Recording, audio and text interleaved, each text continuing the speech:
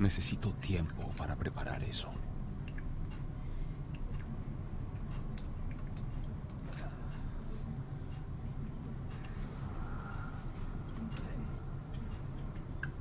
Todavía no.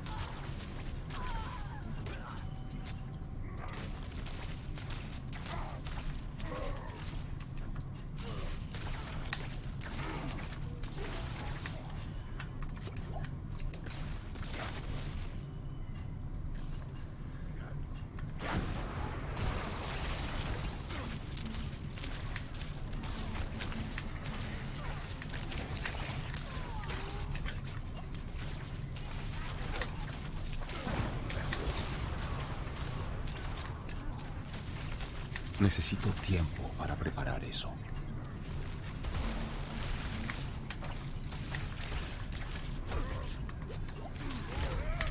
Necesito tiempo para preparar eso.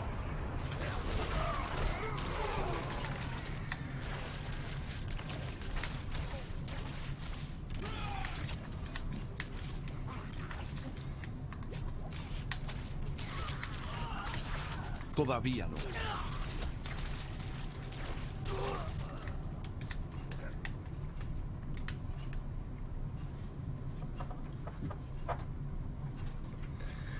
O sea, yo he sido uno de los que más te ha hueveado para que juegues esta weá, weón. Yo te regalé el juego, yo te hablé de Diablo, weón.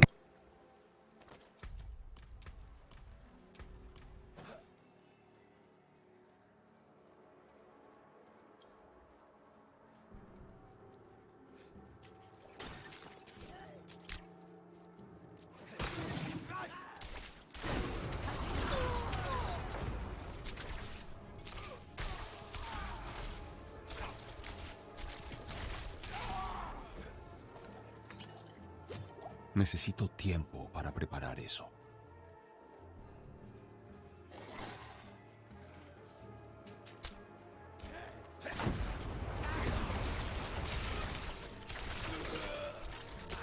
Necesito tiempo para preparar eso.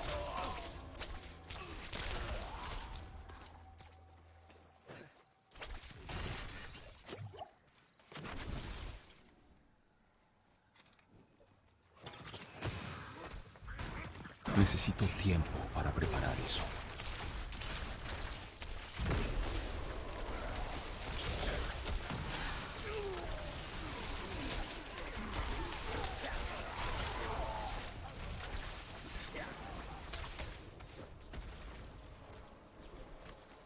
Necesito tiempo para preparar eso.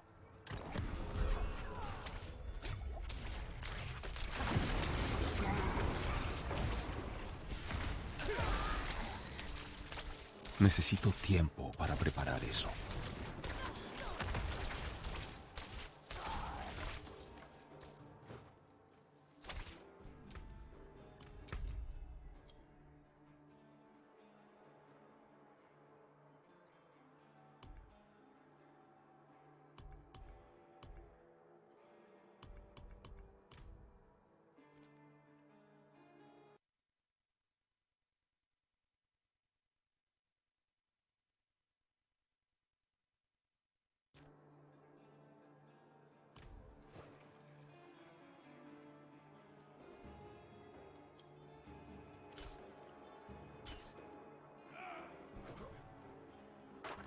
Necesito tiempo para preparar eso.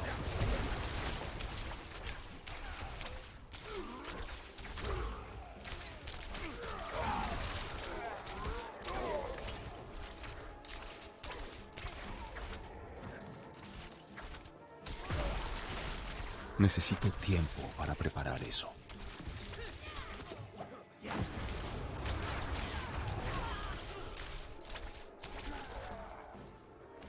Todavía no.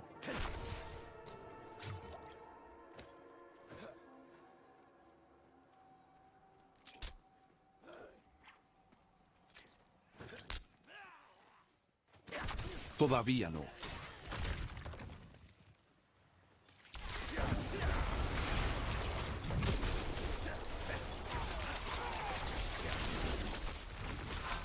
Todavía no.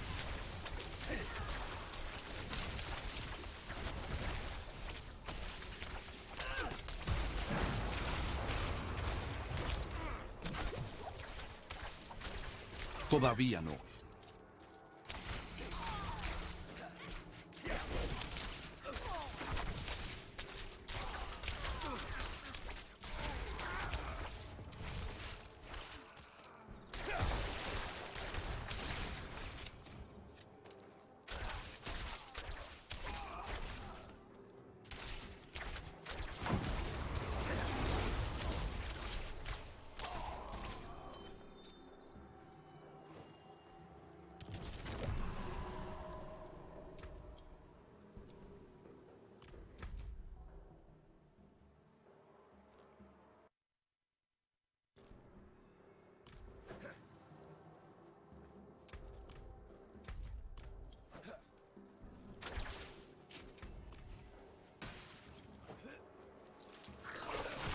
Necesito tiempo para preparar eso.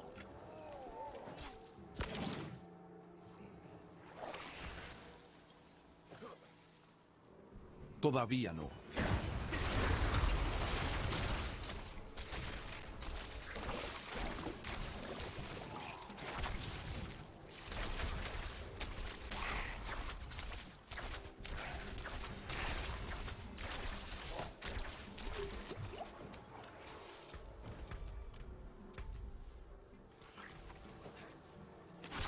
Necesito tiempo para preparar eso.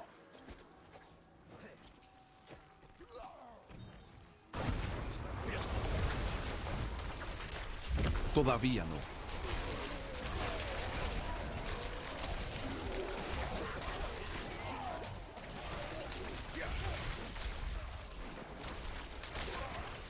Todavía no.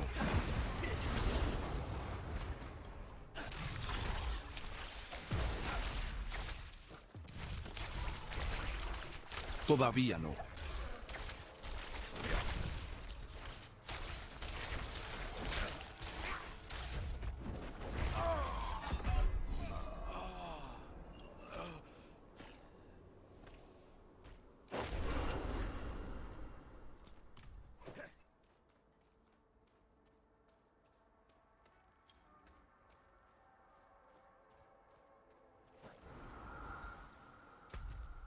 Necesito tiempo para preparar eso.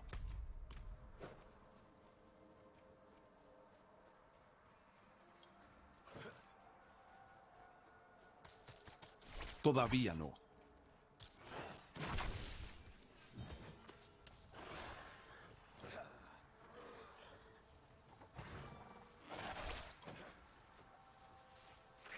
Necesito tiempo para preparar eso.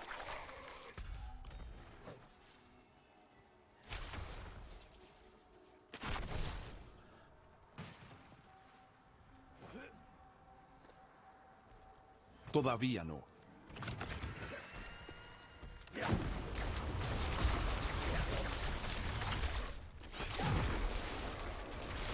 Todavía no.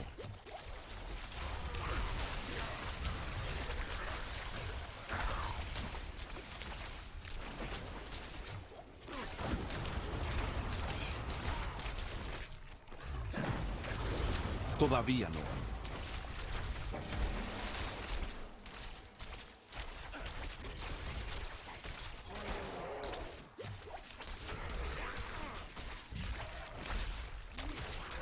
Todavía no.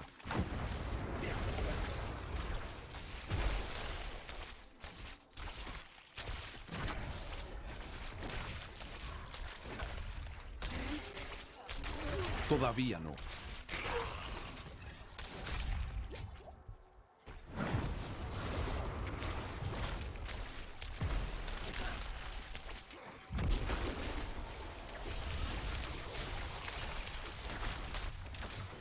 Necesito tiempo para preparar eso.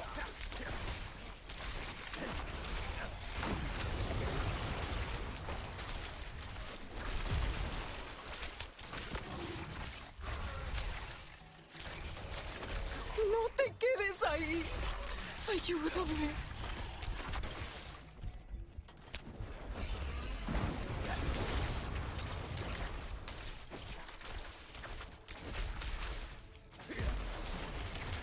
Todavía no.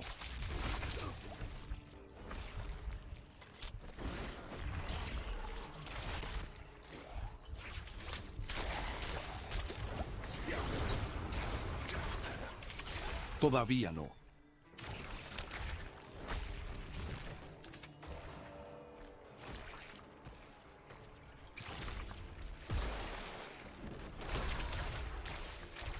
Necesito tiempo para preparar eso. Oye, por favor, ayúdame. Todavía no.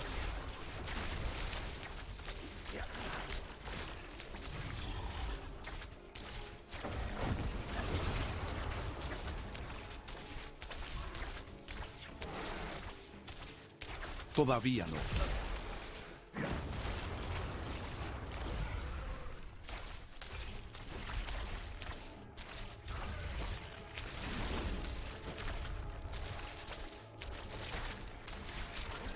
Todavía no.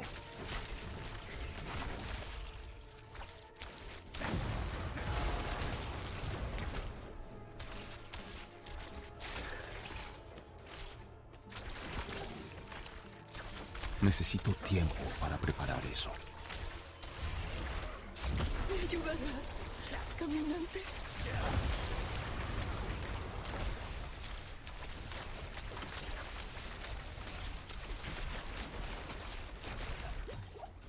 Necesito tiempo para preparar eso.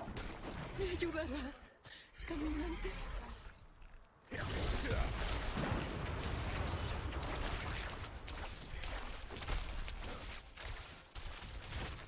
Necesito tiempo para preparar eso.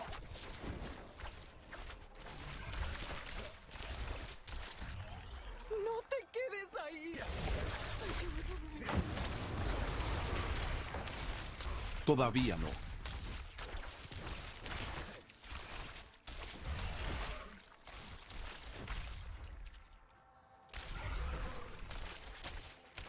Todavía no.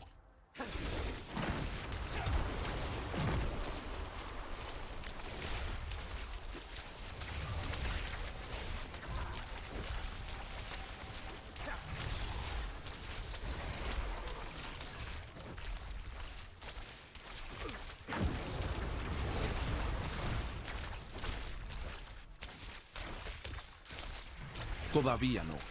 Oye, por favor, ayúdame.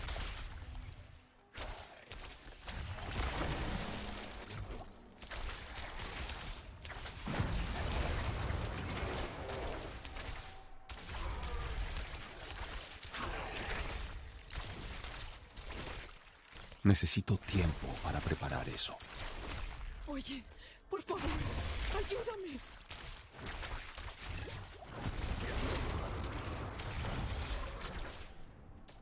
Necesito tiempo para preparar eso.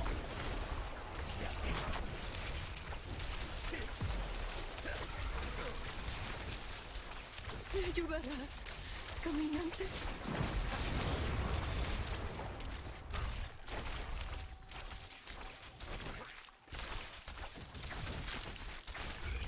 Todavía no.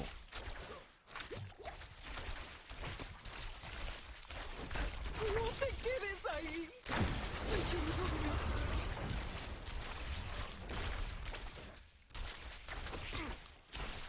Necesito tiempo para preparar eso.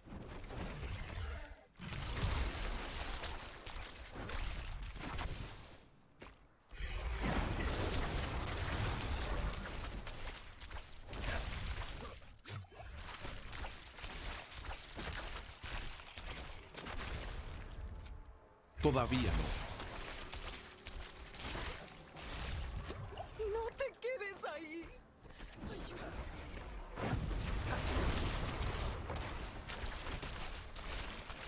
Necesito tiempo para preparar eso.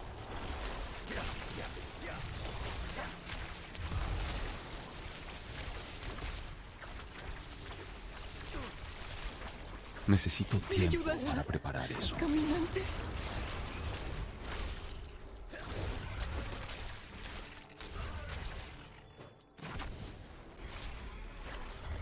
Todavía no.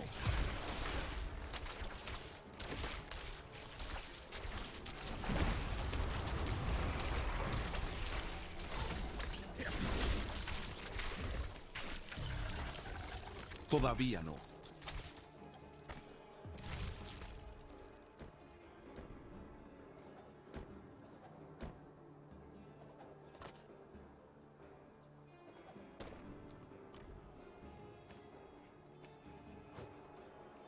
Fue un error confiar en mí.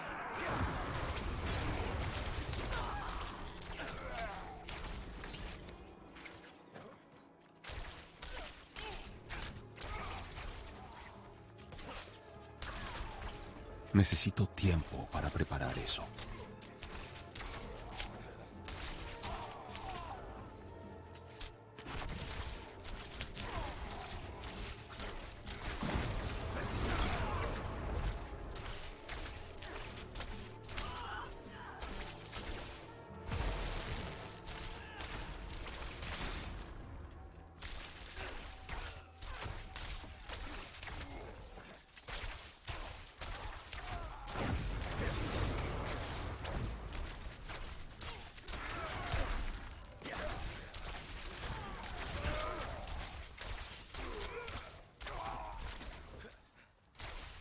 Todavía no.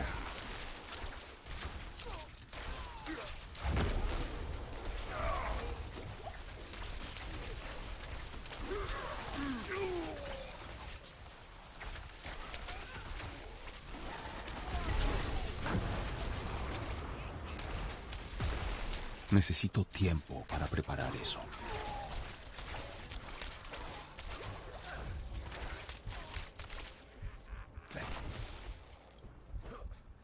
Necesito tiempo para preparar eso.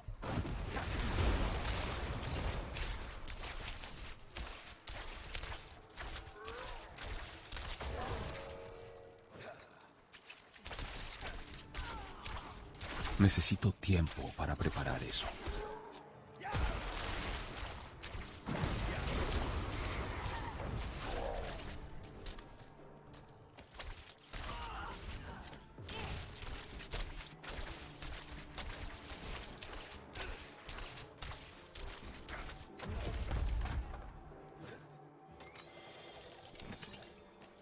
Mis bolsas están llenas.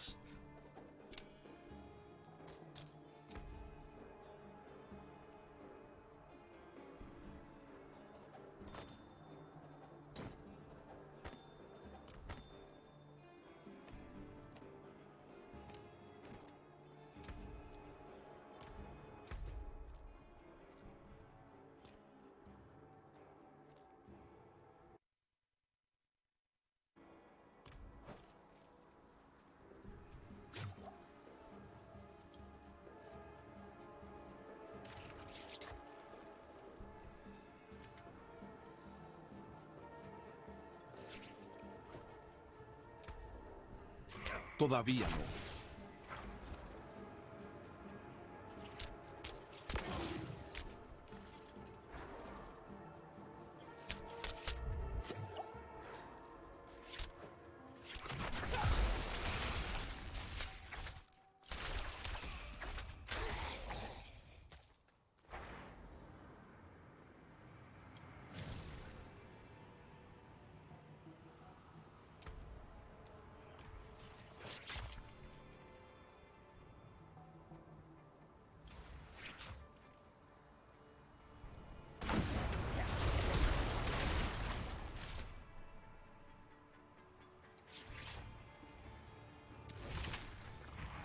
Necesito tiempo para preparar eso.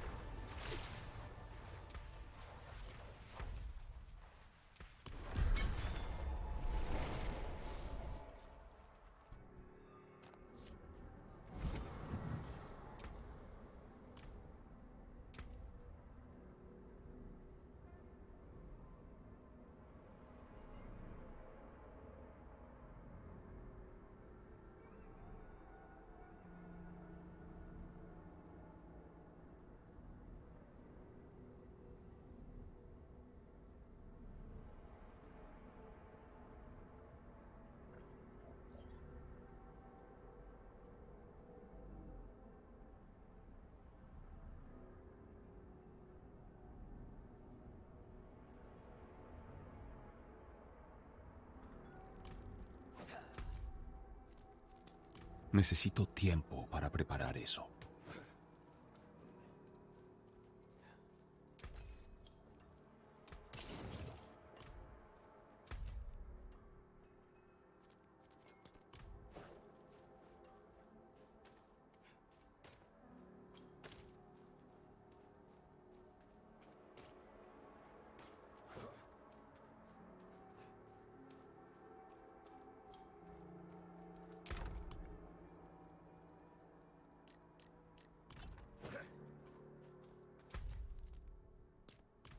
Todavía no.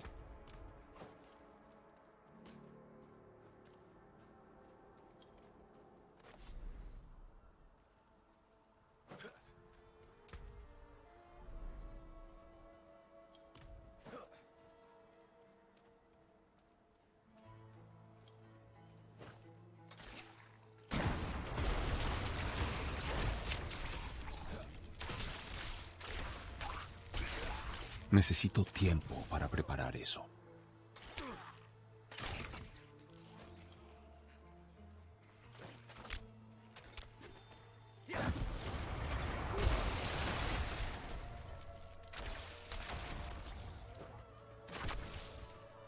Necesito tiempo para preparar eso.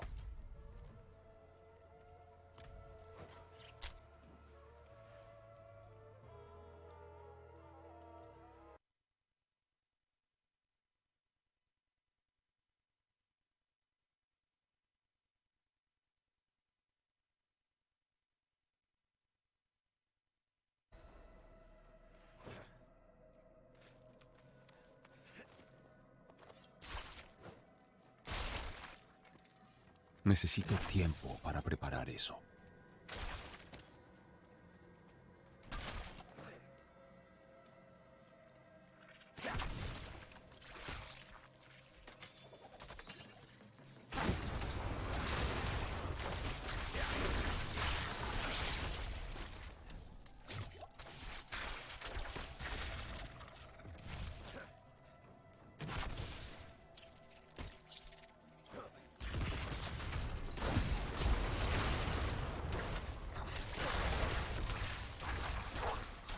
Todavía no.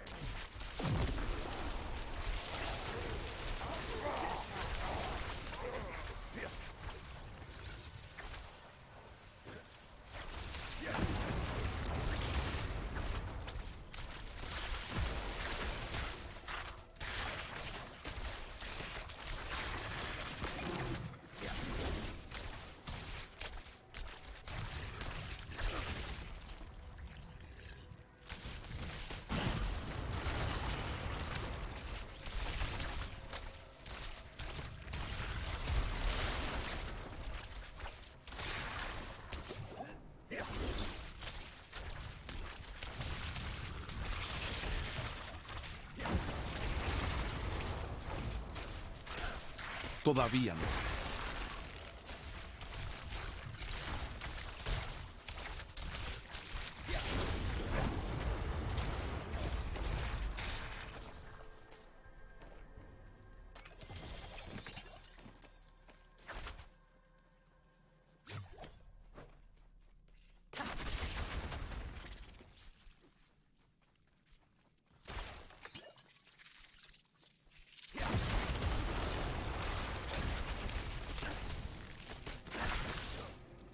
Necesito tiempo para preparar eso.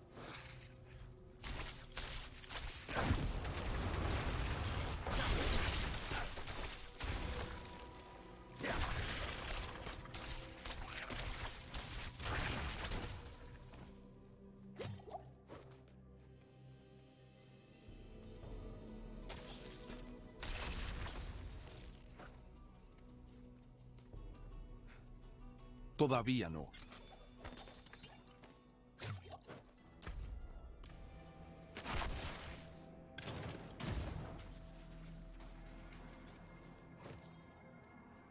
Todavía no.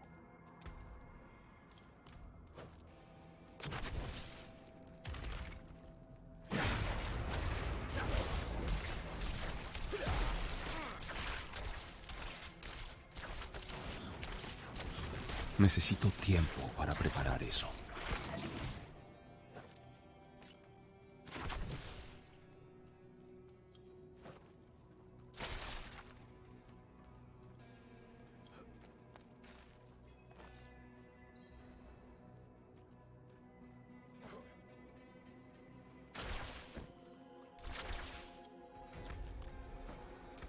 Necesito tiempo para preparar eso.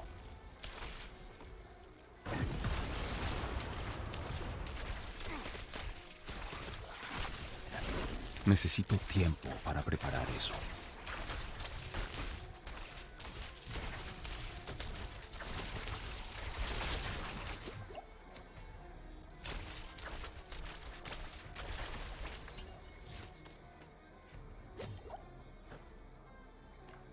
Todavía no.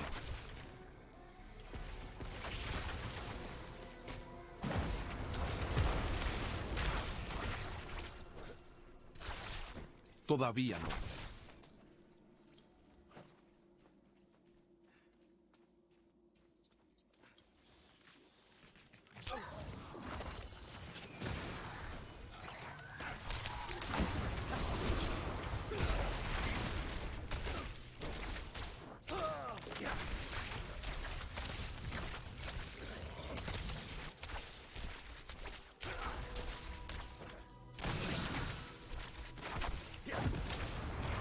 Todavía no.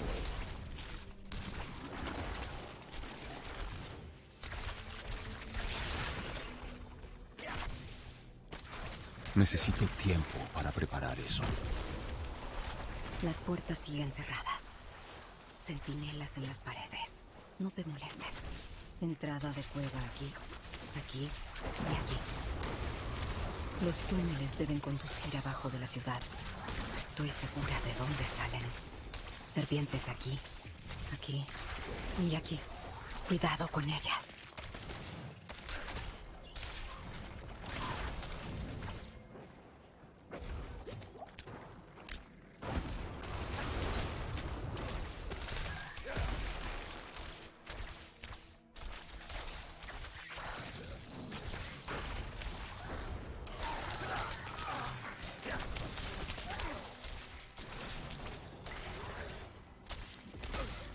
Todavía no.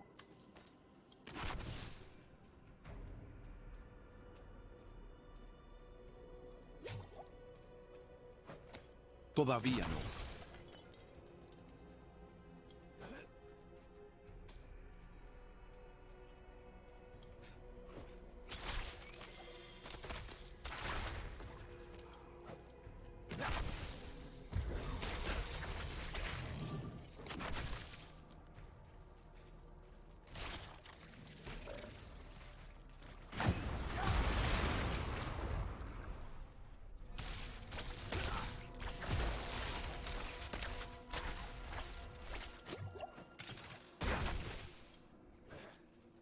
Necesito tiempo para preparar eso.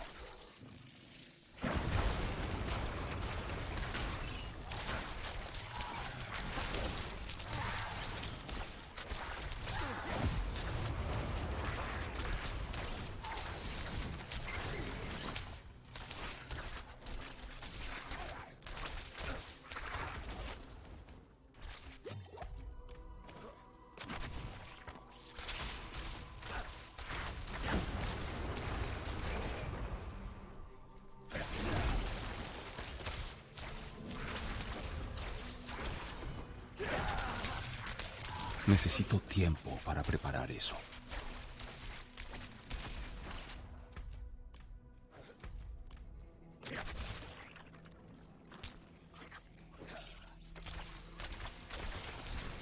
Necesito tiempo para preparar eso.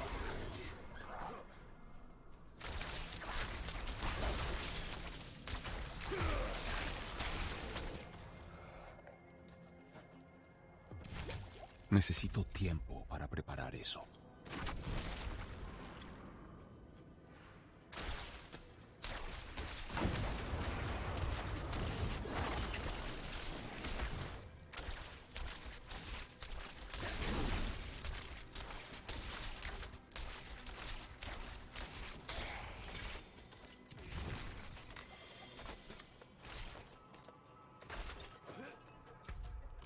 Todavía no.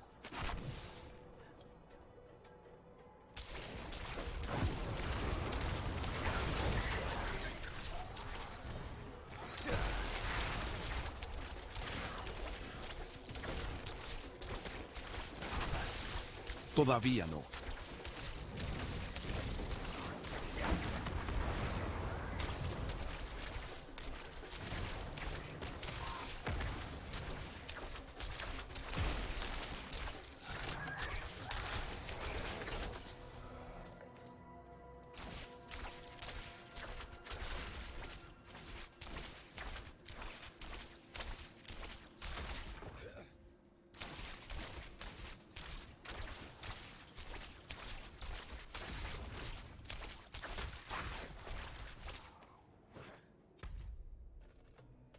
Todavía no.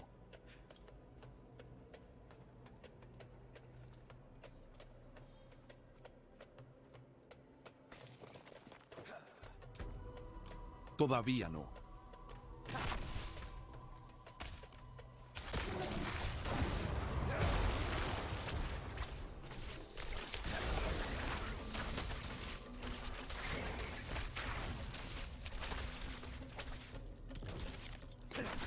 Necesito tiempo para preparar eso.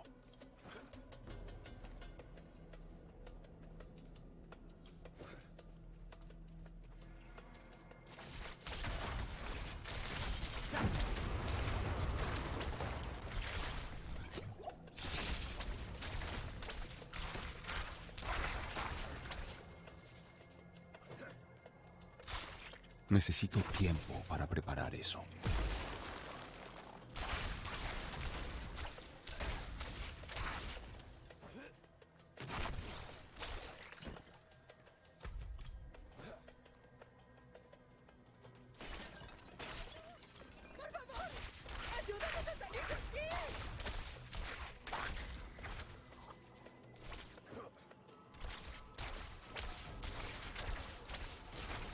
Vinimos aquí para desterrar este mal. Pero ahora no puedo dejar a mis amigos aquí. No así. No. Podemos hacerlo sin ayuda. ¡Están aquí! ¡Prepárate! La única forma de salir de esto es luchando.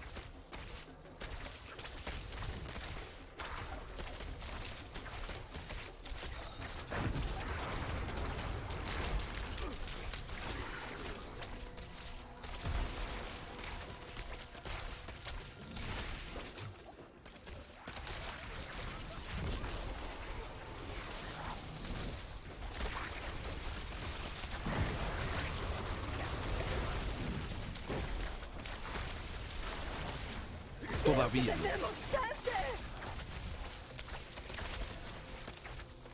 ¡Mi amigo! Necesito tiempo para preparar eso.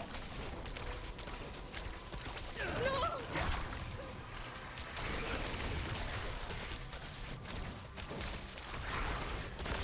Todavía no.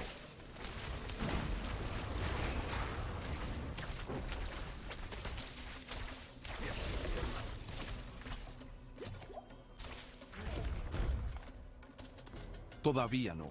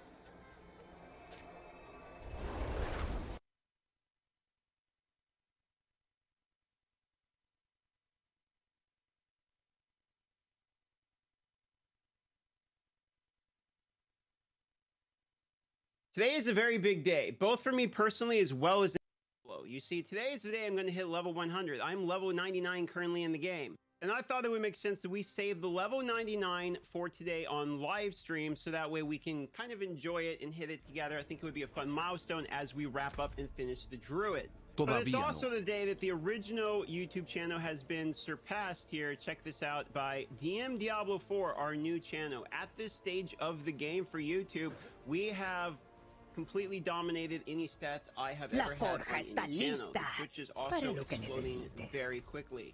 Now, while I've been working very hard for this, I also have some thank yous to apply. For instance, Asmongold has been watching my videos. There's a couple just on the front page here, and one of them, this one here, where he reacted to my review, actually I think got me like another additional 1,000 subscribers, as well as this video hit the front page of Trending for Gaming. I also noticed I've been getting reactions from Quinn. I've been getting reactions. There's a guy named Tally that watched me too. So shout out to everyone who's watched me, who I recognized and who I didn't recognize, because every little bit has been helping, no doubt. But with that being said, let's get into my level 100 review, or 99 I suppose, review of the Druid and what I've thought on my way to 99. The first thing I will address is the common complaint: the Druid starts slow. This is 100% accurate. The actual moves that you start with feel terrible in the beginning. Whenever people ask me on live stream, and it happens all the time, hey, I'm playing Druid, when does it start feeling good? When do I start smashing? My answer, you know what my answer is? Level 70, because that's right about every single time I've played the Druid. It takes to about level 70 until the character starts feeling good. That's for multiple reasons, but one of them is the fact that it takes a while to be able to get onto the Paragon board. You need the damage from the Paragon board, and more importantly, you even need the Spirit Edition from the Paragon board, because most of our Spirit Edition is going to come from Earthen Might. Now, I have been figuring out other ways to do this. I actually don't like Earthen Might as much as I used to, but almost every build is using Earthen Might just to solve the Spirit generation issue. So, it takes a long time for people to get both the skill tree level to be able to feel like they can actually cast their abilities, which is where the frustration comes from, as well as a long time to be able to get the damage from things like the Paragon board, etc. So you feel like you're hitting like a wet noodle for basically the first 2/3 of your character, and then by the time you get to the point where you can actually start acquiring damage and you're doing something, now you're at the end game, where the whole portion of the end game is actually just doing the same dungeon over and over and over again to farm experience. You're going and doing all the side quests, etc. So the part where you really wanted the enjoyability, the part where you really needed the enjoyability to have fun with the actual game, not just the grinding portion of it, is very frustrating as Druid. So if you want me to acknowledge right off the bat, is Druid frustrating at the beginning of the game? Yeah, there's absolutely no doubt in my mind the Druid is difficult. This stupid mosquito. This Druid is difficult in the beginning. Now, I don't know about you guys, but once I actually got to the late game, the Druids start to feel pretty satisfying. I'm trying to figure out the Storm Wolf type of build, like the one where you throw the tornado around here, and I've got kind of a weird version of it, but it's been working all right for me. And what I found out about this is that there is multiple versions of the Druid that seem good. Every time I'm trying one build, someone's like, have you tried this one? But have you tried this one yet? And most of the time it's a build I literally haven't even heard of yet. And for that reason, I actually think the Druid is, at the end game, pretty fun actually, because there's a lot of different builds and the playstyles are totally different. Like the Storm Wolf Tornado thing, I'm like Palpatine waving my hand around and creating some force magic. And then you have the bear where I'm like smashing the ground, and there's the satisfaction of the feedback that comes from that, etc. Especially if you're on controller, it rumbles all the goddamn time. So that part is actually pretty good. Okay, so in terms of variety of builds, I actually like that a lot from the Druid. I don't know the other classes in terms of variability. Maybe like the Rogue going from the bow to, you know, the daggers feels as varied. But for me, playing the Druid, it feels like the classes feel very different when I start swapping builds. There is a downside to this, which is that most of the builds actually require you to have uniques, and a lot of these uniques are pretty much mandatory. Like if you don't have, I'm going to get these times. If you don't have this unique, Solo rumores en su mayoría. Aquí la gente habla de un hechicero que vive en el desierto, más allá de la eterna tormenta de arena. Uno de estos nómades podría ayudarnos a llegar ahí. Ellos conocen la tierra mejor que... You don't have the build, and a lot of the stats don't cross over. Like overpower damage is pretty cool, willpower is pretty cool because it gives you skill damage, etc. But like the tornado build is an overpower build where the earth Necesito un lugar para concentrarme, para alejar su voz. Busca un guía.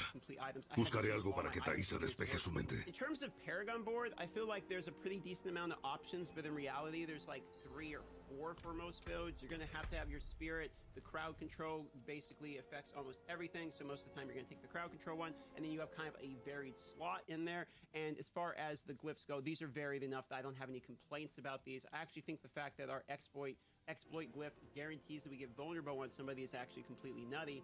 Also think Spirit Boons are a really cool addition. I found myself min-maxing these a little bit more in the beginning, where what I was doing is doing like, oh, the overpower one, and then swapping to the heal when I needed the heal, etc., because you can actually change these during combat. And I do find myself messing with these a little bit, but once you get past kind of level 70-ish region, where you're like, okay, I've got the class figured out, I know what I want to do, you just kind of set and forget about these. So this feels fine until you no longer even care about it. I also believe the class is a little bit pigeonholed to one ability, which is Grizzly Rage. It does seem like for most of the builds, not all of them from what I've heard, but most of the builds are based around Grizzly Rage and this one actual item. The duration of Grizzly Rage is increased. The reason is every time you get a crit strike, you get ramping critical strike damage. And if you have Earthen Might, which guarantees that you will be able to get 100% crit strike for like 5 seconds straight, basically, you can ramp the damage, and the synergy seems obvious with there. I believe it caps at like 1,000% or something. I know there's a cap. I don't know exactly what it is off the top of my head, but basically this critical strike damage ramps like almost infinitely, because by the time you're into the ability, you know, a lot of times you're not actually at the cap, etc. But you'll do a lot of damage basically when this ability is up, and then when the ability is not up, you'll feel quite bad, especially when you have like an aspect like mine, which I have 100% spirit cost reduction, meaning my moves are spammable and completely free, as the either werewolf, you know, or when you have Earthen Might with the Werebear, for instance, you can basically spam this Aquí no encontrarás a ningún idiota que acepte eso. Ríndete y sigue con vida un día más. I'm always playing around this ultimate ability for burst potential, which might Necesito be the other tiempo classes para preparar too. I eso. don't know. I really only know my class in detail at the moment. We'll play the other ones afterwards here as soon as I hit 100. But for the moment, as it stands, I am a little bit sick of playing around Grizzly Rage, and that does seem to have been the majority of my gameplay on Druid.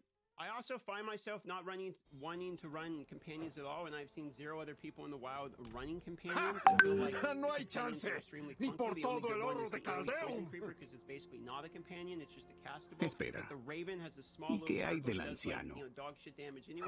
And then the wolves Prefiero are the caminar most de funky espaldas a los animation I've ever infiernos seen. They ardientes jump, que and it looks like depender someone de just él. dragged an image with Pero Photoshop es el and put it único on, lo like, a curve. It looks suficientemente absolutely loco terrible, como and para half the time aceptar. it misses anyway. Pasa So sus for días me, en la niebla, the a orillas del maybe río this is a giant Argendek. L take, and maybe I'm wrong. Ese I no have es a lugar variety para of las companion almas builds, but for buenas. me, they look like Cuidado. garbage, and I actually thought the companions were going to be a lot of fun to build around, but I don't even want to bother.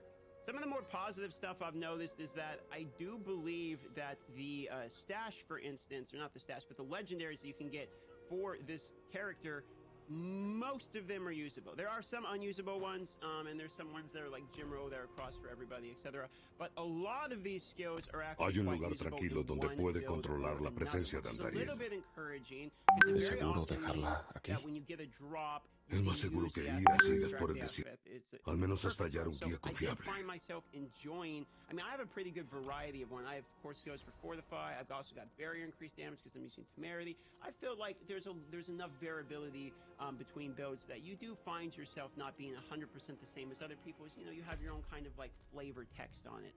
I still very much believe that cosmetically the Druid looks fantastic. I know there are some debates about, you know, being a Necesito big geeky tiempo boy. para I will leave preparar that to eso. other people, because for me it doesn't bother me, but I understand the argument.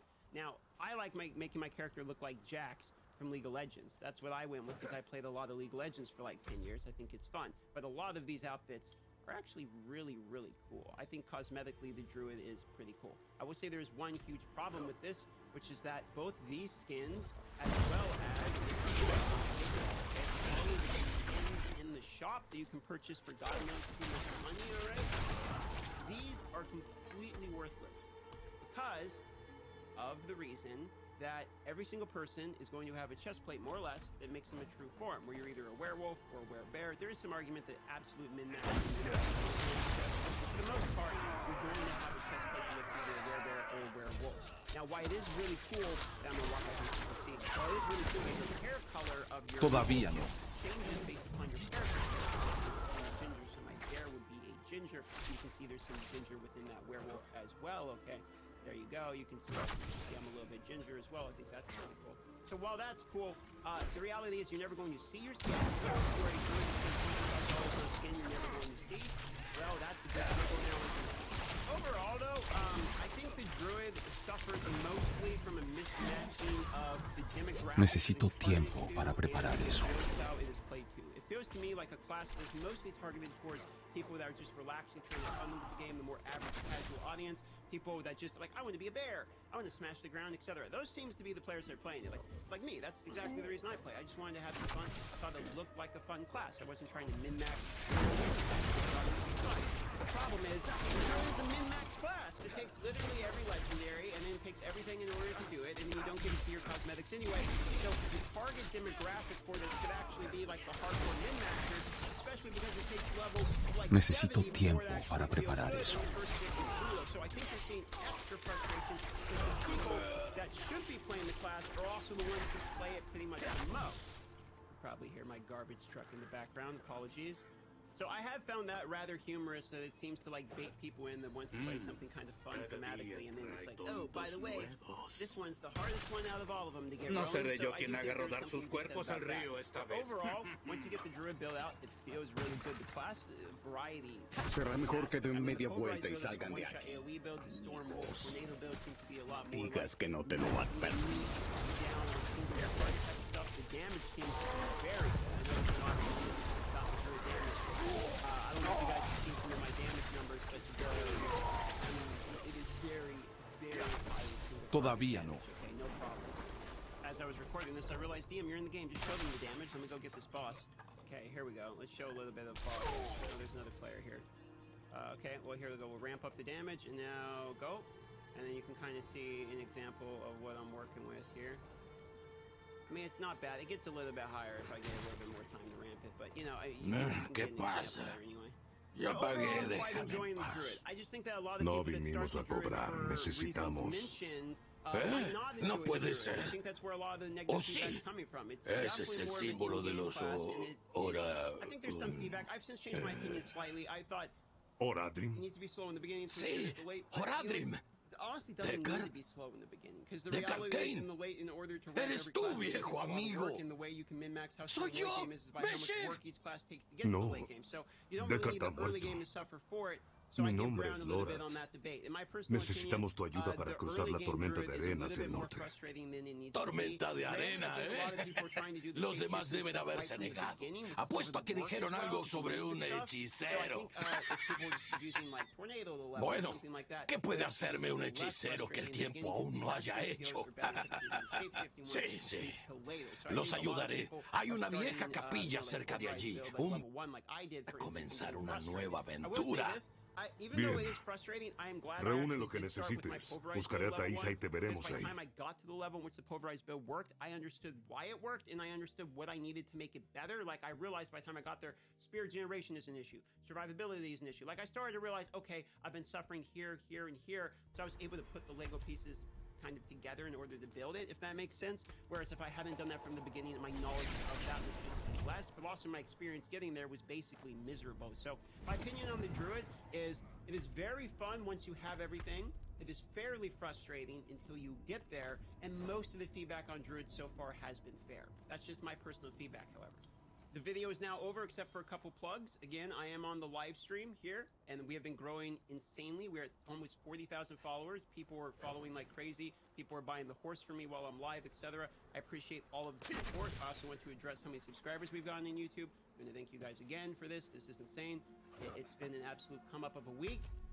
Necesito tiempo para preparar I'm eso. going to be flat honest with you guys. You're basically changing my entire life at the moment if we continue on this trajectory. So I'm going to continue to do my best to improve the quality of my product for you. Don't want to drag the video out, so have a great day. Necesito tiempo para preparar eso. Hey, what's up guys, it's Nick2. Today I'm in the mood to complain, and I'm going to beg for Blizzard to fix the game.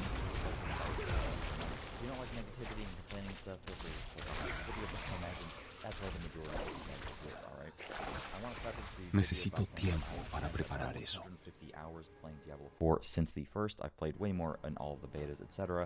But since the game has come out at this point, I've played for about 150 hours.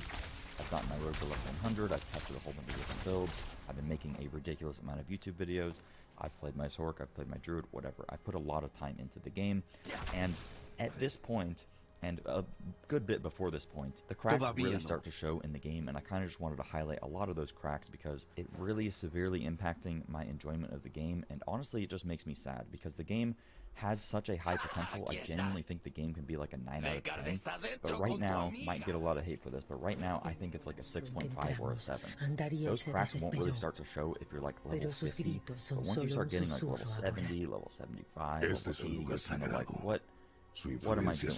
What is going on here? And there's a lot of just issues with the game that could so easily be fixed that I just want to highlight. In no way, shape, or form am I saying that the game is bad. I'm not saying that I'm not having fun. And before you start giving me a bunch of comments of, oh, of course you don't having fun anymore. You played 150 hours of the game. You're burning out, stupid content creator. You're not supposed to be able to play the game for 1,000 hours. The whole point is the end game. The whole point is to keep you playing and to give you a lot of time playing. If the game is supposed to only last for 100 hours, I don't know, go play like Legend of Zelda or something. That is not the point of these types of games. Maybe they're not supposed to last for 1,000 hours, but it's supposed to have a pretty substantial endgame, and right now I think that is lacking, so I want to cover that. And just a couple other annoyances. With all those disclaimers and stuff out of the way, I'm probably still going to get a ridiculous amount of absurd comments, but regardless, let's just get into it. The first and single biggest problem that I have with the entire game, a lot of other stuff is just annoyances and just kind of weird design decisions. I logged into my S-Fan to better illustrate this, but my biggest problem with the game right now is the entire gearing reward structure.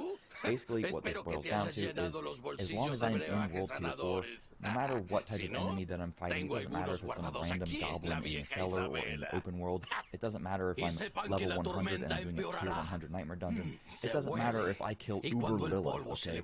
My chance to get this item or any other best in slot item is exactly the same. So what this boils down to is I don't have a reason to do harder content. I'm just going to do easy content.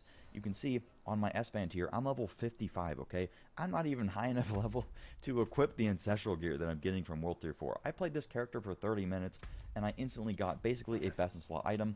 My roll is pretty bad, so you can make the argument, oh, well, you want to farm more to get a better roll. But it doesn't matter. The item power is 776. The entire point of getting this item is simply just the function of fighting. It doesn't matter if it's some random goblin in the cellar or I logged into my S-Fan to better illustrate this, but my biggest problem with the game right now is the entire gearing reward structure. Basically, what this boils down to is, as long as I am in World Tier 4, no matter what type of enemy that I'm fighting, it doesn't matter if it's some random goblin in the cellar or in the open world, it doesn't matter if I'm level 100 and I'm doing a Tier 100 Nightmare Dungeon, it doesn't matter if I kill Uber Lilith, okay? My chance to get this item or any other best in slot item is exactly the same. So what this boils down to is I don't have a reason to do harder content. I'm just going to do easy content. You can see on my S-Band tier, I'm level 55, okay? I'm not even high enough level to equip the Ancestral gear that I'm getting from World Tier 4. I played this character for 30 minutes, and I instantly got basically a best in slot item. My roll is pretty bad, so you can make the argument, oh, well, you want to farm more to get a better roll. But it doesn't matter. The item power is 776. The entire point of getting this item is simply just the functionality of your storm skills or now werewolf skills, and this is basically a best in slot mandatory item for a certain druid build that I actually want to make. So I'm really happy that I got this, but I should not be allowed at level 55 to play my character for 30 minutes and loot an item and never have an incentive to replace it. You can literally log on to a character. I think max item power on an item is like 830 or something like that. It doesn't matter what content you're doing. I can do some random dungeon and I can loot an 830 item, or I can do a Tier 100 dungeon and I can loot a 730 item. What is the point in making my character stronger? What is the point in engaging with any of the endgame systems if I can just do incredibly easy piece of craft content that's in World Tier 4, such as just farming normal dungeons? Everybody and their mom is just down here farming runes of Eridu because there's no reason to do anything else. You have this entire Nightmare Dungeon system that doesn't have a reward structure other than leveling up your squid. To me, Nightmare Dungeons are basically just a copy-paste of Mythic Plus. Blizzard made Mythic Plus, and they made this problem to begin with, where Mythic Plus wasn't as rewarding, so guess what they did? They put the cash in the game. You know what happened with Mythic Plus? The participation skyrocketed.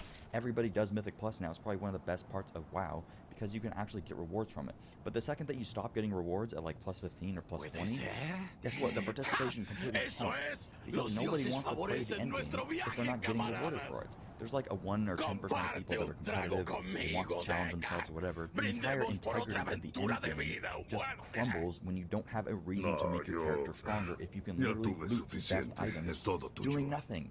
If I can just walk around and I have a higher chance in Runes of Eridu, normal mode mobs, or Champion's Demise with my friends, if that's the most efficient way for me to get the best gear, Why should I care about making my character as OP as possible if I can already one-shot everything in Champion's Demise? The whole point of the Nightmare Dungeons is that it is scaling difficulty, so the whole point should be that your item power potential that drops should scale up, or at the very least, you should get higher loot, or sorry, more drops from doing Nightmare Dungeons. It is insane. It is asinine. It does not make any sense. I do not have a reason to play my rogue. I don't want to play my level 100 character because the best way for me to make my power stronger is by doing piece of crap normal mode dungeons where I literally one-shot everything, and it doesn't matter what build I put on. My character is so strong with all the power that I've accrued that I'll one-shot everything pretty much regardless of the build that I'm using. So why should I care about making my character stronger? That's the whole point that I play this game. That's the whole point that anybody plays any loot game. Do you think anybody would mythic raid and WoW if they didn't drop loot? No, there's no point anymore. There would be some people, like Limit and Echo and other guilds that really just like doing mythic progression. I was in the top 10 guild at some point. Would I have raided if there wasn't loot? Probably not, and I think about half the people in my guild wouldn't either, because we want to increase our character power. That is the whole point of this game. That is the whole point of these games in this genre. It is a looter game. Why in the looter game can I get a Bethlehem item from doing some random crap, but Uber Lilith or Tier 100 Nightmare Dungeon doesn't drop better gear? It is unbelievable. I've repeated myself 100 times. This is probably the single worst part of Diablo, and they could simply just fix it by increasing the item power drop per tier that you go higher, so you actually have an incentive to make your character stronger, because the higher Nightmare tier dungeons that you can do, the higher item power that you can acquire. If you want people to be able to just waffle stomp noob content and get literal best in class items, I don't know what to tell you. Maybe you have a really low drop rate or low chance of getting high item power when you're doing noob content, and make it to where higher Nightmare Dungeons just simply drops more items and has a way higher chance of item power. That would be fine, but the fact that right now the state of the game is just doing random crap dungeons, and that is the most efficient and best way to getting items, that is terrible. Right now, they keep trying to nerf the dungeons. Everybody's farming the dungeons because they're so lucrative. You're band-aid fixing the problem. You're not fixing the problem. You cannot blame the players for taking the path of least resistance, which is going to be farming noob content to get all their items, okay? If there's a fastest and most efficient way, they are going to take advantage of it. If you simply cannot get higher item power items from doing noob content, then guess what? Everybody will start doing Nightmare Dungeons. It is not the player's fault for doing what is most efficient and most beneficial to them. It is the developer's fault for not implementing it into the game properly and actually designing the game around doing harder stuff. I was a little bit all over the place, and sorry if I got a little bit animated there, but it is unbelievably egregious that the best thing for me to do is the easiest content in the game, and at this point I feel like I don't have a reason to play my main character, and that's all I want to do. All I want to do is play my main character and make myself stronger, but I do not have an incentive to make myself stronger, which makes me not want to play the game anymore. And all I want to do, all I've wanted to do for a decade is to play this game, so it really just makes me sad, and they could fix it in literally 10 seconds, and I think that as more people get to the endgame, they will realize there's no reason for me to make my character stronger because everything gets raffle stomped anyways. Pretty simple thing to follow. I don't understand why this is how the game is right now, and this is the single biggest problem that I have with the game, but I want to highlight some other problems that I have. First of all, I mean, all of us know how unbelievably disgusting the inventory is. I don't even really need to talk about it. Everybody's beat this topic to death. Beat the topic to death, is that a saying? I don't know. Gems taking up inventory space is disgusting. Aspects taking up inventory space is disgusting. If I want to play multiple characters, my inventory looks like this with just aspects on my road. You're literally incentivized to save aspects that have high rolls. So I just have an ungodly amount of these. I literally have created mule characters at this point to have a bunch of gear. All of these tabs are literally just for my rogue, and then this one is for my sword, and my sword I haven't even played that much.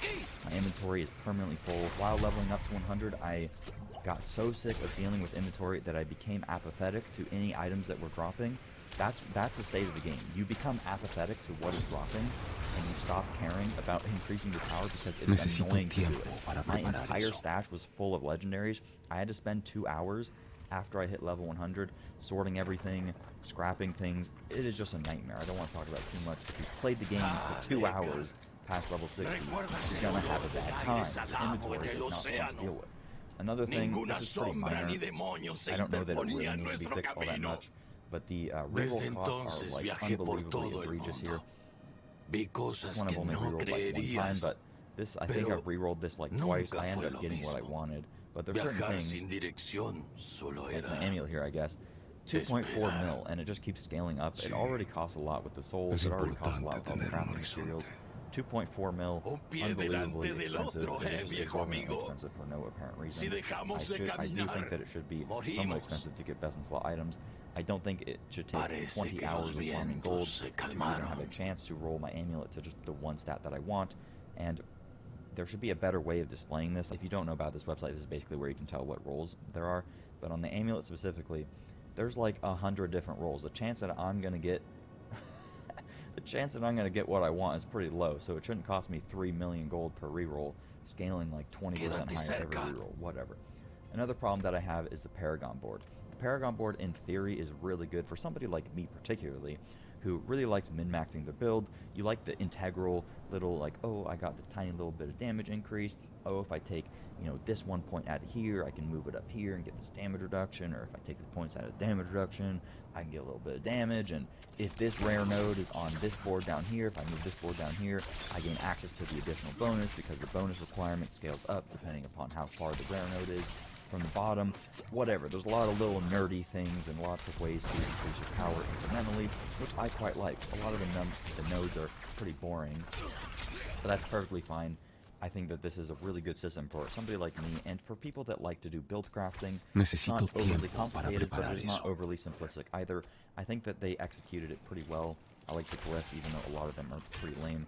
The problem that I have with this is there's about 5 different...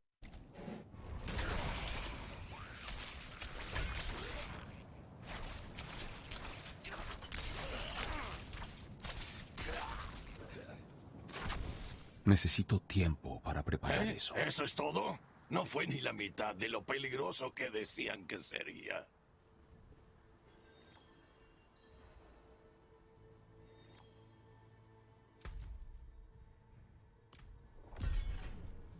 Miren esto. Pensar que un lugar tan intrigante se ocultaba más allá de la tormenta. Tal vez una reliquia del viejo Kehistán. Perdida hasta que Elías la encontró. Debe esconder algún tesoro, ¿eh? Meshiv, no te muevas. No hables con nadie.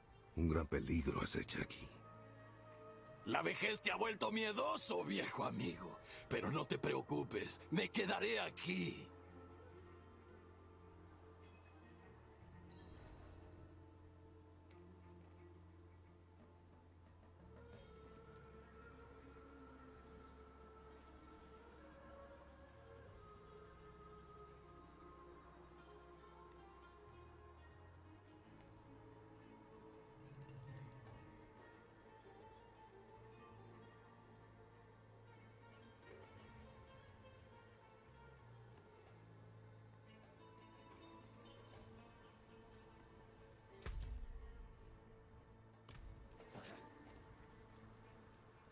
¿Elías los eligió para que se unieran a su círculo consagrado?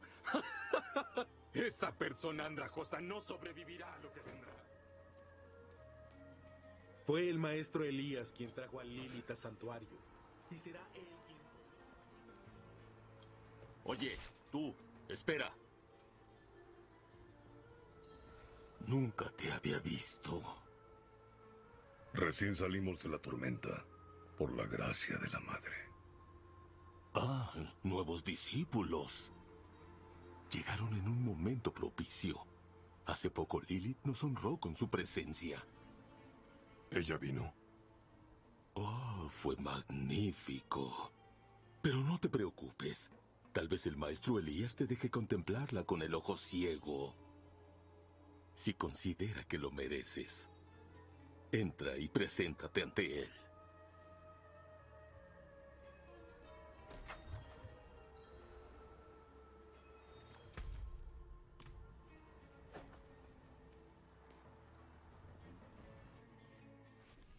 Maldición.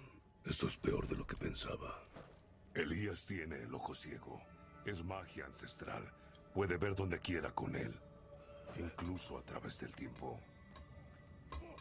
¡Alcen alto la cabeza, campeones de Lilith!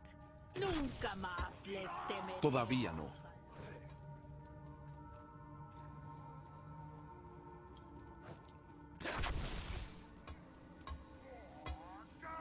Madre, Bendíceme con tu poder y haré lo que me pidas.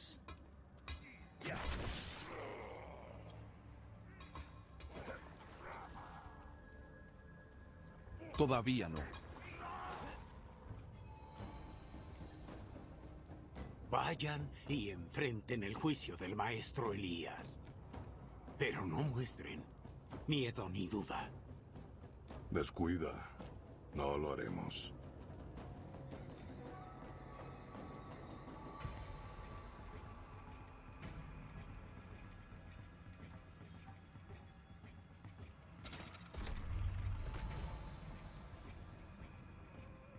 Madre bendita, no volveré a fallarte. La doncella caminará por este mundo. Elías. Sabía que vendrías, Lorat. Nos estuviste espiando con el ojo ciego, ¿cierto? No desperdiciaría una magia semejante con ustedes. Sigues siendo tan corto de miras como el día en que te abandoné. Yo terminaré con tu miseria, anciano.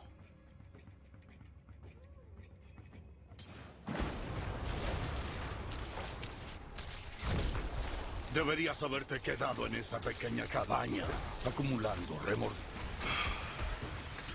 Se acabó. Debemos encontrar el ojo ciego mientras tengamos tiempo. No podemos dejárselo a estos fanáticos. Espera, veo algo. Pétalos de sangre.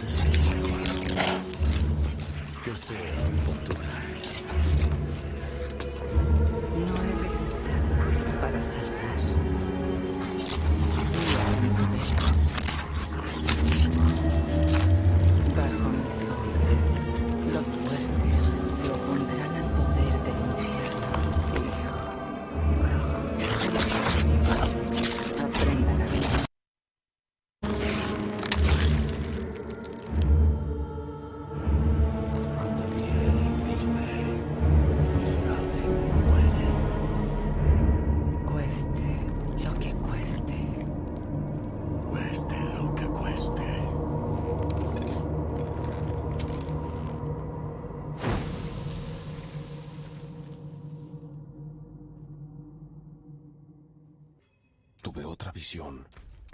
Lilith cree que los males supremos destruirán Santuario y está empoderando a la gente para que los enfrenten. Por eso ella y Elías están reuniendo seguidores. Están armando un maldito ejército. Sí, Lorat. Los señores del infierno son una amenaza para nuestra existencia y estamos haciendo algo al respecto. Elías, ¿cómo es posible que estés vivo? Nunca entenderás lo que hice por este mundo. Necesito tiempo para preparar eso. Después de todos estos años, ¿esto es lo mejor que puedes hacer?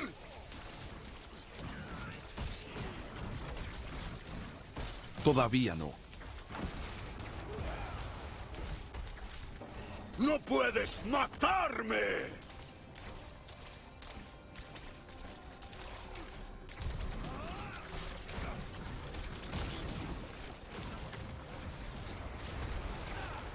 ¿Por qué no muere ese bastardo? No podemos seguir intercambiando golpes con él. Nos agotará. Debemos escapar, pero no sin el ojo ciego. Si logramos obtenerlo, le quitaremos algo de poder al menos.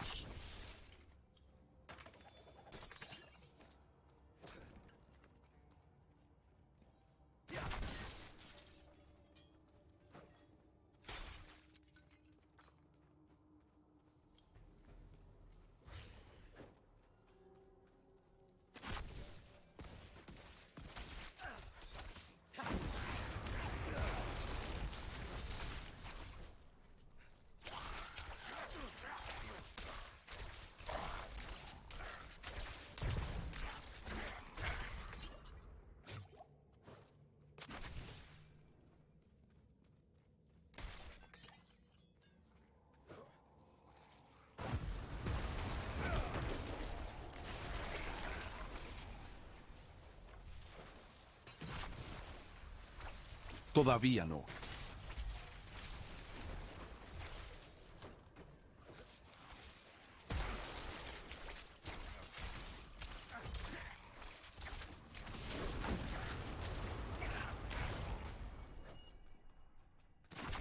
Siento la sangre de Lilith en tu interior, caminante. Recibiste su comunión bendita. Abre tu corazón a ella. Acepta tu naturaleza. Rehaces.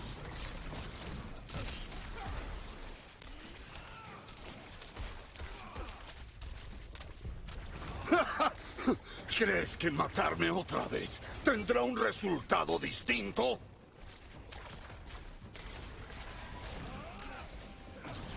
Necesito tiempo para preparar eso.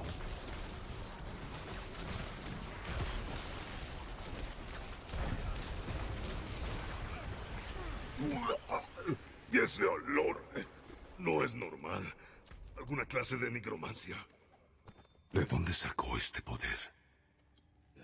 Donde miles de los nuestros murieron en manos de los ángeles y los demonios. Nunca volveremos a sufrir así, proclamó. Y en sus ojos vi un nuevo mundo. Un paraíso donde viviremos libres de la tiranía de los cielos y el infierno. Será nuestro si tenemos la fuerza para lograrlo.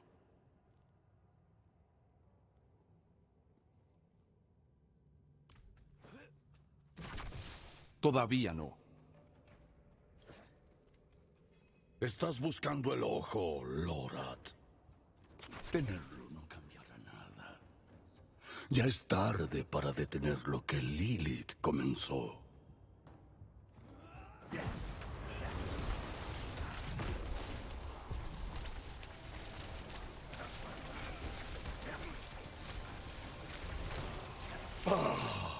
¿Puedes hacer algo mejor que esto o no?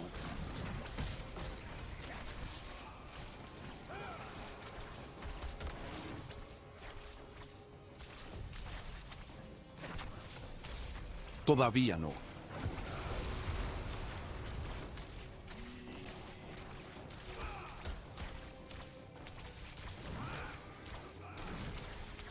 Todavía no.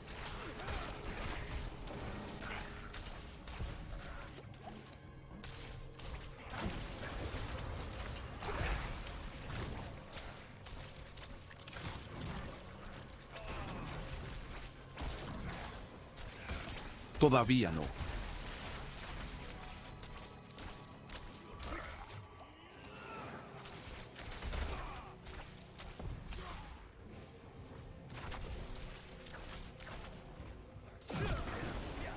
Todavía no. ¡No te contengas más, Lorat!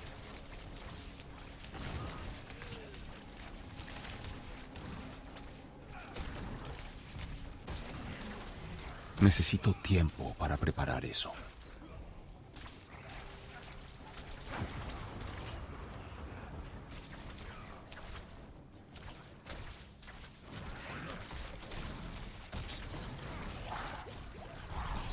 Necesito tiempo para preparar eso.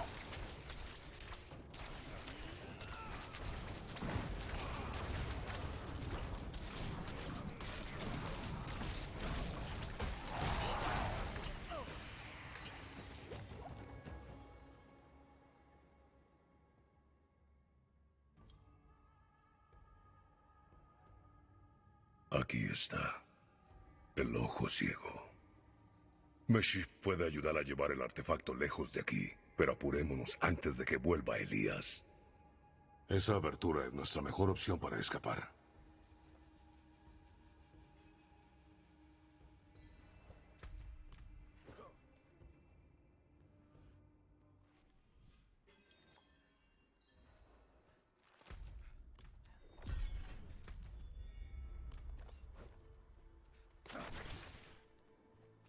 Necesito tiempo para preparar eso.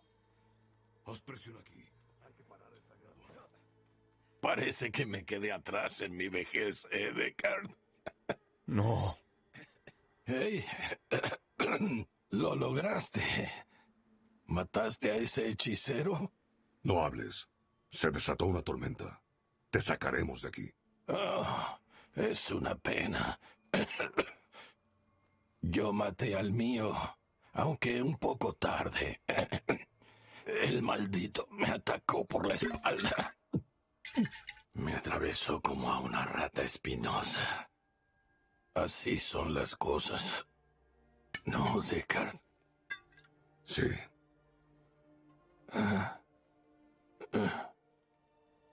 Así son las cosas.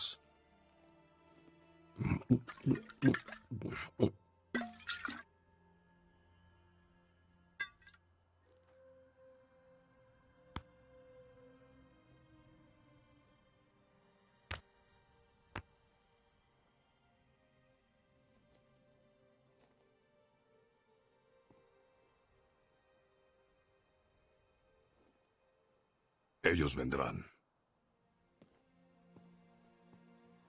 Me llevaré el ojo ciego.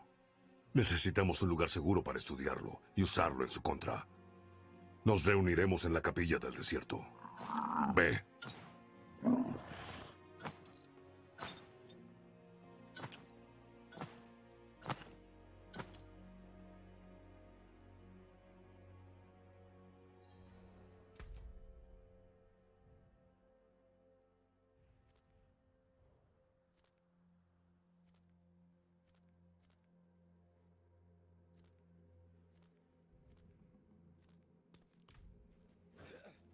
No puedo hacer eso aquí. ¿Lo mataste? La verdad, más de una vez. El problema es que no perdurará así. Es más poderoso de lo que imaginaba. Sí, lo subestimé. Yo también. Pero al menos le quitamos algo importante. El ojo ciego. Sospecho que lo usaba para comunicarse con Lilith desde lejos. Un artefacto mágico poderoso. Y peligroso. Tal vez nos dé una ventaja. Déjame que lo estudie. Los males supremos se estaban regenerando. El infierno se acercaba. Pero Elías no era la respuesta a las plegarias de nadie. Si juzgas a alguien, hazlo basándote en sus acciones, no en sus palabras. Es así de simple. Elías pregonaba la salvación del mundo parado sobre una montaña de cadáveres. Y luego llegó el errante. Todo lo que Elías no era. Aunque tenían la sangre de Lilith, estaban más allá de su corrupción. Eso es lo que presenciaba en sus acciones. Y fue en ese momento cuando comencé a mantener la maldad a raya. Ese culto suyo debió haber sido horrible. No tan horrible como el resto de los bajos fondos de santuario.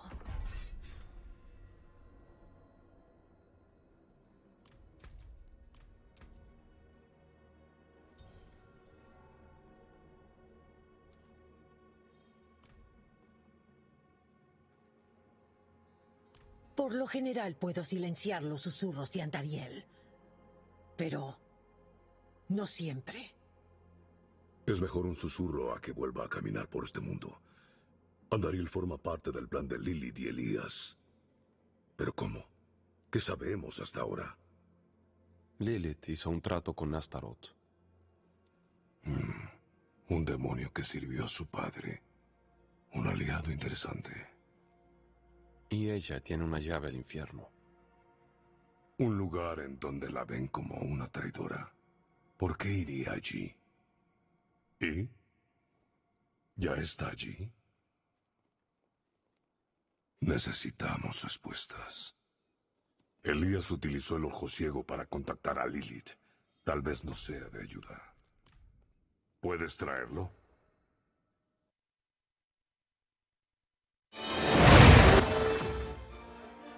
Hello and welcome to the Star Wars Outlaws official gameplay walkthrough breakdown. I'm Chastity Vicencio with Ubisoft News, and I'm joined by narrative director Naveed Kabari, creative director Julian Garrity, and game director Matthias Carlson, who are going to give us more information about what we saw in the gameplay walkthrough. Here we go. And this is our first ever introduction to Nyx. Nyx is a Merkal, a rare and exotic creature whose... Es un riesgo, pero no tenemos otra opción. Cuando tengas todo listo, imagínate a Lilith y fija la mirada en el ojo.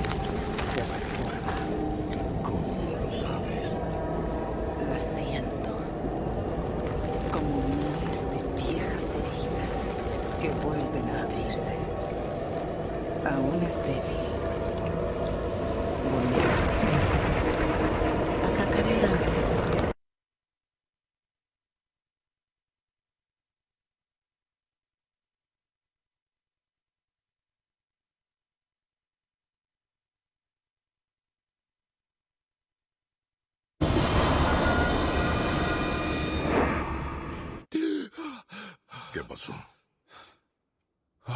Ella me vio. Ya sabe que la estamos buscando. Y falta poco para que venga por nosotros. No necesariamente. ¿De qué hablas? Mephisto se está regenerando. Y Lilith planea adueñarse de su poder mientras esté débil. Así que esto es lo que estabas buscando.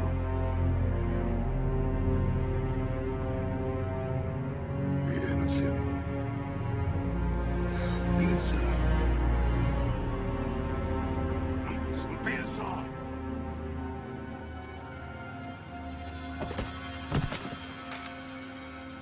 Si consigue el poder de Mephisto, se convertirá.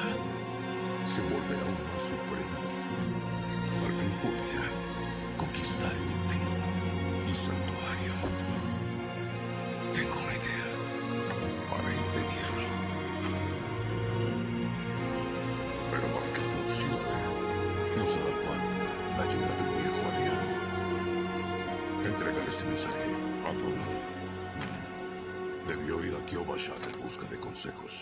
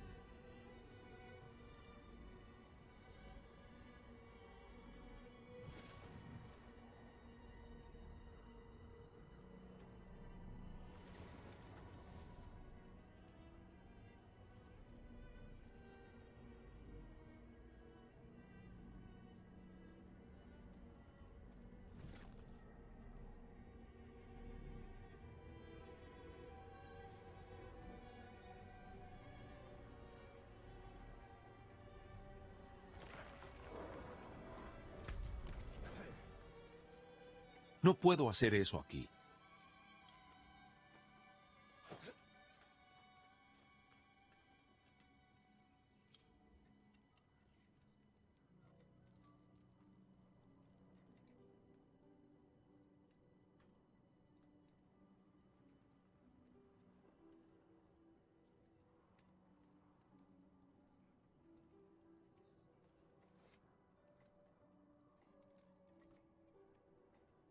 En la cabeza ni aprietan en rojo cuando el micrófono está posible, pudiendo usar los 44 Hz si los escuchas solo me de nada.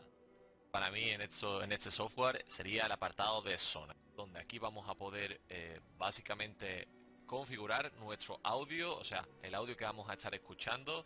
En este caso yo tengo que detectarme luego aquí el vídeo cómo suena esto, pero básicamente aquí supongo que vamos a estos auriculares, en mi opinión es muy mejorable, pues tenemos también tenemos un software que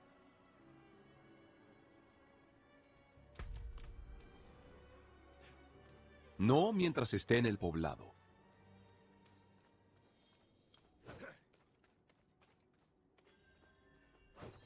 Luego de que todo se deje a un lado. Espero que buenas noticias. Es de Lorat. Maravilloso.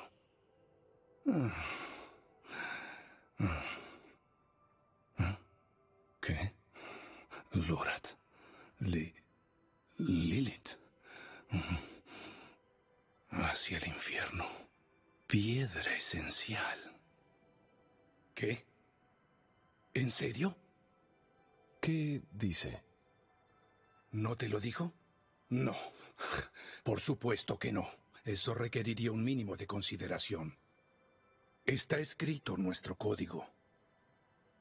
Envió un plan. Aunque llamarlo así es mucho. Quiere apresar a Lilith con mi piedra esencial. La que retuvo a Astaroth. ¿Funcionará? Por supuesto que no. La piedra debe vincularse primero. Y para eso hace falta un experto. Lorat cree que tú eres la persona indicada. Entonces es más insensato de lo que pensé. Ve a la bóveda orádrica. Averiguaré qué necesita. Luego se lo darás. Y tal vez así me deje en paz. Un momento. ¿Lora te ofreció su caballo para el viaje? No, espera. ¿En qué estaba pensando? Por supuesto que no. Soy un viejo amigo del maestro del establo del poblado. Dile que yo te envié y te ofrecerá un corcel.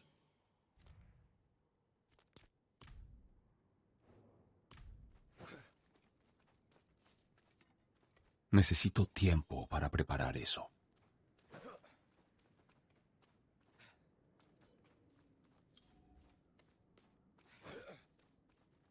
Necesito tiempo para preparar eso.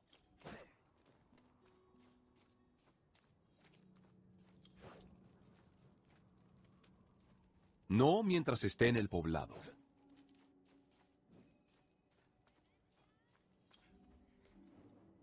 ¿Donan? ¡Ja!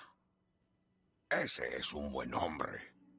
Un campeón de la fe. No como ese viejo cascarrabias con el que estabas antes. ¿Cómo se llamaba? ¿Lorvan? ¿Morat? Ah, ¿qué importa? Sé que Donan pasa tiempos difíciles últimamente y me alegraría ayudarlo. Toma uno de mis corceles, sin cargo.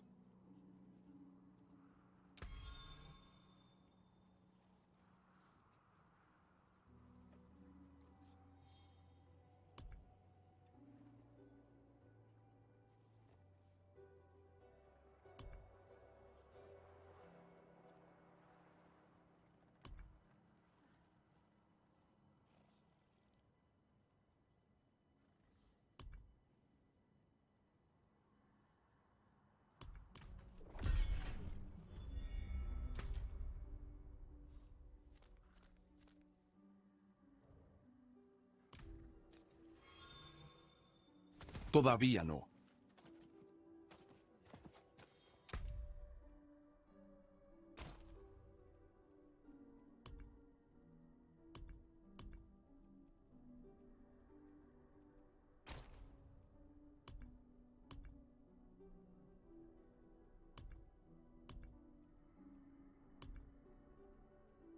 Que tengas paz en tu camino.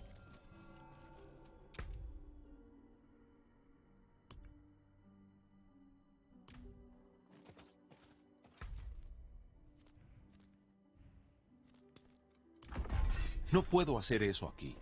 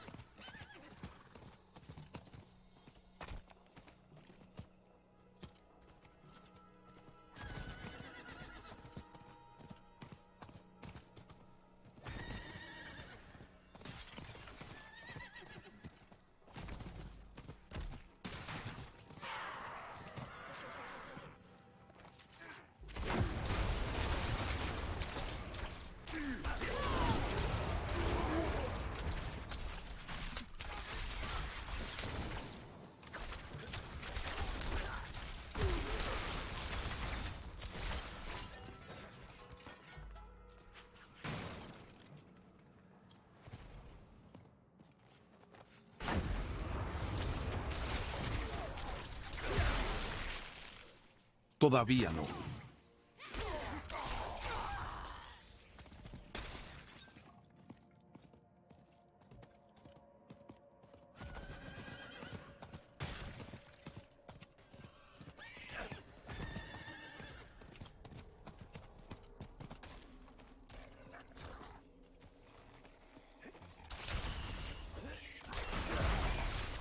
Todavía no.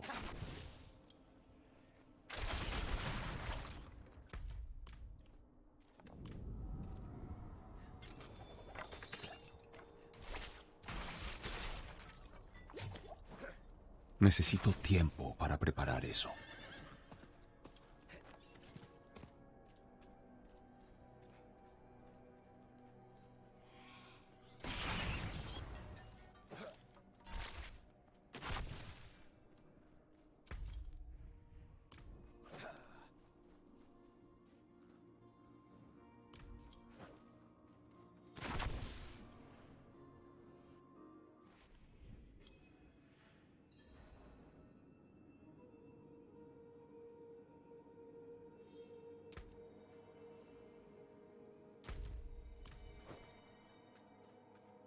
Necesito tiempo para preparar eso. Todavía no entré.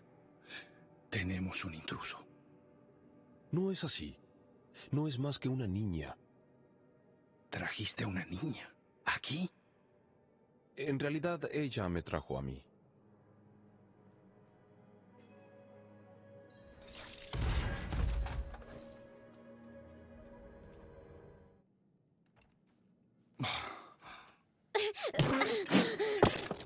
Ten cuidado con ese bastón. No es un juguete. ¿Quién es él? Él alguna vez vivió en esta bóveda, en la que entraste sin permiso. Explícate. Soy un estudiante que investiga a los Oradrim, o mejor dicho, a lo que queda de ustedes. Una estudiante, ¿eh? ¿Y quién es tu maestro? No me digas que el Orat aceptó a otro aprendiz. No necesito un maestro para estudiar. Lilith, atenta contra Santuario en este momento. Debo prepararme para eso. Con o sin ayuda. ¿Tú? ¿Contra Lilith? Bueno, yo vine a buscar mis cosas. Espero que no le hayas puesto las manos encima.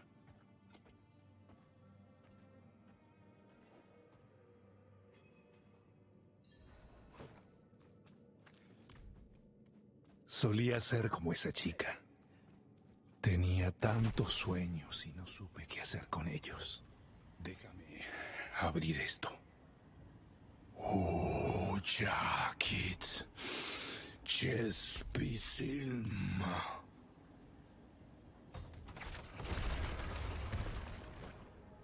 Habrá que vincular la piedra a Lilith antes de que Lorath marche hacia ella. De otro modo no la contendrá bien. Junté algunas notas sobre el proceso antes de irme.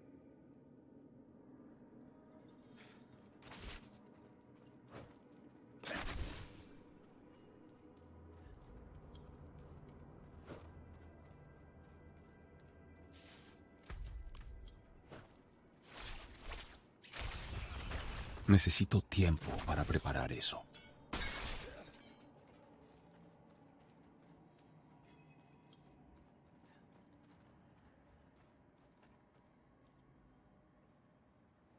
Primero lo primero.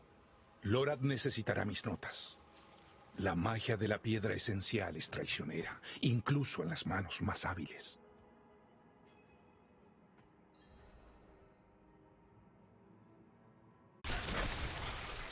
Necesito tiempo para preparar eso.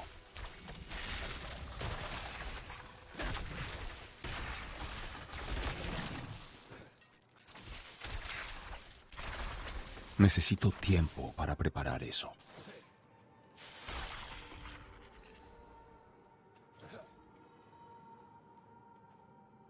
Lilith proviene del dominio de su padre. El odio. Esa es la esencia que necesita Lorath para la vinculación. Tengo un mapa. Por algún lado. Aquí. Todos los lugares donde el odio de Mefisto aún persiste. Solo queda una última cosa.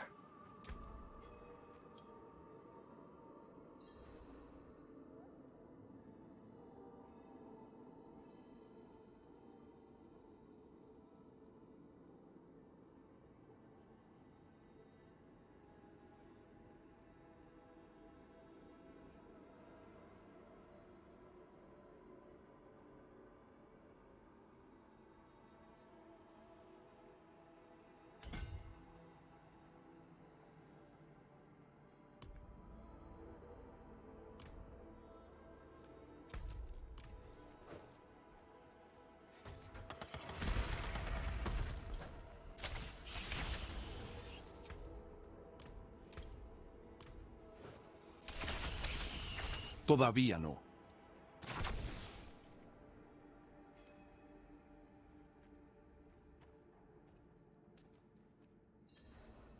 Sí. Apuesto a que Lorath todavía lleva la suya. La misión de la Orden era su vida. Yo no podía dar mi vida por eso. No como él. Yo quería ser un hombre. Me fui a buscar familia, compañerismo, gloria. ¿Y para qué? ¿Sabes la consecuencia? Mi hijo. No puedo hacerlo. Igual no funcionaría. Donan. No entiendes. El material del que están hechas las piedras esenciales es tan antiguo como el conflicto eterno. Con una magia tan primitiva necesitas fe, espíritu. Y yo no tengo nada. Lo que te falta de fe lo compensas con aliados. ¿Quién? ¿Tú? Sí. Eres el único que puede ayudarnos. Lamentablemente puede que tengas razón. No puedo prometer nada. De verdad, pero puedo intentarlo. Por ustedes dos, lo haré. Escuchemos lo que ese anciano tiene para decir.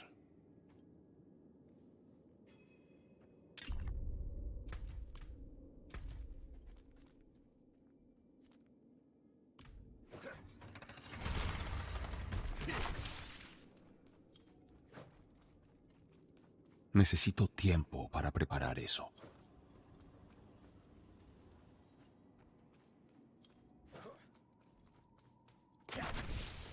Necesito tiempo para preparar eso.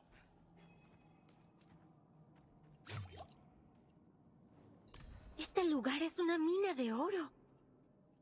Mira esta obra maestra. Más allá del velo de las junglas del sur de Kala. ¿Conoces las obras de Kala? Es brillante. Una de mis favoritas. También mía. ¿Has leído sus tratados? No importa. Cuéntame en el camino. En el camino. Voy a ayudarte. Conozco las costumbres de los Oradrim, tu magia, incluso ese sistema de escritura que utilizas. Y no me digas que es demasiado peligroso. Lilith se llevó a mi madre. Y haré lo que sea para detenerla. Ese es un buen discurso. Uno que podría convencer al hombre al que se lo deberías decir. Vamos, estaba yendo a verlo. Pero eres un Oradrim. ¿Esta no es tu bóveda? Alguna vez lo fue. Ahora, creo que con el tiempo lo sabremos.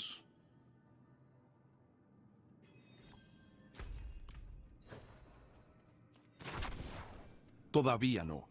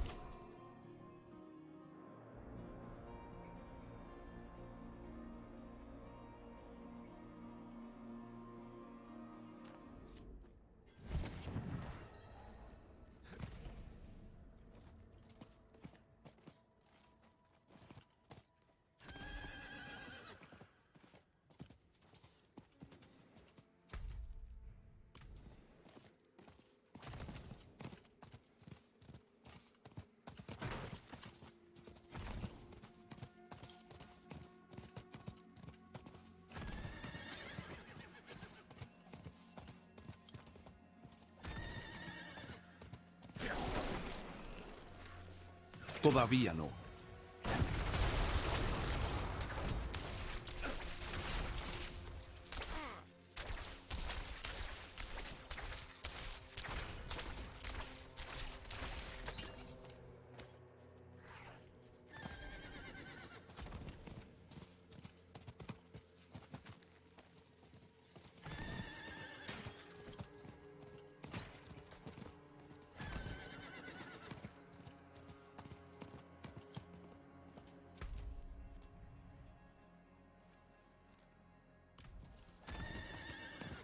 Hiciste bien en acudir a mí. Las piedras... Aún no tengo muy claros los detalles de este plan. Los huesos están allí. Lilith planea adueñarse del poder de Mephisto. Antes de que logre llegar hasta él, usaremos la piedra esencial en ella.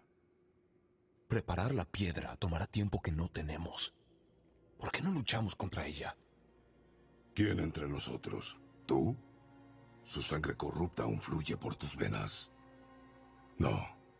Luchar contra los de su clase siempre es el último recurso. Incluso si pudieras derrotarla, tarde o temprano regresaría. Pero un arma más inteligente, la piedra, estaría a la altura. Las piedras esenciales fallan después de un tiempo. Podría no funcionar. Puedes hacer que funcione. Confío plenamente en que podrás hacerlo. El viento arrecia. No puedo verla. ¡Thaisa! La encontraré.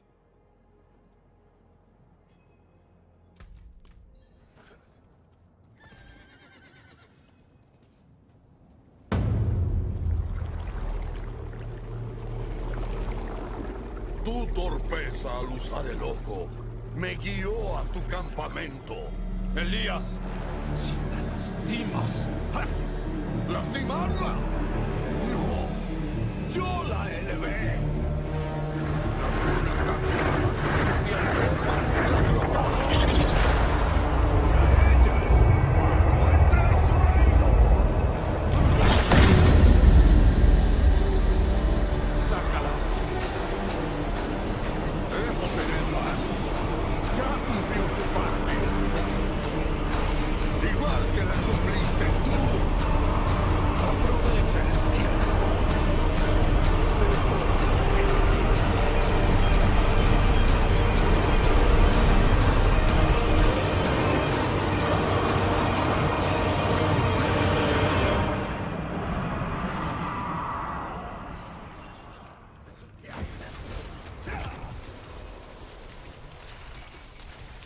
Necesito tiempo para preparar eso.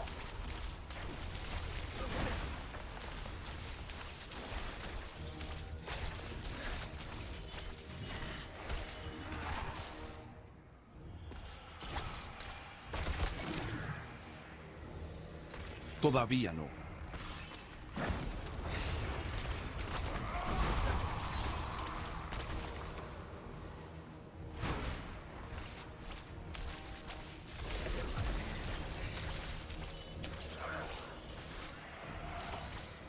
Todavía no.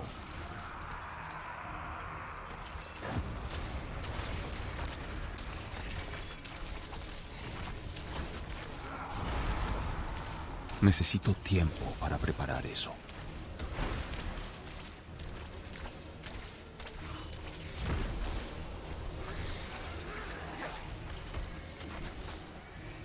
Necesito tiempo para preparar eso.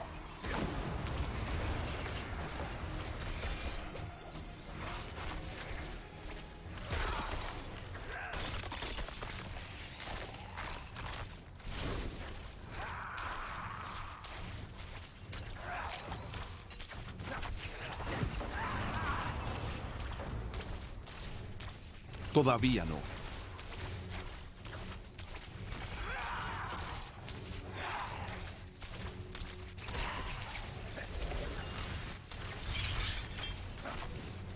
Todavía no.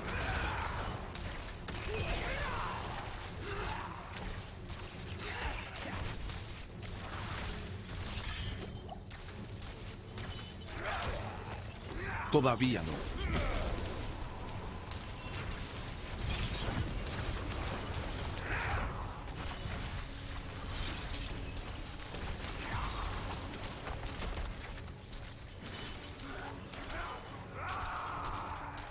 Todavía no.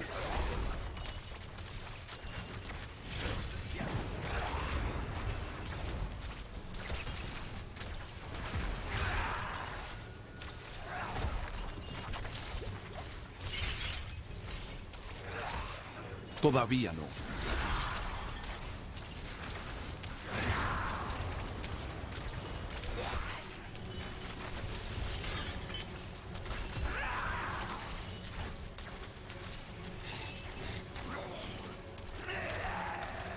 Todavía no.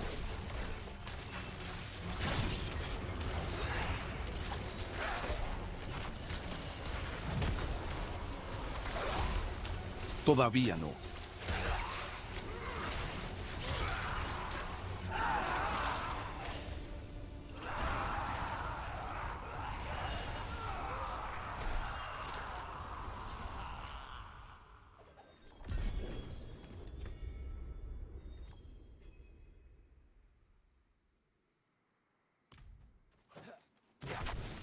Todavía no.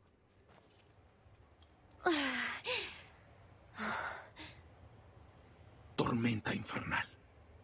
¿Qué pasó allí?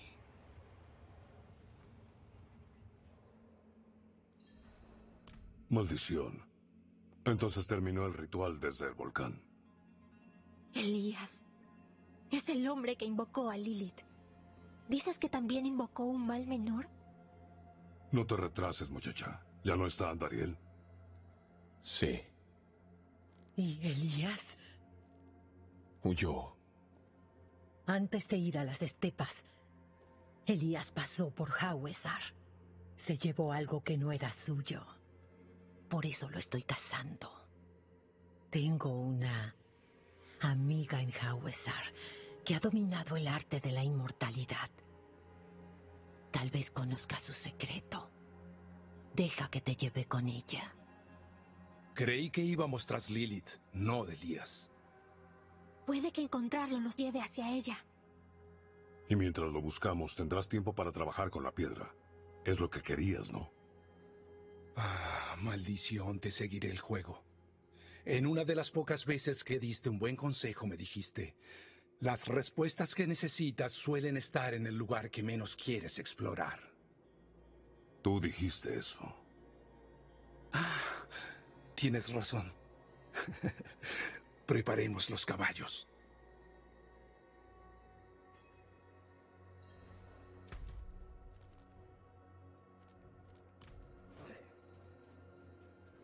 Escúchame, no te lo dije antes, pero actuaste bien. Te enfrentaste a Andariel, un mal menor, y sobreviviste. Muy pocos podrían. Espero que no te vuelvas engreído. Los arrogantes e imprudentes no duran mucho en Hawesar. Me pregunto lo que el viejo Deckard Cain hubiera escrito en sus crónicas si nos hubiera visto. Nos antiguos camaradas reunidos. Nuevos aliados que desean aprender nuestro vasto conocimiento. Unidos como uno contra la maldad invasora, como los Oradrim de antaño. Tal vez estaban perdidos y amargados como nosotros. Pero Cain tenía un don para ver la bondad en la gente. Por lo menos una cosa era cierta. Lilith quería devorar a Mefisto y reclamar su poder. ¿Ese fue su objetivo todo este tiempo? No santuario, sino un intento de reinar en el infierno. Y Elías, ese tonto, estaba muy cegado como para verlo. Tal vez no éramos perfectos, pero sabíamos que había que hacerle frente. Éramos la única esperanza del mundo.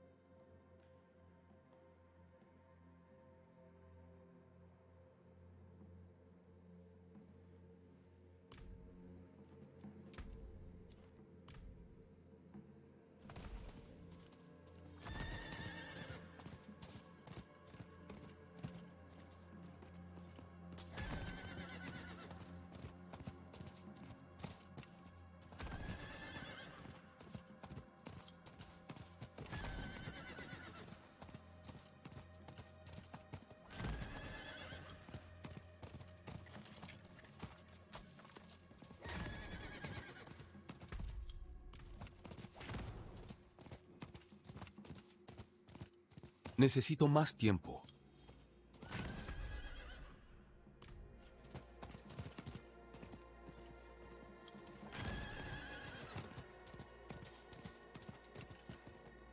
Necesito más tiempo.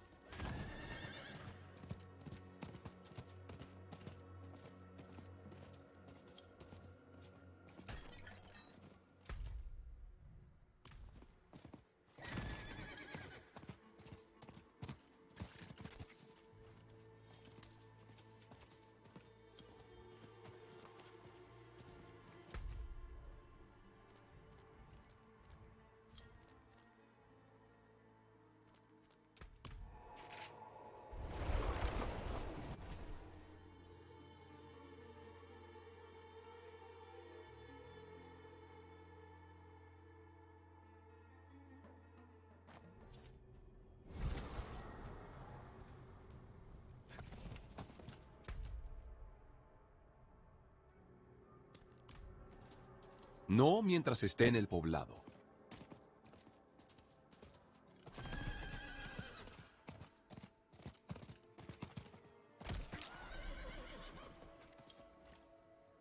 Home planet still remains a mystery. He's got a very curious personality, as you can see here. He can be a bit stubborn, but he has an incredibly strong bond with Kay and always follows her lead. She's grown up with Nyx for most of her life. He's not just a pet, he's family. And here we have Kay. First introduction to a brand new scoundrel in this galaxy. Kay is a young thief who's found herself on the moon of Tashara, which is a hive of underworld activity. She's picked up a high-risk job to steal a priceless, sort of mollusk-like object from a lieutenant of the Pike Syndicate. Once she's grabbed it, with the help of Nyx, she's going to turn it in and earn some much-needed credits. So Pikes are one of the syndicates that we'll be tangling with in Star Wars Outlaws. And the Pikes here are borrowing without permission some vehicles from the Empire and the Rebels and different people and cutting them up. Nyx.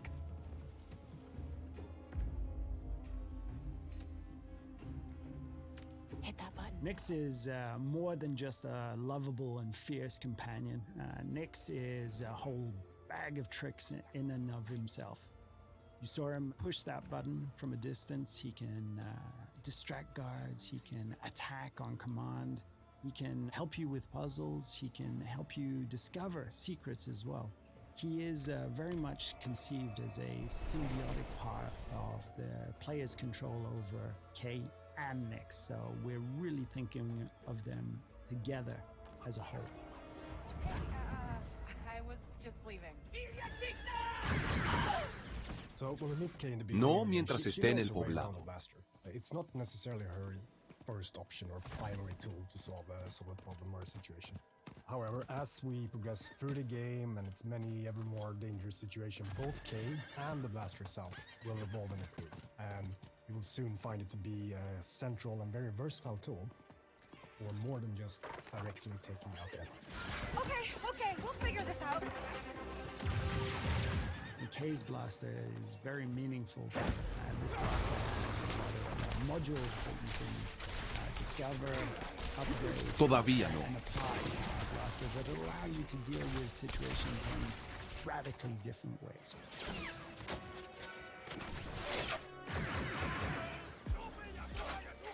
Hey, Nyx! Catch! So here I think we have a very good example of the type of role Nyx can play even in something like a full-on firefight where that enemy that we took down dropped the gun that he was just about to shoot you with. Nyx can slink down and retrieve that weapon for you. Gracias a Karat que estás aquí. Se daría la mano, pero mi brazo... Íbamos de camino a Tarsarak cuando ese demonio nos atacó. Best solution is just to get Tuve suerte hasta un punto. Logré matar a una de las criaturas, pero logró morderme. El veneno no es agradable. Necesito una flor para tratarlo. La palma fantasmal. Crece cerca de esos viejos huesos. ¿Podrías traerme una? And one of the biggest things was this moon, Tashara. And Tashara we developed working very closely with Lucasfilm. Everything from its vegetation to the wildlife to its deep, rich culture, and all of the activities that we can discover during this trailer, and even more. Allí está. One of the key pillars for both Kay the character and for the core gameplay in general in Star Wars Outlaws is what we call a resourceful underdog. Kay Todavía no. A capable and daring person. And we reflect that in gameplay with you having access to a wide range of actions. Gracias. Sí, es una flor saludable. Esto me servirá. Y justo a tiempo. Mi brazo arde como fuego infernal, pero nada que no pueda soportar. Me aplicaré el tratamiento y me iré a Tarsarak. Bendiciones, camarada.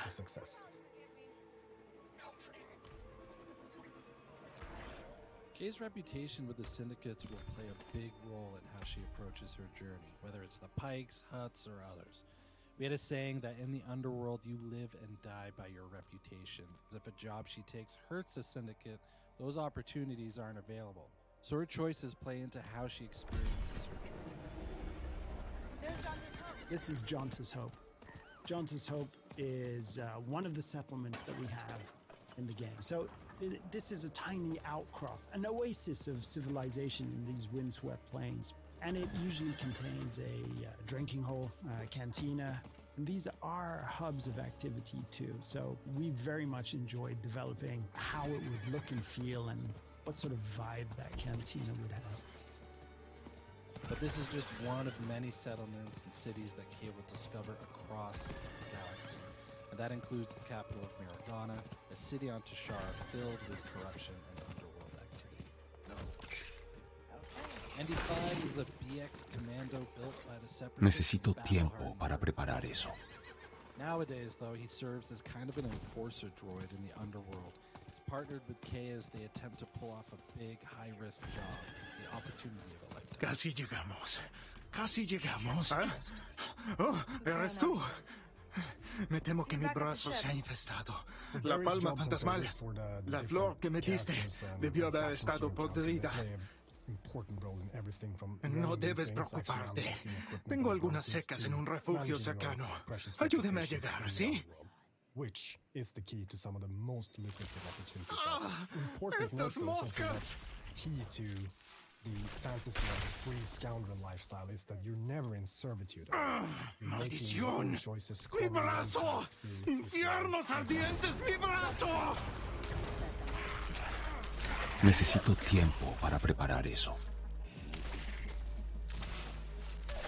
Who she works for, whether it's the syndicate or otherwise, is crucial to creating a reputation for herself. And then how she approaches ¡Malditos monstruos! ¿De dónde salieron? Key to gaining bigger ¡Rápido! and better El refugio está en estas ruinas. Credits or priceless artifacts. So nothing in the underworld is black and white. No otra vez. To reflect that in the choices she makes when taking on jobs. This is one of those she just hand over what was stolen, keep it cut for herself, lie about how the job was done, or the intel she needs. It's really left up to her. In these scenes where we're going to give a choice to the player. And these choices, there is no wrong answer. There's just ways to weave your own story. Ways to change, challenge, increase your reputation with certain factions and syndicates. Decrease it. Está bien. Puedo tratarlo. Solo vayamos a mi refugio. So we put a lot of effort in giving the player agency over their own trajectory. So the game takes place in the original trilogy era. So the Empire is at the height of its power and reach. So they're always looming there, somewhere in the background, ever watchful. But as you can see here, we want to show different sides. ¡Lo logramos! How it intersects with the underworld. Solo necesito particularly on momento. Tashara, even though it's Imperial run, the local governors and officers lean into corruption and have worked out special arrangements with the syndicates that benefit them. So this is the wanted system, and the wanted system is something that's going to be ever present. Por favor, tengo oro, una vida de ahorros adentro. Entraré y lo prepararé. Revisa mis cofres, encuentra la palma fantasmal. Puedes tomar todo lo que necesites. Just going to go up. At the highest levels, the Empire will throw a huge amount of resistance and forces in your way. So that's something that you can play around with, but you're best off trying to avoid as much as possible. Very important for us in this experience is that there will always be some way for you to de-escalate or escape. Oh, this is the Trailblazer. Now, if there's one dream that a lot of game developers have, it's to help design a spaceship for Star Wars. And this is our take on that, the Trailblazer. Todavía no. The Trailblazer is an EML Sí, 850 dámela. light freighter. Ahora hay que moler los pétalos. And if you're a scoundrel traveling throughout the galaxy, the first thing you need is a ship. Because there's none better than the Trailblazer. So now we're in space. And, you know, one of the things that is very precious is having this seamless experience of going on foot to your speeder, to your spaceship, out of the atmosphere and into space. And space is a dangerous place, but it's a place full of opportunities too. So you'll be using it for combat, both on an intimate dogfighting level, an epic level with bigger ships, but also for discovery, exploration, and special surprises. Necesito tiempo para preparar eso.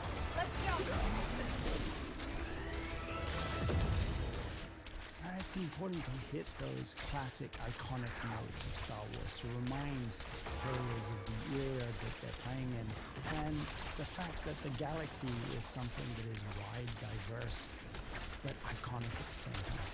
One of the things that is important for us is that every planet that we will visit in this adventure has a distinct profile. Not just a very bespoke story, but also wildlife, and ecosystem, and situations that really radically change from location to location. And space is just another part of that. So we're trying to Necesito tiempo para preparar eso. every single orbit we do. We knew from the start when we sat down thinking about this game. Todavía no. Sitting in the cantina, in the city on a planet surface, jumping on your own speed, riding to your own ship, and as you just saw, seamlessly flying into space. It's something that we're Todavía no. pleased and happy that We really enjoyed making this, and we can't wait for you to experience the new Star Wars adventure. Necesito tiempo para preparar eso.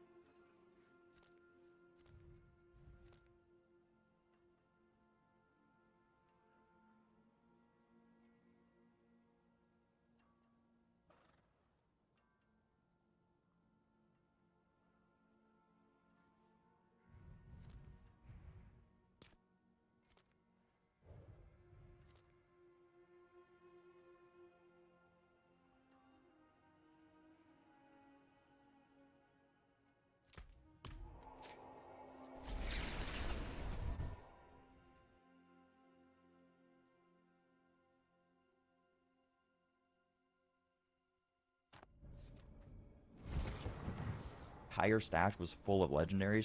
I had to spend 2 hours after I hit level 100 sorting everything, scrapping things. It is just a nightmare. I don't want to talk about it too much. If you've played the game for 2 hours past level 60, you're going to have a bad time. Your inventory is not fun to deal with. Another thing, this is pretty minor. I don't know that it really needs to be fixed all that much, but the reroll costs are like unbelievably egregious here. This one I've only rerolled like 1 time, but this, I think I've rerolled this like twice. I ended up getting what I wanted, but there's certain things, like my amulet here, I guess, 2.4 mil, and it just keeps scaling up. It already costs a lot with the souls. It already costs a lot with all the crafting materials.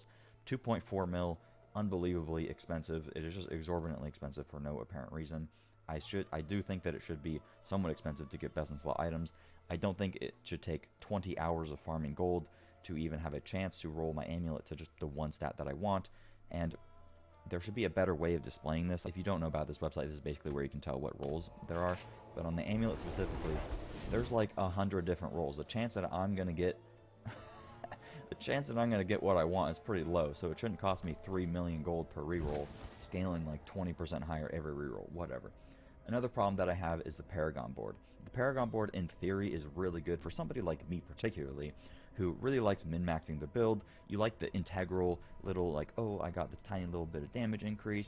Oh, if I take, you know, this 1 point out of here, I can move it up here and get this damage reduction. Or if I take the points out of damage reduction, I can get a little bit of damage. And if this rare node is on this board down here, if I move this board down here, I gain access to the additional bonus because the bonus requirement scales up depending upon how far the rare node is from the bottom. Whatever, there's a lot of little nerdy things and lots of ways to increase your power incrementally, which I quite like. A lot of the nodes are pretty boring. But that's perfectly fine.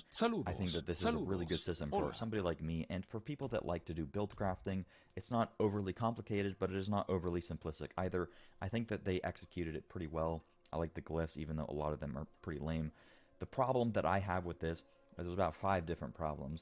One of the main problems is that it's difficult to tell where you really want to path because the board doesn't really open up to you, and you do not get to test things. So if I want to take like 1 point out of here and just see what it would be like pathing this way, or see, okay, maybe if I take the point, you know, out of down here, I can start pathing up here, whatever, but I can't do that. If I want to replace this node or any of these nodes, guess what I have to do? I have to delete my entire board to do that.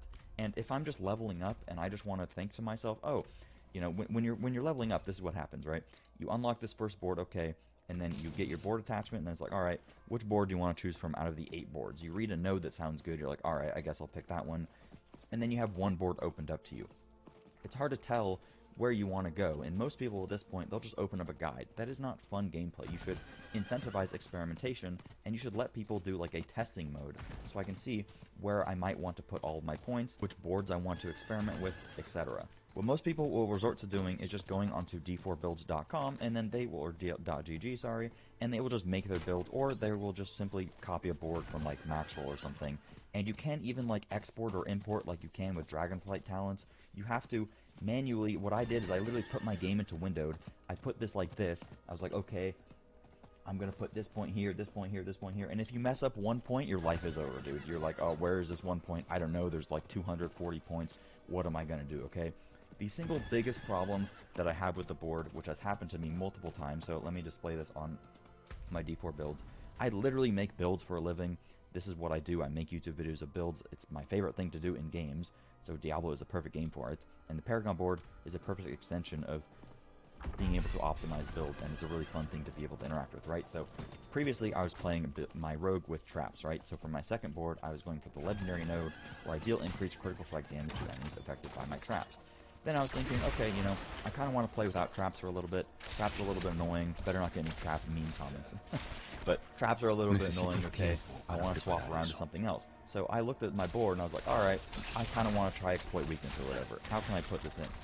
And then I realized, oh, this board is attached to every other board other than my first one. So if I just want to swap this one board out, you know what I have to do? Even if I want to keep all of the rest of these the same, which is what I did, I have to refund every single node in every other board, and I have to redo the entire thing just to swap this one board.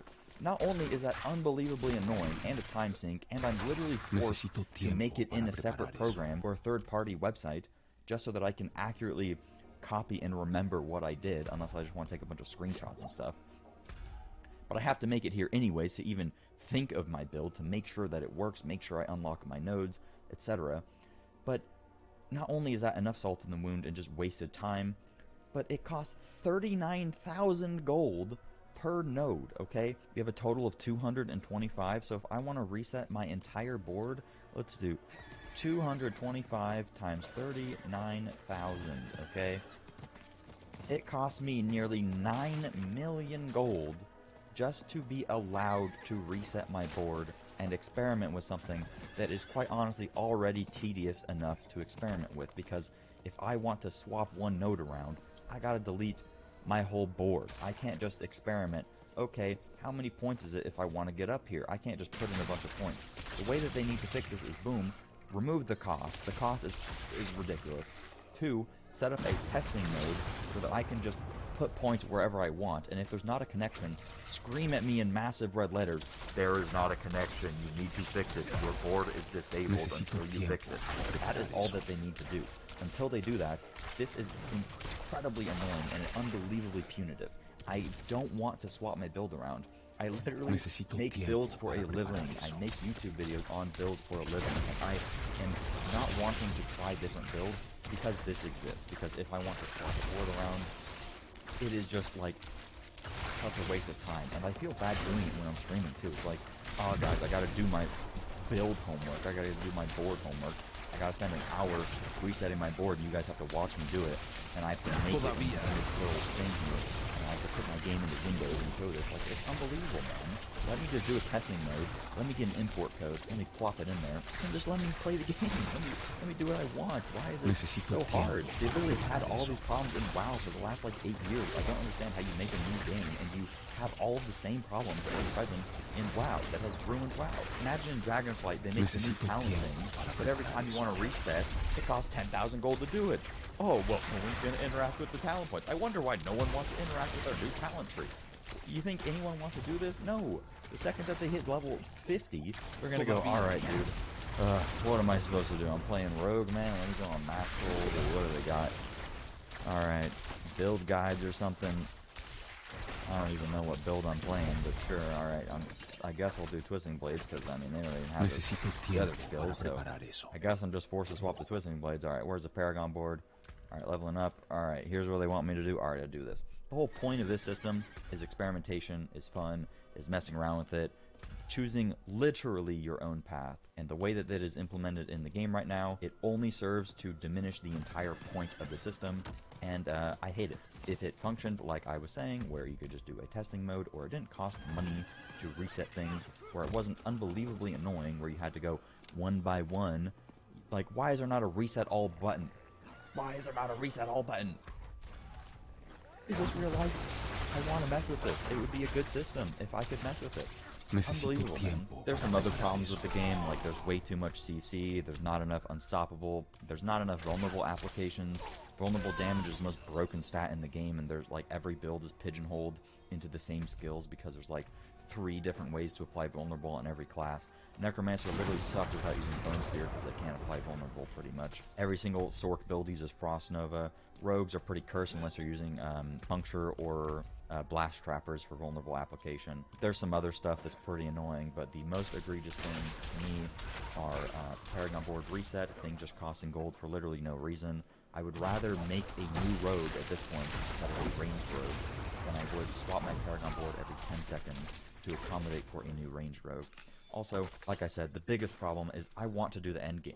That is what I play these games for. I want to make my character powerful. I want to make videos on best tier 70 plus nightmare pushing rogue build. I don't have a reason to do that. I don't even have a reason to make my character strong because before level 100 I was one-shot nuking everything in the map. So why should I care about getting my character more powerful? That is dumb. That needs to be fixed insta, and it could be fixed insta with a hotfix. Just add a reset all button to the Paragon board too, man, and stop making it cost gold. Sorry for the rant, sorry for going in 300 different circles and directions with my complaining, but that is what a rant is. Hopefully I got you guys fired up. I don't know, maybe that's not a good thing to do. I'm having fun with the game. The game could literally be 10 times better if I had a reason to use the endgame. I was engaging with endgame systems. Like my inventory and the board wasn't the most frustrating and annoying thing to do. Why should I be annoyed to interact with loot and interact with my build in a loot and build game? Blizzard! Alright, see you guys later. Necesito tiempo para preparar eso. I wanted to watch, let's see here, Diablo for in-game builds. And then we're gonna look for sorcery. Okay? We're gonna start with sorcery. I want to see some gameplay for some of these. Oh, you guys want to see Barbarian? No, I'll show you what I'm gonna play after this. So he's level 73. Level 70. Yeah. But Necesito tiempo para preparar I feel like eso. this is pretty fast. using the snake, so it doesn't have to be unique. Kill everything. Because you already have a your attack is literally. Look at all those elites. Holy fuck. Got a big old. God damn. Boom. Gone. Holy shit. Necesito tiempo para preparar eso. God fucking damn. Too many buttons? Next. Yeah, true. I'll show you guys what I'm gonna play after this. I solved that button problem.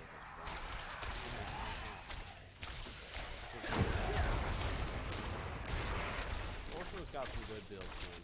Sorcerer, one of the most relevant rounds. You can actually play lightning or fog. You guys want to look at the druid builds first? Or fire. Let's look at the druid builds. Yeah. Yeah, let's see what they got going on. A lot of the other classes seem to have like one build that seems way better. There's the pull. There it is. I don't know what's doing like that massive amount of damage. I guess maybe it's like vulnerability proc and then everything dies. Ooh. That's a big loot situation. Let me see this one here. Alright, we're gonna look at some more of them. Best druid in-game build. Oh god. Druid pulverized end-game guide. Oh jeez. Oh jeez, there's not even any gameplay. Todavía no. Nobody even wants to look at it. It's god tier. But there's no gameplay. Druid endgame. Okay, let me see. Is there any gameplay at all? Oh, here we go. This guy played 100 hours of Druid. I played 100 hours. Oh my hours. god, of course it's this guy. This guy's used to getting frustrated. He played Diablo already. Yeah, of course it's him. He's like, listen, he's like, he can't play a barbarian. He's gonna have to fucking play the worst class. Here we go. Let's see it. Druid in-game gameplay. Gameplay and showcase. All right, let's go. Todavía. Hours of the Diablo 4 Druid during the early access preview build that I had available to me. During that time, it was really my mission to get as far as I possibly could with the Druid. I was mostly concerned with understanding the class, if it was going to be strong late game, and if it was as bad as they say early. Yeah. So one of the things you're going to notice about the Druid is that it is very slow to begin. Todavía. Okay. Alright, so right off the bat, we're going to have to start off with a negative. It is very slow at the start. And I want you guys to understand that, like, this cannot be understated. When you're walking around, you're a slow character.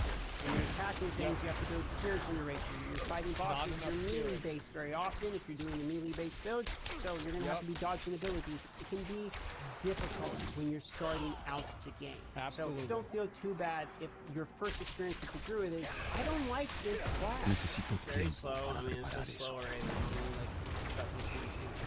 I'm thinking it might be a one-shot god later on. Just see what happens. You know? Bro, I love how every druid is just like, bro, in the future, like, bro, It's like listening to people that are involved with QAnon. They're like, guys, just 2 more weeks, and Donald Trump is going to arrest everybody, all the Democrats. Everybody's going to go to jail. The Patriots are going to take over. Just 2 more weeks, guys. This is Druid players right here. Just trying to like put all my bias aside. That's a lot of people's experience, and it's a teeter-totter. The balance is what will come later in the game. Right. The beginning of the Druid will feel way worse than the mid dead. game. Dead.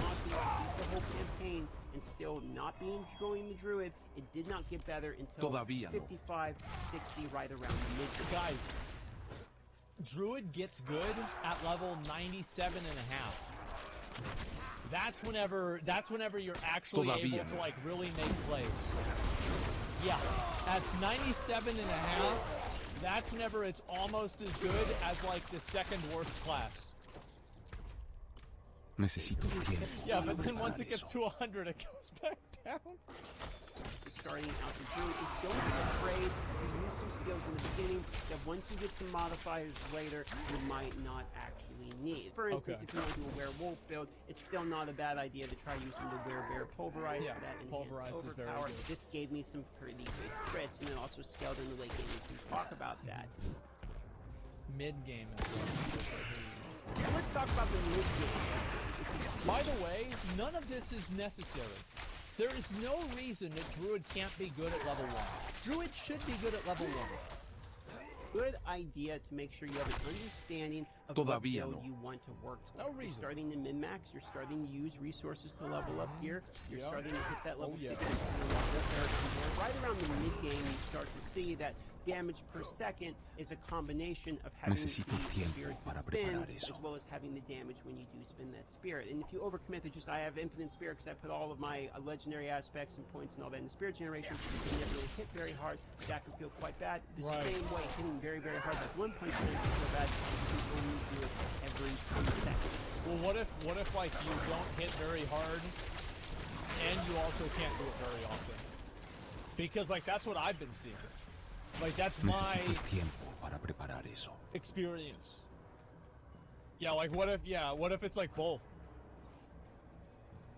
The mid-game for Druid is when you start to understand your character. Yeah. Maybe you're starting to get a few legendaries that have some synergy. You're starting to see how the builds cohesively go together. At that point, the cool parts about Druid. You can have a werebear and a werewolf build together. You don't really feel any power. Werewolf type of build. By mid-game, around level 50, like all the really time to have decided that. Around level 50, yeah, I it's saw really that there were time some to have people who were unhappy Eran como that the animales numbers, voraces, for hambrientos de Diablo 4 carne, were already carne getting into the caliente y millions, humeante and they thought it consumida was kind of directamente ridiculous de that, los like, huesos de you could seres vivos. Pero siento que nos persiguen. Un lugar Necesito tiempo para preparar eso.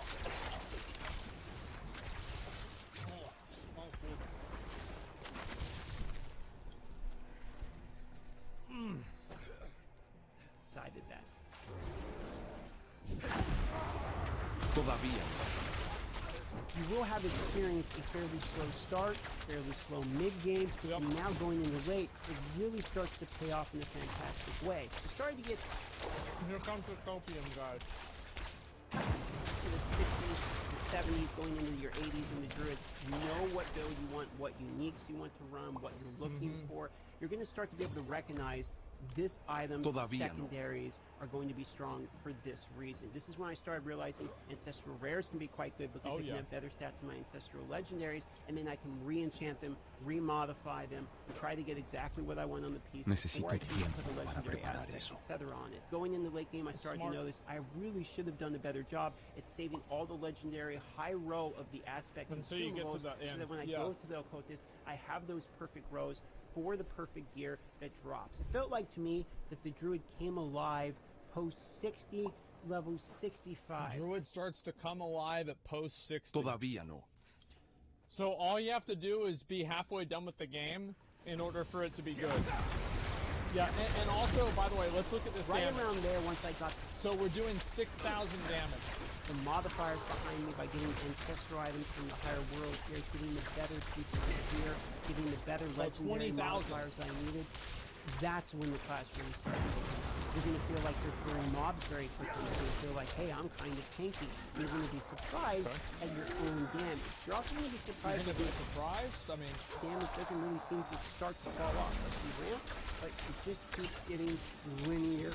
Though a flat line, I'll be honest, it will be exponentially, but it's a fairly linear increase of power as you go down things like the Paragon Point Force. Oh, yeah. Todavía. Visually wise, now that we've talked about early, mid, and late game, let's talk about the visuals. The cosmetics of the druid are insane. And the thing is, like, druid does look good, but if you play a druid, this is my best advice. Don't watch anybody play any other class. You don't want to see that in your life. Just only watch other druids and only compare yourself to other druids. Because if you have to go and see some sorcerer that's going, it's like, yeah, like, oh, you think you're popping off, and then you pull up a barbarian and you're like, what the fuck? Talking about the paid ones, I'm talking about the transmogs that you get just by going ahead and scrapping gear in the game and salvaging it. You get that in your wardrobe. And all of those different wardrobe costumes ended up being really good looking. So for some reason, I was enjoying all of the cosmetics that I was running into. I could do everything from looking like Goku to looking like a deer to going back to full like fur skin, look like a barbarian basically. There was a good variety in the visuals in which I could dress my character. The visual appeal of the abilities are really fun too. You have lightning coming down, you have a hurricane storm going around, you have a big smash of a bear. I think the druid visuals are great. I do. Punch people. Even being a bear the entire time with the new unique chests that allow me to be a bear all of the time. Very fun, okay? In terms of voice acting, in terms of thematics of the character, outside of the visuals, they were all fitting very well. I thought the voice actor was very good. You do hear your own voice when you're going through the primary quest. The light has come to carry you home. Do you not see it, friend? And I thought the deep kind of somber type of voice of the druid fit very well. It also seems to fit in the thematics of Diablo 4. You're a big guy, burly, lots of code environments, sort of looks like some of the dudes up here in Alaska. I actually kind of bought it. I thought it made sense. Sure. It seemed very believable within the Diablo 4 universe. When it comes with playing with other players, a lot of what you're going to end up doing in a party is making sure that you are crowd controlling the enemy, because you have this constant pulverized slam that also what about damage, though? Why aren't you doing damage? Necesito tiempo para preparar eso. So you can have a constant form of CC. Yeah. You're also going to have shouts, so you're going to slow the enemy or reduce the damage. Okay, so you get to slow the enemies, and then you get to stun the enemies, okay? This sounds... Necesito tiempo para preparar eso. For instance. And then you also have things like sharing your Cyclone armor, where you can have damage reduction on yourself. You get to buff the other people in the group. Of course. How could I forget? But also share it for your teammates. So it's one of the more supportive type of builds, and I have a idea that going into the late game later on, being able to have a druid constantly CCing some things might end up being quite important. That could be true. Holy there were ZBPS builds in I keep saying Dark Souls, in Diablo 3. It was a big thing. Moly, bro. Now let's talk about some drawbacks to the druid, and we've already covered the early game is slow, so I'm not going to go into that too much. What I am going to mention is that the legendary aspects, in order to actually get the druid to become strong, you need everything. You need your Paragon board, so you really need a lot of legendary aspects. It wasn't until I got the full complete build that I started to feel like my build really came together. So the characters that are blasting through the content at the beginning, they're going to skyrocket them a very strong start, and you're going to sit there and feel a little depressed while you watch your friends skyrocket past you with these other classes. Now, there could be certain builds in Druid that are much better early game, but I know for a fact the one that I'm playing when it was going into the late game, Werebear type of pulverized build, is very good in the late game, but it is very weak in the early. And so because of that, and the ability that you have to actually get all these different aspects to fit, and it can be very complicated not only to figure that out, but to get all of the legendary items at all of the right spots, okay? That can be a little bit... I feel like that's going to probably be hard for every class doing that. Yeah, I'm already depressed.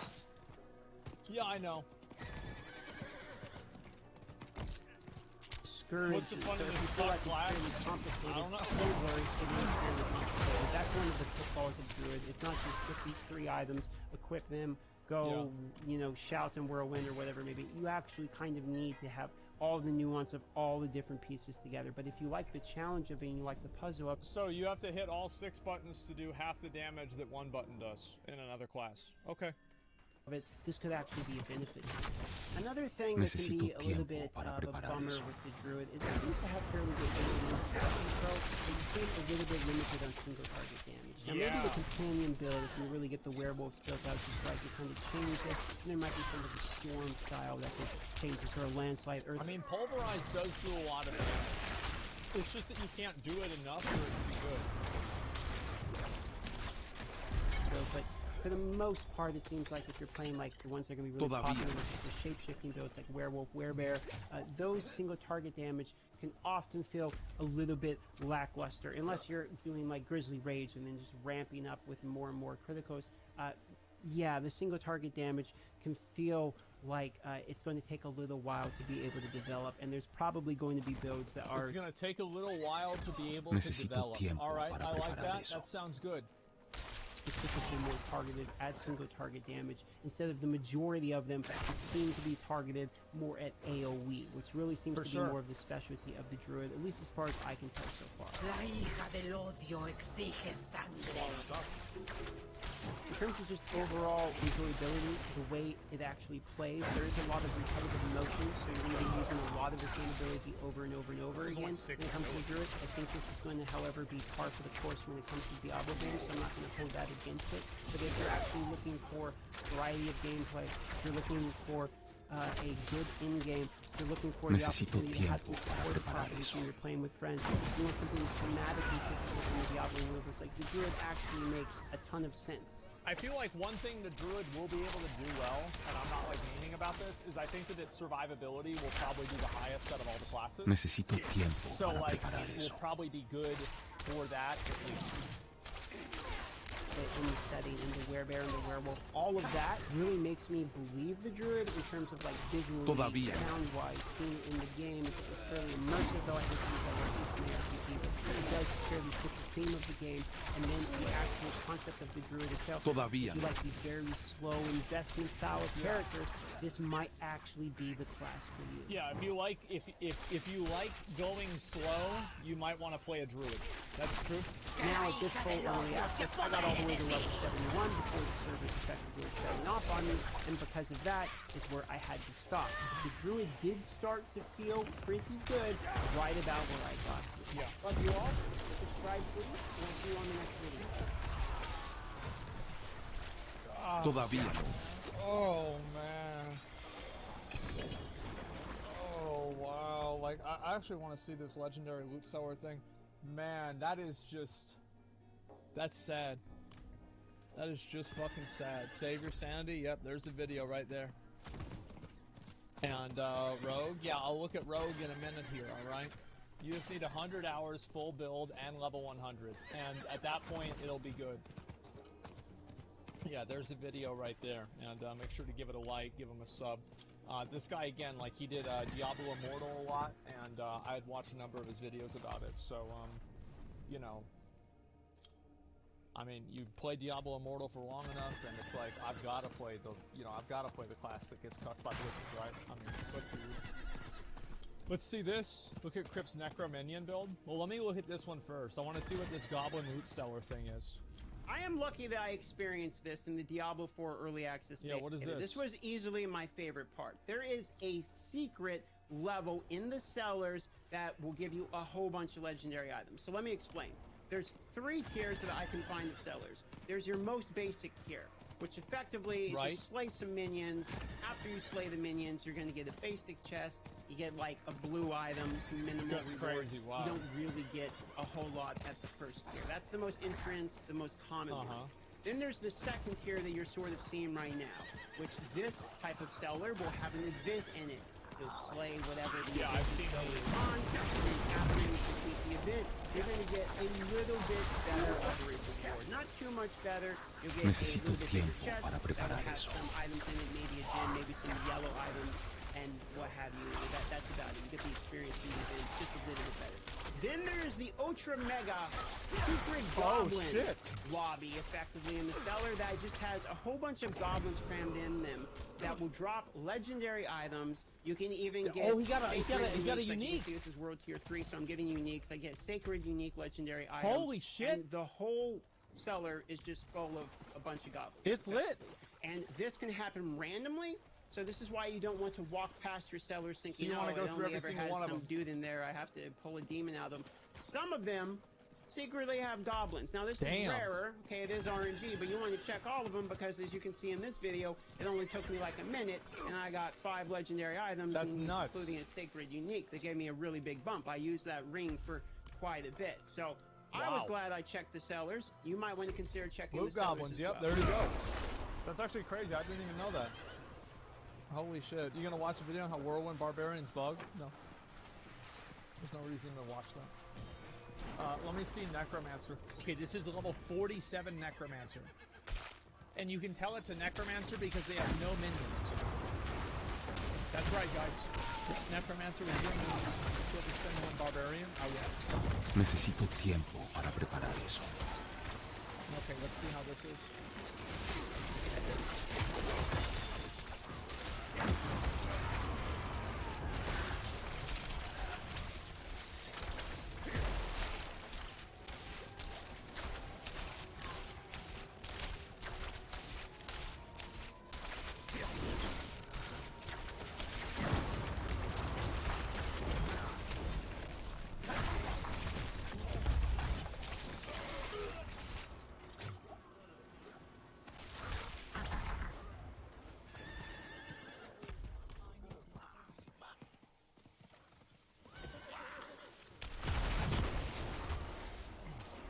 Necesito tiempo para preparar eso.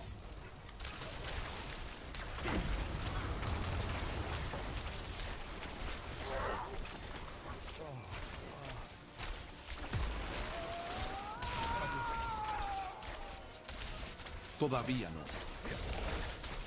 Where's the boss? Okay, here's the boss. Let's watch the boss. The boss will be different.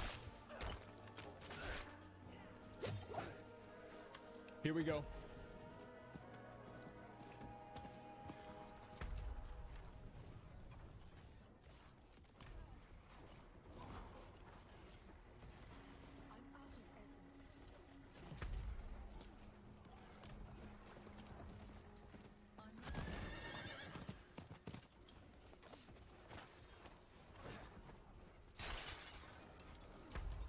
Necesito tiempo para preparar eso.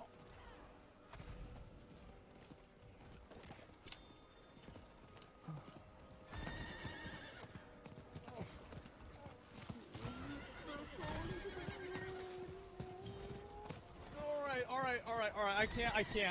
I can't see this anymore. No. Okay, this is a level 70 rogue. Big Dick Rogue. Today I have 100 hours of my gameplay experience on the Rogue to share with you all. I want to go through some skills and things you might want to combo together when you want to use some of the different specializations. We're going to skip ahead a little bit just so we can see some of the gameplay, okay? The mid-game, which is what I would consider level 50. sort of World Tier 3 and World Tier 4, or between those this two, guy's clearing pretty fast. As you approach level 70 or 80, depending on where your build is at, that is kind of the end game. If you're able to get an end game build and actually have the legendary aspects, then you're kind of already in the end game. So it's a little bit more fluid than just here's the level, here's the point in the game that you're at. The end game pushing obviously is pretty much only nightmare dungeons, so that is something to consider. But with the mid game, you start to want to take a few defensive abilities. Dark Shroud might be an option. Maybe you want to focus on some dodge, and this is where you can start adding some traps into your build, in my opinion. Before the damage is okay. Value out of traps. Guys, we gotta watch some barbarian shit. Like I can't. honestly, it's just sad. Like we gotta. I can't do it. Yeah.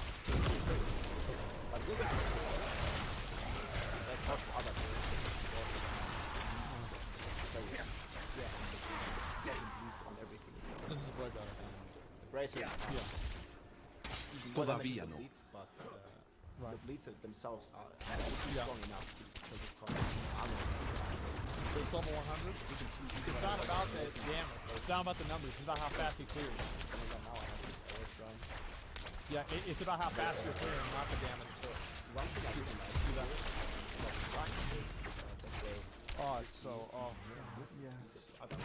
Oh, it's gonna. I'm gonna be doing this for like an hour. So why do what it's so good, man. You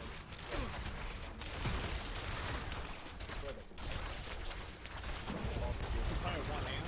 You don't need to, like, bro. The game plays itself. Look at it.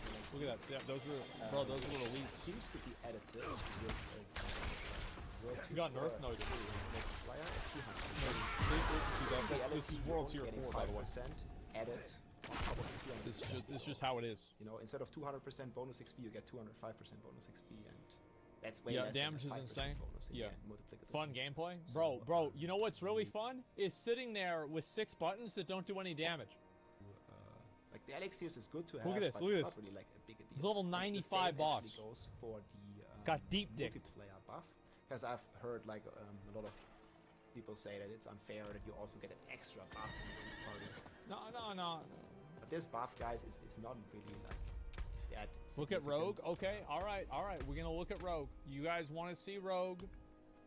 All right, Rogue. All right. What video do you want me to watch? This is the Wajito video. All right. Hi everyone, and welcome to my guide for the Twisting Blades Rogue. This is one of the fastest builds in the game, especially for the early game, for leveling up. Rogue is a pretty fast class in general, and Twisting Blades is one of the strongest builds for both AoE and single targets. So it has the perfect package of basically everything we want. And let's walk you through it. The heart of the build is the Twisting Blades core skill, which is a 2-step attack. So you first hit an enemy, and then after 1.5 seconds you will have those Twisting Blades come fly after you. That's pretty good. It's not about, guys, it's not about the number on the screen, it's about how fast the NPCs die. In their path. Necesito tiempo para preparar eso. As you can see here, deal the most damage. So the initial damage is rather low, and it's more about actually I don't think there is a level 100 Rogue video. Possible with those projectiles that come behind you. I've written both the leveling and the endgame guide No mientras esté en el poblado. so you can go check out all the details in the written format as well. This is the leveling setup that you will start out with. So we have the Twisting Blades, our core skill, look at some more gameplay. And Twisting Blades also has an upgrade that gives it cooldown reduction. So when you hit enemies with the returning blades, you actually reset your cooldowns. And there are a few of them in the build. So we have the poison. And that also concludes this guide already. I have the links in the description for this is the full decent. leveling and endgame setups. I mean, it's already, bro, it's so much better than Druid. This build is a really Arc powerful Lash? build. Okay. It is not as I'll look easy at to Arc play Lash. as most others, like this Twisting Blades, jumping around, hitting the right targets with the returning blades is maybe not for everyone. But there are also other builds on the Rogue, for example, Flurry. I'm also gonna. Yeah, it's just like casuals who struggle with Rogue. I do think that Rogue should be the class that, like, it should be the challenging class.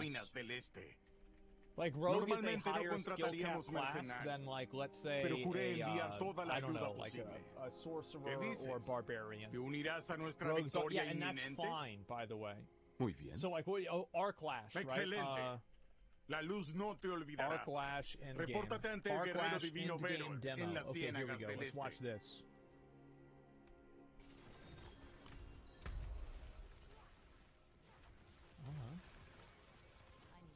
Okay. No puedo hacer eso aquí. Primero Carlo, ahora Lías. Hay algo allí. Hay un poderoso mal ahí afuera matando gente. Seguramente has visto los demonios o esos horribles restos calcinados. ETA, it's a little bit over an hour until the ¿Podrías game comes buscar out. sobrevivientes cerca de las viejas ruinas al noreste? Estamos desesperados. No te preocupes, lo investigaré. Not too bad, all right.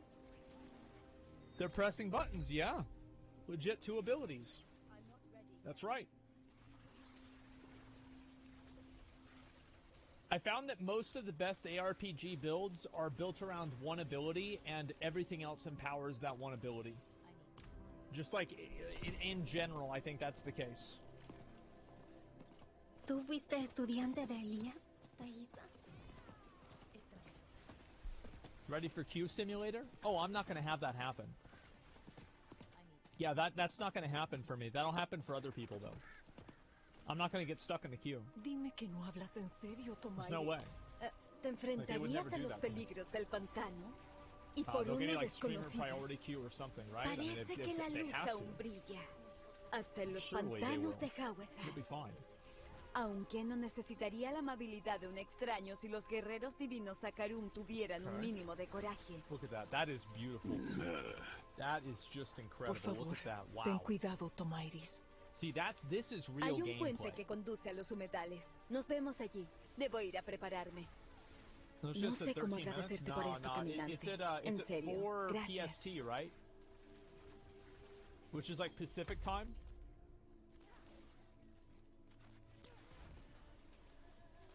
Yeah, it's 1 hour and 13 minutes. Yeah. It's. I thought it was 5 as well. By the way, I thought it was 5 until like last night, until somebody told me like, oh, it's at 6. There's a countdown on the launcher. Yeah. Look at that! Holy shit! Look at that!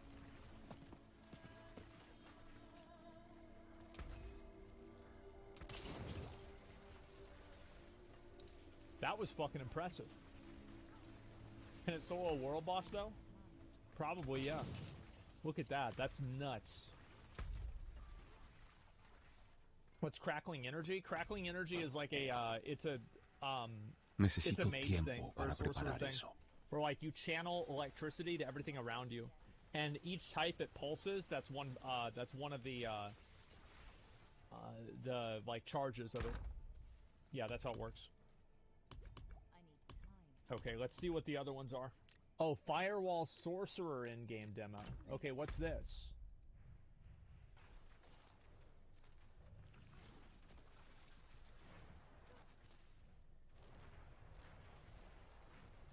Oh, this sucks dick.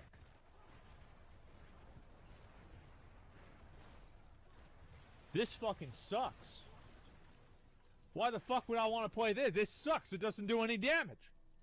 Why is it so bad?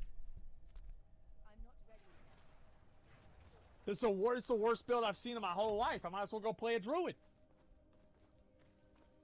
Let me see ice shards for sorcerer.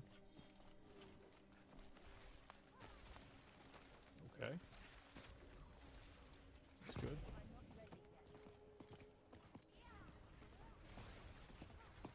He's got a pylon on. Of course he one-shot it.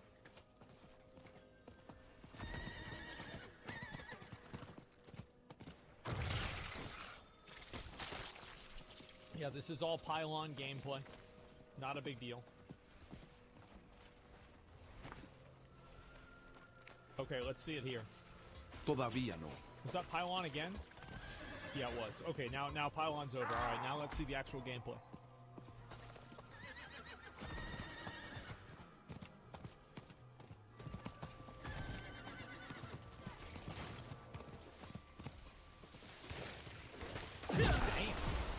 Todavía no. Yeah, that's actually pretty good. Yeah, I feel like that's actually good. What the fuck? Wait, that's another pylon? Wait, was it? Oh my god. Oh. It's to have a build guide where there's a pylon. We're gonna go ahead and see this.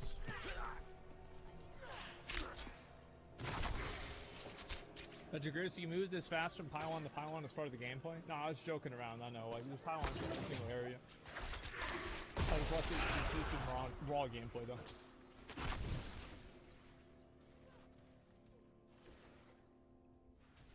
Okay. Alright, now we get to see how it really is.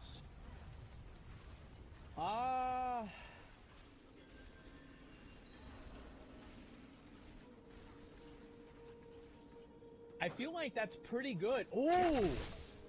Astral Staff! Yeah, that's pretty good. Chain Lightning got nerfed? Yeah, it did. It got nerfed a bit.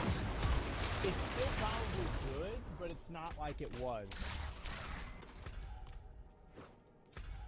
That's high damage burst, yeah. Para preparar eso. Waiting on Frost Nova the whole time, looks like? Well, yeah, you probably have like a lot of multipliers that function with frozen enemies, so you wait until enemies are frozen, and then you spam all your abilities when they're frozen. That's probably what happened. I'm guessing at least. Todavía no.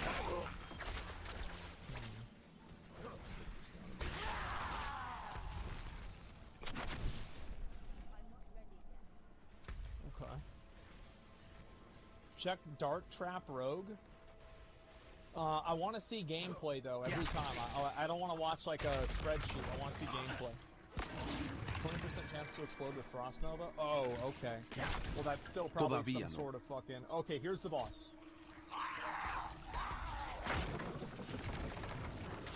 That's pretty fucking good, I would say. I feel like that is pretty fucking good. Yeah, overall, like, damage and survivability with this seems very good. And then, okay, we have... The only druid builds are leveling.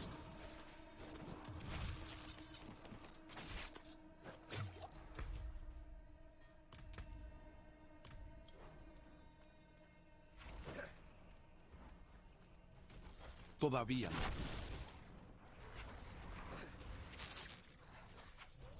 They turned off damage.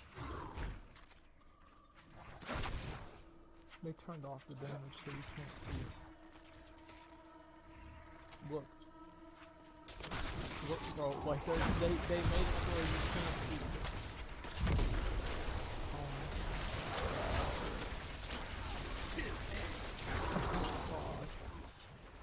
Because it's just too much, guys. Yeah, true. They're just doing too much damage. Todavía That no. must be it. I just do not know what to say. Let's see. Do we have any more of these? Okay. Maybe Death Trap Rogue? Ooh, okay. This is a level 74 Rogue.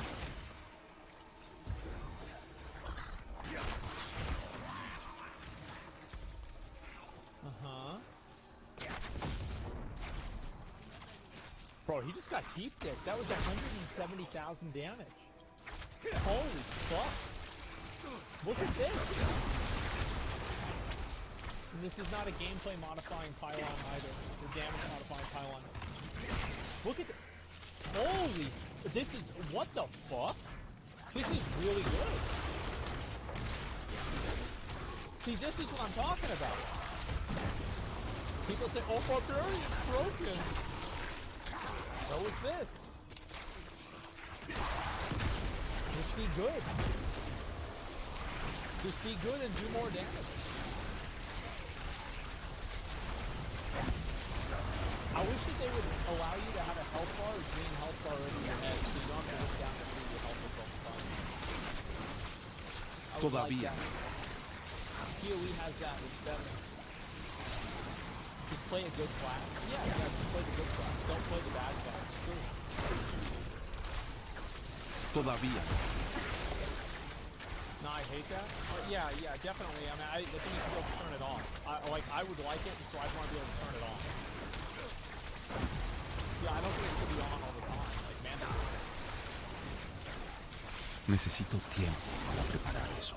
Watch some minion builds? Yeah, I'll look at that in a minute.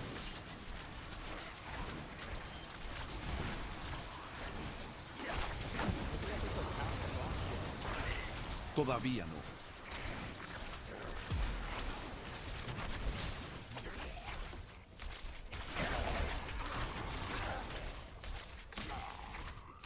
Jesus, some of these are just I'm gonna just be honest, some of these are just sad. But this one is good. This is a good one. Penetrating shot. Okay, this is level 50. Alright, let's see what this is. He's killing level, like level 50 bats. I feel like this, like, maybe it's not the best build, but like the sounds are satisfying.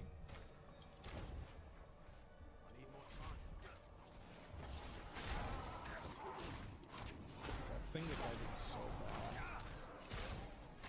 Dude, that single target is so not good. Oh, bro, it's very not good. Oh, it is not good. Todavía. Guys, this is bad. Ooh, I think it's bad. Oh, it's so bad. Oh, it's so bad. Doesn't do any damage. Where's the fucking damage? Show level 50 Barbarian? Okay. Barbarian? Todavía no. Diablo 4 gameplay. End game.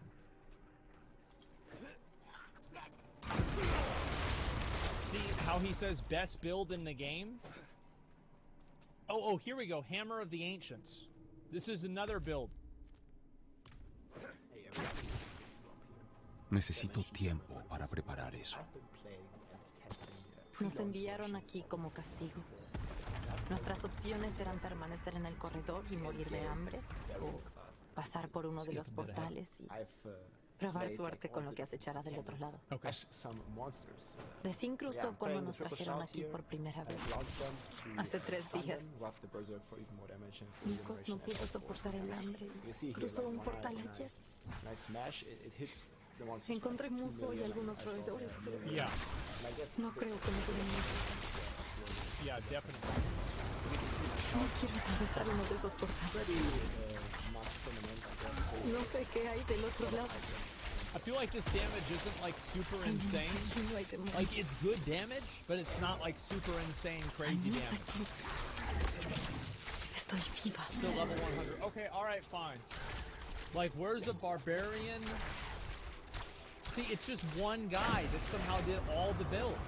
Minion Necromancer, good or bad for endgame? Todavía no. Hey guys, Cat TV here with Diablo 4 video leading into the launch of Diablo 4, and I want to talk about minions from Necromancers. First off, you can check out the link to the description below. I will be posting a ton of your guys' other things on the ICBane's website. Behind me here, you'll see the first initial guide that we posted, which is the Necromancer Loving Guide for Diablo 4. Which has been tested and confirmed is absolutely beautiful. That's his go-to guy from Minion PoE. Yeah. There is currently in the works by the time of this recording 3 guides for Necromancer being Blood, Bone, and Shadow. And I will say that I firmly believe that Shadow Necromancer is very likely one of the strongest Necromancer builds in the entire arsenal or toolkit that the Necromancer should. Necesito tiempo para preparar eso. Minions had a bit of a rough ride. First, they completely decimated the nerfing of them and made them completely irrelevant to any form at all. Yeah, they were and so bad. And then they, buffed their survivability. Now, with the information we have available to us, I can genuinely say that I've bent over backwards trying to figure out how to make them viable during the early stage of the game, the campaign, and see if that's something Todavía no. with the toolkit that's available. And no matter how much I go about it, I feel like they are not going to be able to perform well at all. The only way you can make it work is if you use some sort of type, using a blood skill combined with a ability. The problem with that approach is that if you discover enough for a roll for the blood skill that you decide to use, doing that will be a better approach than trying to hybrid shenanigans with me. That's so dumb, man. Like how is it that there's no good minion build? Allegedly, from what it doesn't even make sense.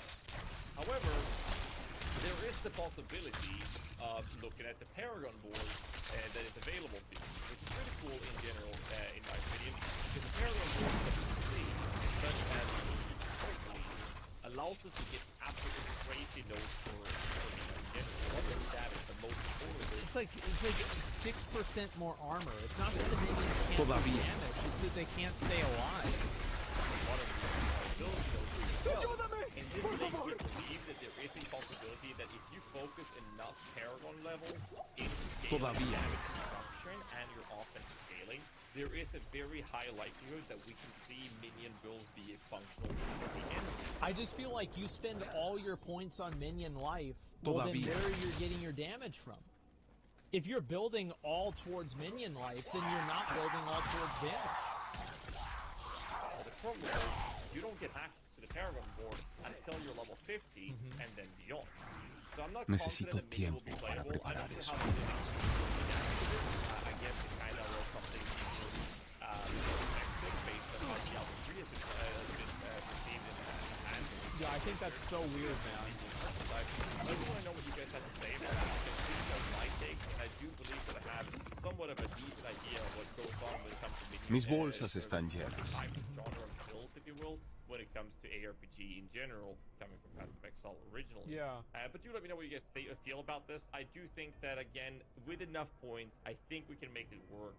I do fear I think no doubt. Like, if you put enough points into it, you'll definitely make it work, but you'll do that at the expense of your damage. Even if we can make it work, that it will still be a less performing build or lower performing build compared to what I believe to be the strongest in Shadow, and then the Bone and Blood will be about on par, I believe.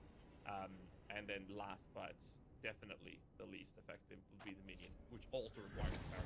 And I think it's crazy because I would love to have a minion army running around with me, clearing the map, like clearing the game. Crypt like, video? that's how you want to play. A lot of people want to Crypt clear didn't test the it for game endgame? So let me know in the comments. Yeah, like, you've got to see what this is in endgame. Because I'm sure that, like, you know, for lower tier stuff, the minions are probably okay. But it's like, remember, like, that one video where it was like, hey, minions are good. All you have to do is just play on world tier 1 all the time. What you guys think of it? And I'll catch you guys in the next one. There's going to be a lot of Diablo 4 content coming out on this channel, so make sure you subscribe on it, like the video for more content as well. That helps praying to the YouTube algorithm. 50 minutes, yeah. But definitely leave a comment down below that helps extra for the prayer for the algorithm gods. I'll catch you guys in the next one. Till then, stay safe and keep rocking as always. Fuck, man. I'm gonna link you guys the video. Am I starting tier 1 or tier 2? Tier 2. There's the video right there. Gazzy does a ton of like PoE like minion build guides too, so I would kind of trust his insight in knowing like what would work and what would not work. I just think it's so weird how there's no really good minion build for Necromancer. Like, what is the logic in that? That's crazy.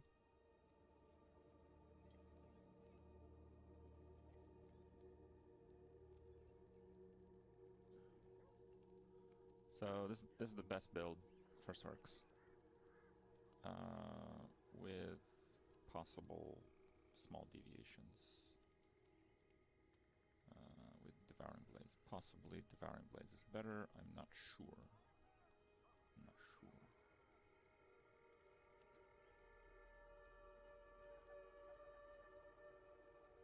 Yeah, Vegeta has a lot of builds. But I've only really theory-crafted Sork. A little bit of Necro. I am at a point where I am very confident that I know the best 3 builds for Sork. Very confident. The best 3 builds for Sork are, for single target only, cooldown reduction Conjure is actually decent. They nerfed all the Conjure stuff, but the Conjure glyph is actually the strongest glyph that Sork has. It is the best scaling glyph on Sork.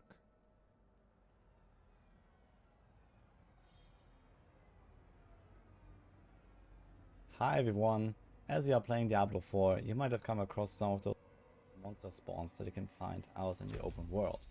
If you don't know what I mean, maybe you remember from the open beta, the level 35 elite that everyone was farming for the high level drops, those kind of guys. There are actually a few of them in every zone. You can see one of them here right now. This is the other zone in the northeast.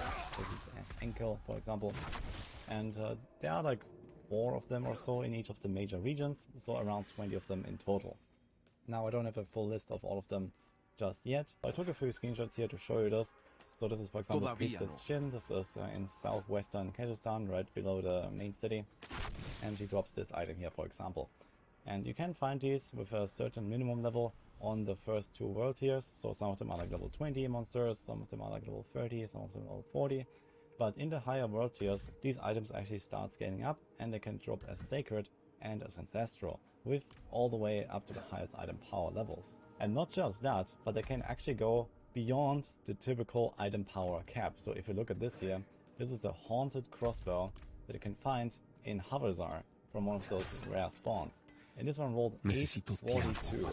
Now this is not my own screenshot, someone else linked this to me, but I have been farming this monster, and I have been getting also other high level drops from other monsters. The highest I found myself was an 837 mace from Oscar Reed, from the Fractured Peaks guy. I don't really know exactly what is the cap on these items, but it is definitely higher than normal, because the normal highest item power, as far as I'm aware, is 820. I have not seen a regular item that rolls higher, and apparently these can roll at least 22 item power higher, probably something like 25, maybe even 30, so up to 850 or so, who knows. And like this, these rare monster spawns and their drops can actually be very important, especially for rogues, I think, because most of these items are pretty trash. Honestly, they have like really bad stats most of the time, and they only have 3 stats. So they have like a fixed selection of 3 stats, sometimes some of those that are even unavailable. For example, shadow damage doesn't exist on regular crossbows, and you see there's only 3 stats on the socket.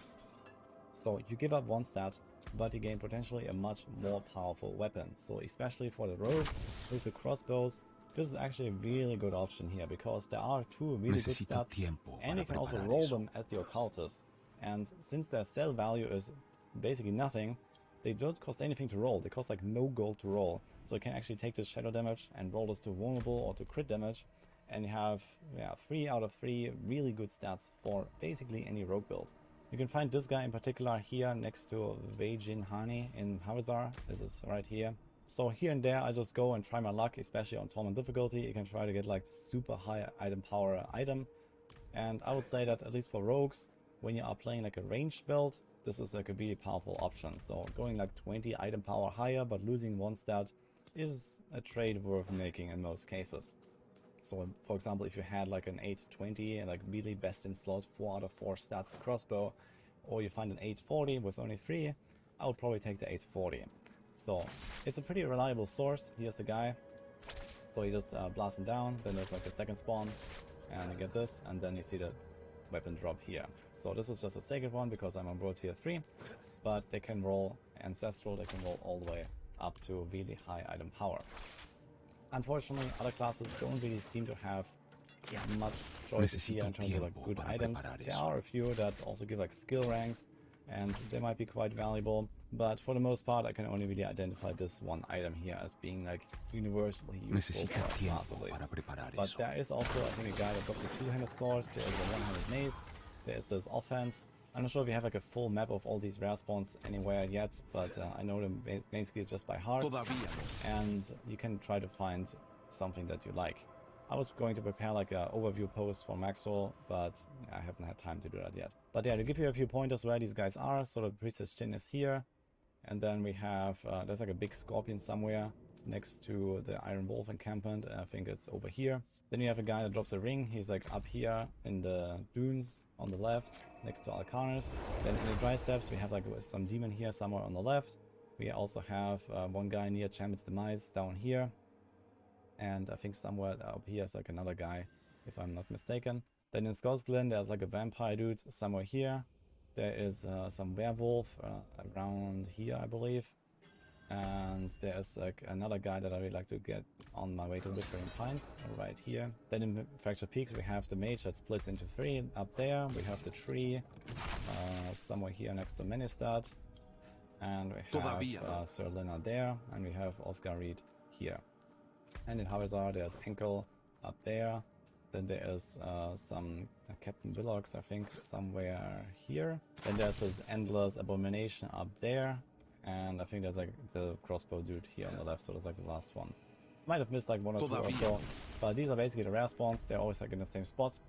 They always drop the same item, but it can have varying item power ranges. And on top of that, they also are a really good source of monster parts.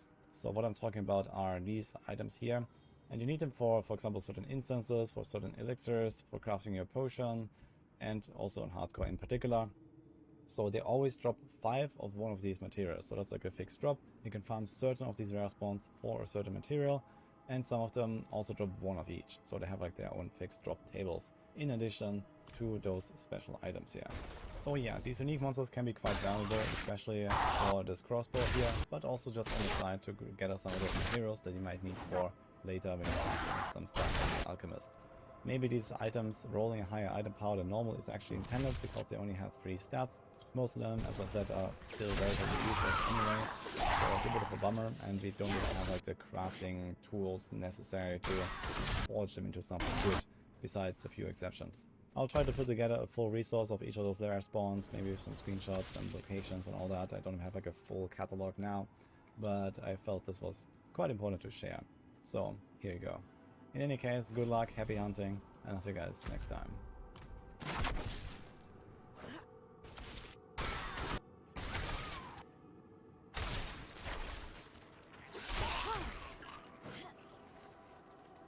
One of the most common questions I get while live streaming is, hey, can you tell me what is good secondary stats on my items, or how do I tell if I got a good drop in terms of gear? So what I'm going to do is I'm going to explain to you today not only what makes a good drop, but how to determine if a drop is good for your build.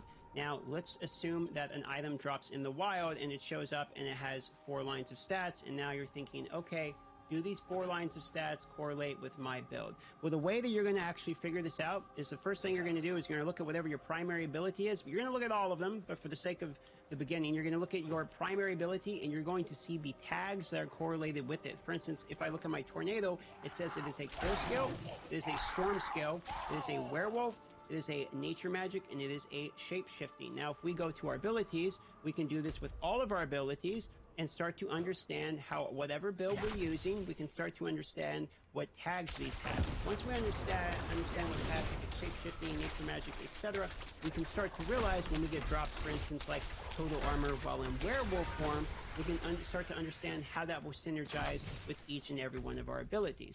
Then we can dig a little bit further and see what effects our abilities proc. For instance, Hurricane for us is not only going to apply slow, we are also going to apply vulnerable. So I know when I got my weapon, +2 vulnerable damage would be good for me because I am in fact using vulnerable.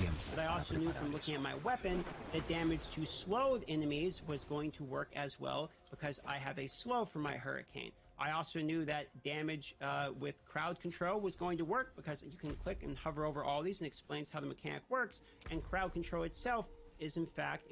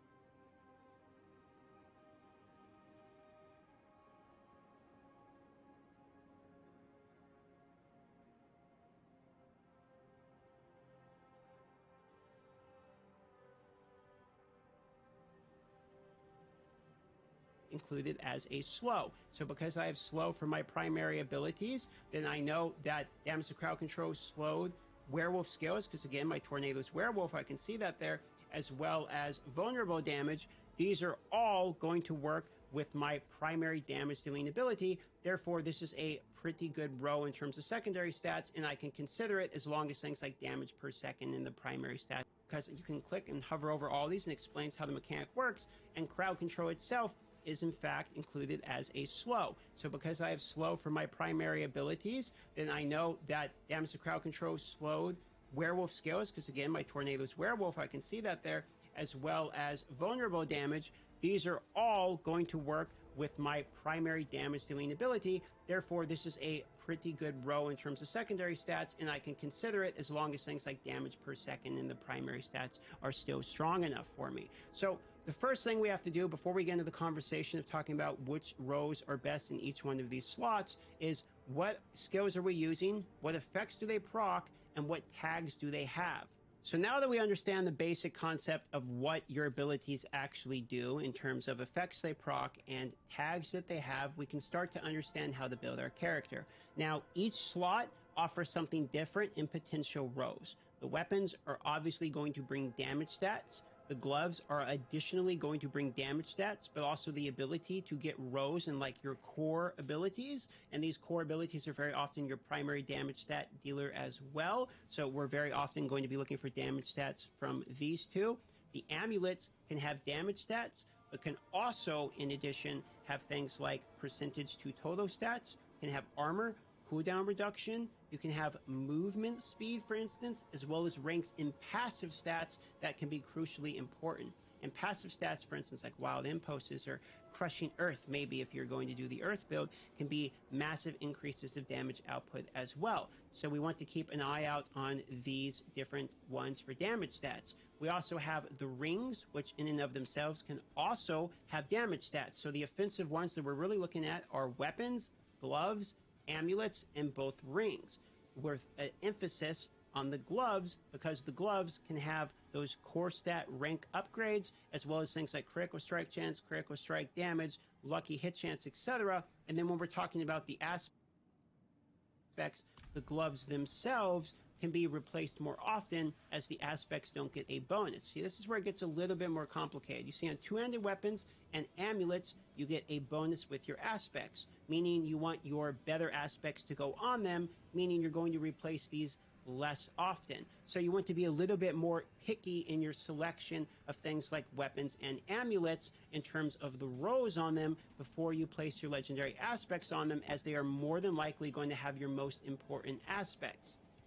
So as a recap, we know weapon, gloves, amulet, and rings have opportunities for offensive stats. The chest plate is in between this and defensive because the chest plate can have offensive stats, but as well as defensive stats. For instance, we can have an increase to physical damage, which I know is good for my build, because when I look at my tornado, we can have here a physical modifier I can see at the bottom, so I know this does physical damage. It actually tells you what type of damage your abilities do when you look at them. So I know increasing my physical damage with my chest plate is going to be very good.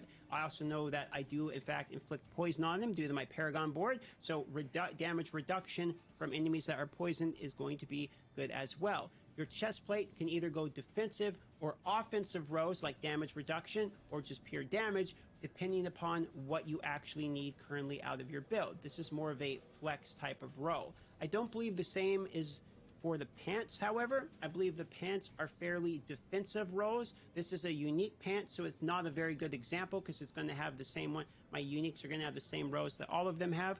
But on pants, you can actually get damage reduction percentages. And these damage reduction percentages can be things that multi-stack. So you can get a 4-row of like damage reduction while fortified, damage reduction while injured, damage reduction from close enemies, just straight up damage reduction.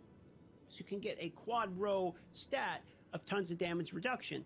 So your pants, if you're feeling like you're getting one shot all the time or you're having trouble surviving, your pants can be your key to victory when it comes to survivability. So just kind of keep that in mind and don't throw away, you know, an opportunity of some pants that maybe have a quad row, because you have that, you throw the disobedience aspect on for extra armor, suddenly you're just a lot more tanky.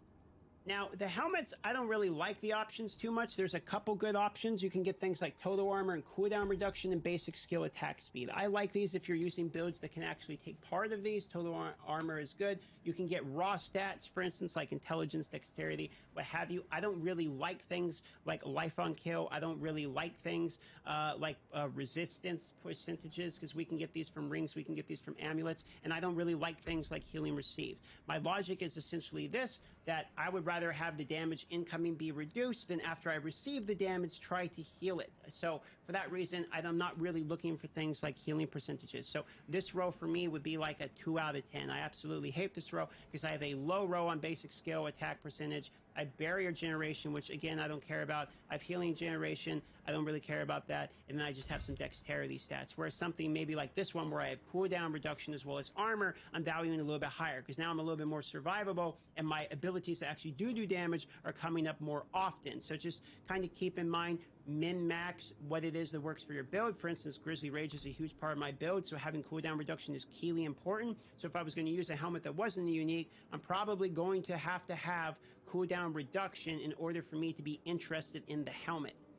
Now, the boots for me are fairly simple. I want movement speed. I am a person who likes to go fast. Yes, I can get movement speed on the amulet as well, but I would rather have cooldown reduction. I would rather have either tinky stats or damage stats on this amulet. I would rather have ranks of passives, etc. Then I would rather have movement speed, which I can get on the boots. The reason for this is the boots really are only going to offer a few things. It's either going to offer raw stats, dodge chance, which I don't mind dodge chance, or you're going to get resistances, or you're going to get some movement speed. So for me personally, I either actually really like movement speed on the boots because this is one of the most efficient places to get them, and only you're really costing yourself something like poison resistance or something in order to get something like movement speed. The other part of this movement speed is actually damage reduction in and of itself because you're dodging things more often and you're keeping away from the melee mobs more often than when you're going slow. So for that reason, it's a bit of uncalculable damage mitigation. So for that reason, I actually quite like movement speed.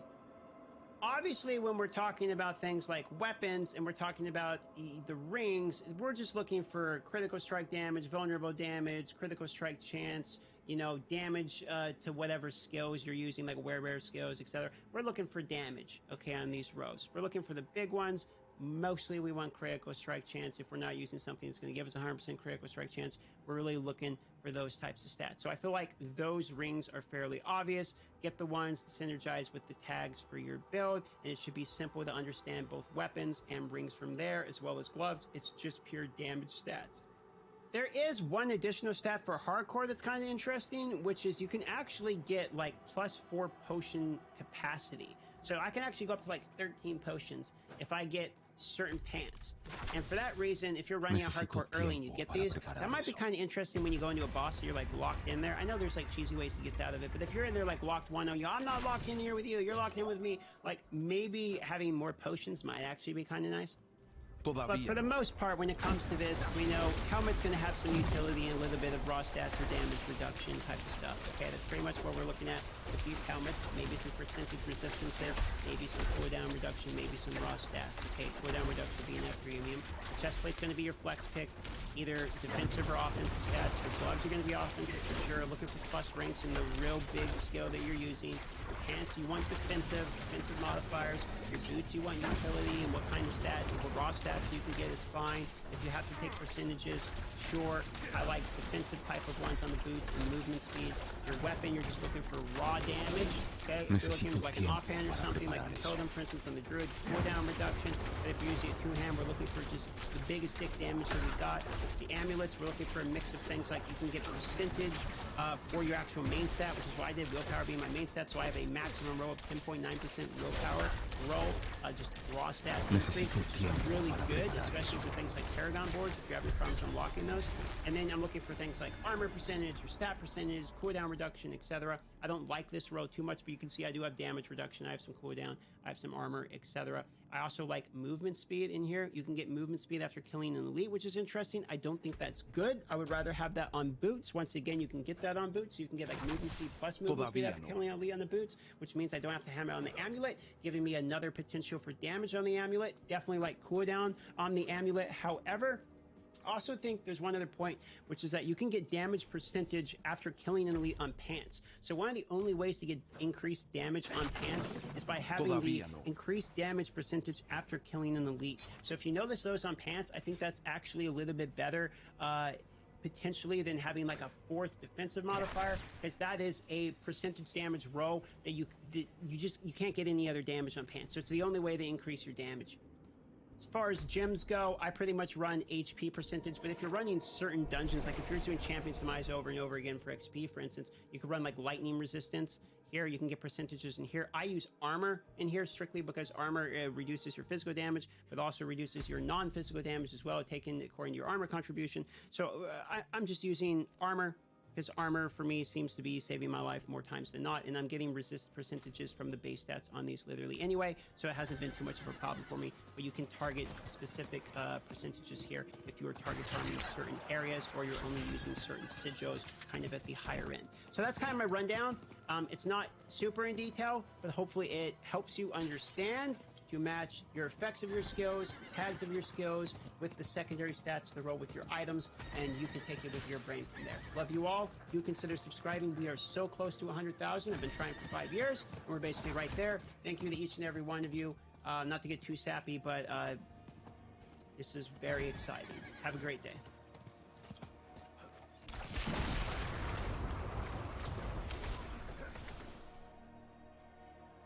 Hi everyone.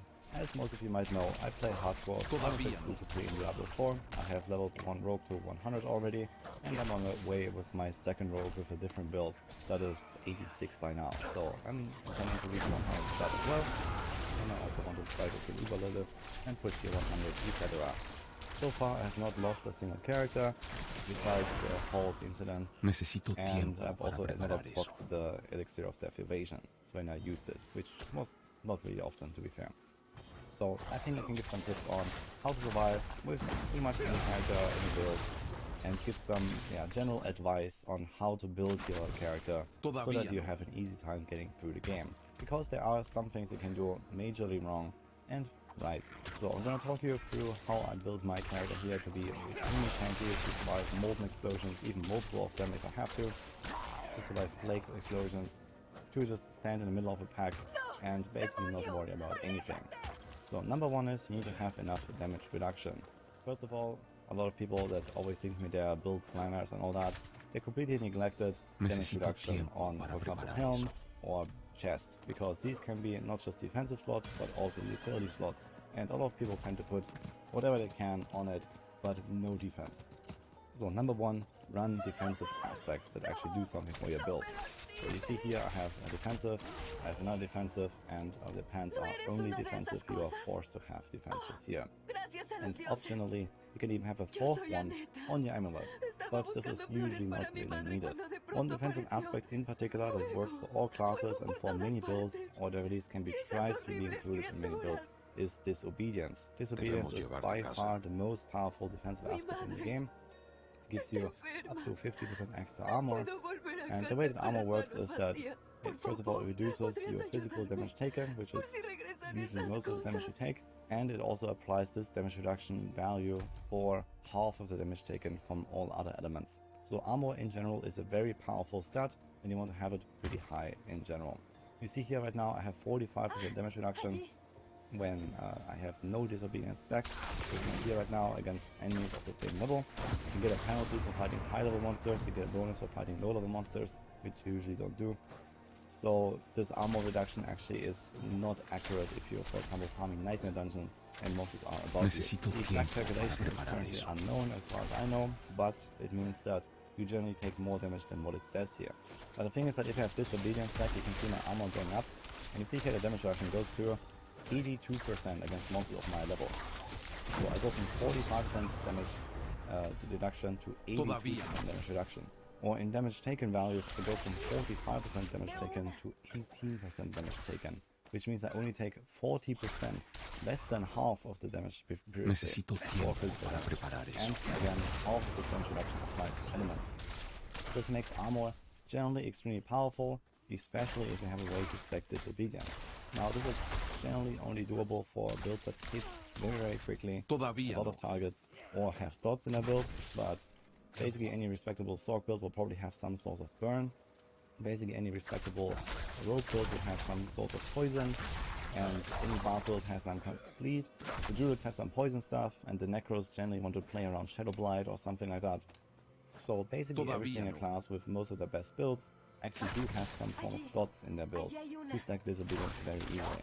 That being said, I would absolutely not be surprised to see Disobedience nerfed very soon, and maybe cap at half the amount of stacks, so instead of 100 stacks, make it 50 or something like that, so that's just not so obscene on the higher end, but a bit more consistent. But for now, this is the #1 aspect to use. The thing about armor and resistances is that resistances are nearly entirely useless in Diablo 4. So this is not like Diablo 2 where you stack resistances additively up to 75% damage reduction, and then this is kind of like the must-have for Hell difficulty. In Diablo 4, they multiply, they don't add together. So basically the way that resistances work in Diablo 4 is that you have 20% resistances, which gives you 80% damage taken, so 0.8, and then you have another 20% resistances. They don't add up to 40% resistances, but instead they multiply, so 0.8 times 0.8. So you have 36% resistances. And if you add another 20%, it's not 60, it's going to be like 49%. So they multiply so that the remaining incoming damage gets reduced by that amount, by 20%. But a bigger issue with resistances on top of that is that there is a penalty applied to them. So when you go to the World Tier statue in Kyovashad, you can see that actually the difficulty overview tells you that in torment difficulty you get a 40% resistance penalty. So all those values that you have in your items actually get reduced by 40% before they start adding any kind of damage reduction. So for example, a 20% resistance roll on your items is reduced by 40%, so it's actually only 12% damage reduction. But then only half the incoming non-physical damage is reduced by this resistance value, because the other half is reduced by your armor. So let's say you take 1000 damage and have 80% damage reduction from armor, then 500 of that damage will be reduced by 80%. So I take 100 damage from the armor part, and then there's the other part, the other 500, that gets reduced by, let's say, 20% for my fire rest, so I take 400 damage. So it combines 100 damage taken from the armor side and 400 damage taken from the fire side, and your overall damage reduction is 50%. But because of this resistance penalty that you get in torment difficulty, resistances are simply not very easy to stack and effectively useless. Like, you don't want to have resistance on your items really. You do get them by default on some of your pieces, like the amulet and the rings, so you kind of are forced to have a bit of resistances, but generally in terms of the value that they provide to your character's defenses is extremely low. You may find a chest piece, for example, that has like 3 different resistances with like 50% or something like that, and you think, wow, this is a lot of damage reduction. But again, you get a 40% penalty, so that 50% is actually 30%, and then you get half of that, but 15% damage reduction. And then that resistance only applies to a single element. And look at those other stats you can have on a chest. You can have 18% damage reduction from close enemies, up to 24% almost. And that applies to all elemental types. This applies to physical, to fire, cold, whatever. And the same with damage reduction from enemies that are poisoned. Damage reduction, like just the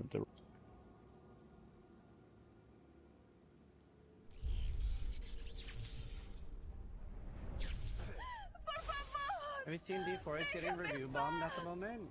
Where? Why? No, it was getting bombed. As the video about it. Oh, look, this turntable. I'm gonna react to Asmongold. I want to see what this is about. Diablo 4 review bombed. Diablo 4 is getting review bombed. Is it? Diablo. Okay, so it's a 5.2. Review comes to long-term Diablo friends like that. Played by me. Loot boring, plus result stuff. Okay. Loot isn't boring though. Loot actually isn't boring. Loot is simple. But getting gear and gear upgrades is actually really fun. And that was the thing that I thought would be the worst about the game. In all my videos before the game come out, I was like, loot looks dog shit. And it does look dog shit, but it's actually surprisingly fun. I think that the very predatory search, I think this is ridiculous. Like, I don't like the idea that people use the word predatory for things that are not predatory. It is, I think though. that the idea of preying on FOMO is being predatory on the same level as, like, microtransactions that simulate legitimate, like, casino gambling. I find this to be massively... Sure, but obviously there's different levels of predatory, right? Because you do miss out on a lot. Like, if you do start playing a week later, or for most people it is a week later, right? Because a lot of people can only play on weekends, and you see that everybody else is already level 100 and stuff, that does, at least for me, take a lot of the wind out of my sails. So obviously it's not as predatory as other things, but I would still say the early access is predatory. Like, it is taking advantage of people wanting to not be left out. Stupid, and I think all it does is muddy the waters between what is actually predatory and what people just simply disagree with. They're overreacting. I think the predatory aspect is more that you're paying for something, you don't know what you're getting. That's another thing, right? You're buying in early. You're buying in before you know if the game is great, right? Can you imagine if, let's say Diablo 4 was very low quality, right? Let's say it was the same quality as the Golem game. Estaba Right? cazando a Elías.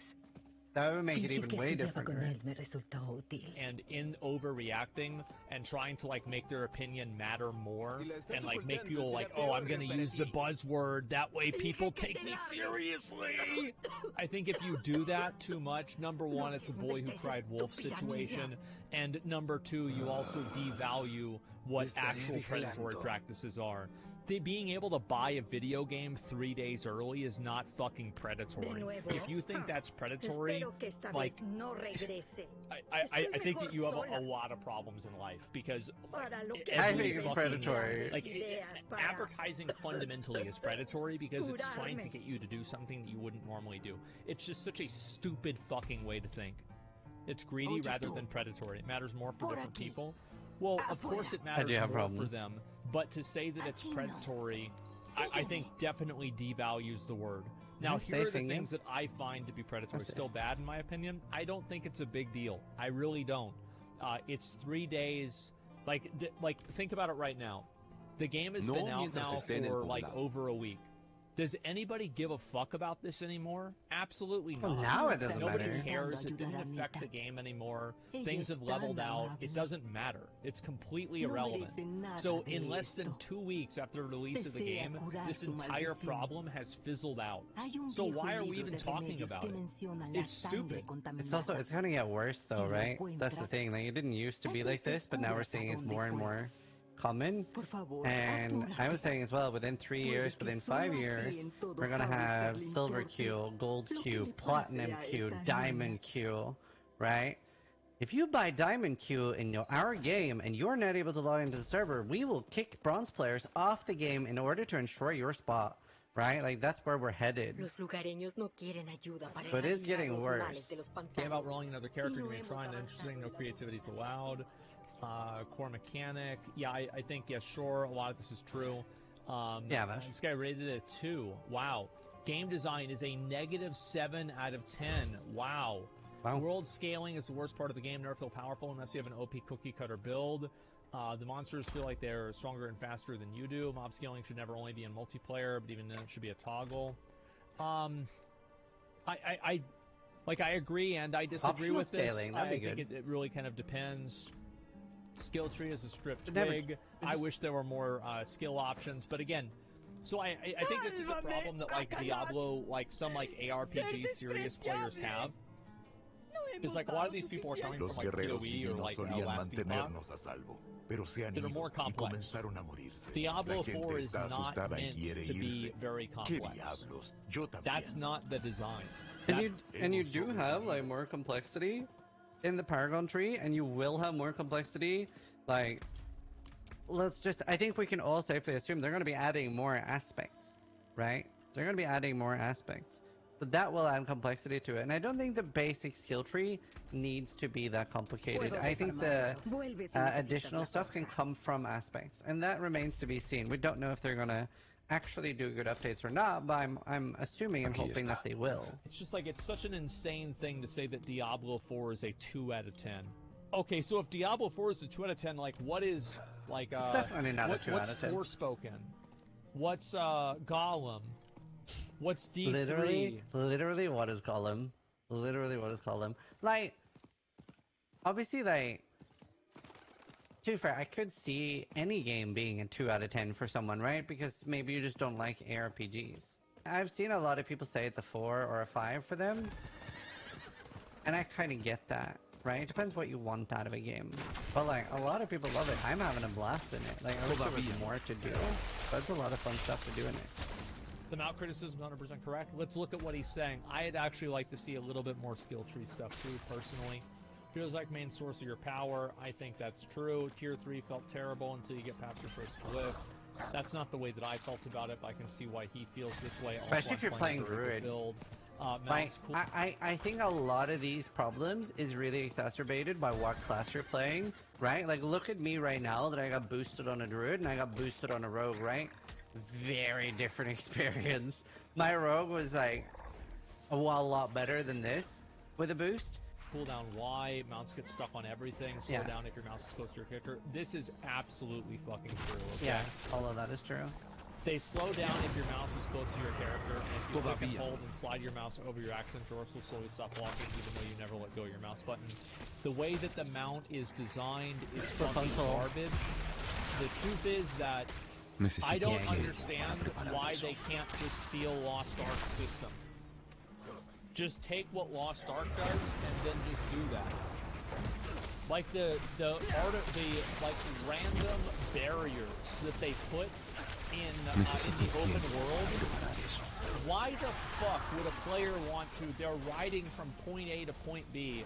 Why the fuck would a player want to stop riding, get off of their mount, to kill a wall and 2 skeleton archers? Who the fuck wants to do that?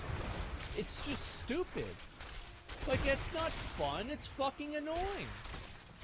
Why are we being annoyed? Why is it immersion? What do you mean immersion? It's an undead. Yeah, that's the worst thing. There's so many bad design decisions they've done, and despite it with immersion, like the no overlay. Loot has the worst stats to choose from. I agree with this. I think the core stats are... I agree with him on this, absolutely. Back in Diablo 3, it felt so good to get crit damage, crit chance, and attack speed because they synergized with each other. Now, the stats don't synergize with each other at all. And it doesn't feel good. So, I don't know. I've entirely changed my opinion on loot. The only thing that is a little bit silly is vulnerable. Vulnerable is like a little bit too insane. Is the only thing I think. But I actually like really enjoy getting gear upgrades for how simple it is. Right? I don't think that there's many ways to make loot a lot better without adding a lot of complexity to it, and that's not what really Diablo is, right? They want to be a simpler game. So yeah, they could buff res and maybe ungroup vuln or some other stuff to make it like less insane. Like yeah, vulnerable is almost mandatory. That's what I would say. It's at least in my opinion, it's surprisingly fun to gear for how simple it is. Obviously, like I'm a degenerate Path of Exile gamer, right? So I prefer more complicated things, but I'm appreciating the D4 loot system for what it is. I don't think the gearing in this problem is that big of an issue. I have 700k gold, I have a repair of 150k. Decide if you want to vendor your items or salvage them. I don't think this is a big deal. If you're like, I mean, I like how gold heavy it is. Keep up with gold costs. Casual ability, the game is very anti-casual. It takes so much time to do anything. Also, repair of 150k, if you just don't die, you don't have to repair anything. I'm a hardcore player, I've never had to repair anything in the entire game.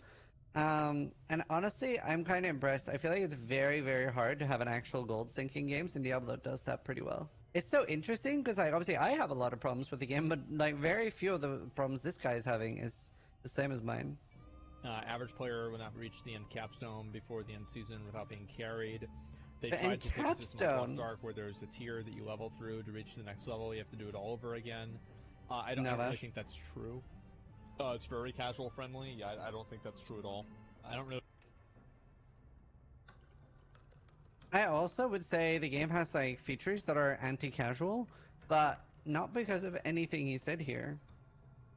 And the capstone dungeon, casual players will definitely finish before the end of the season.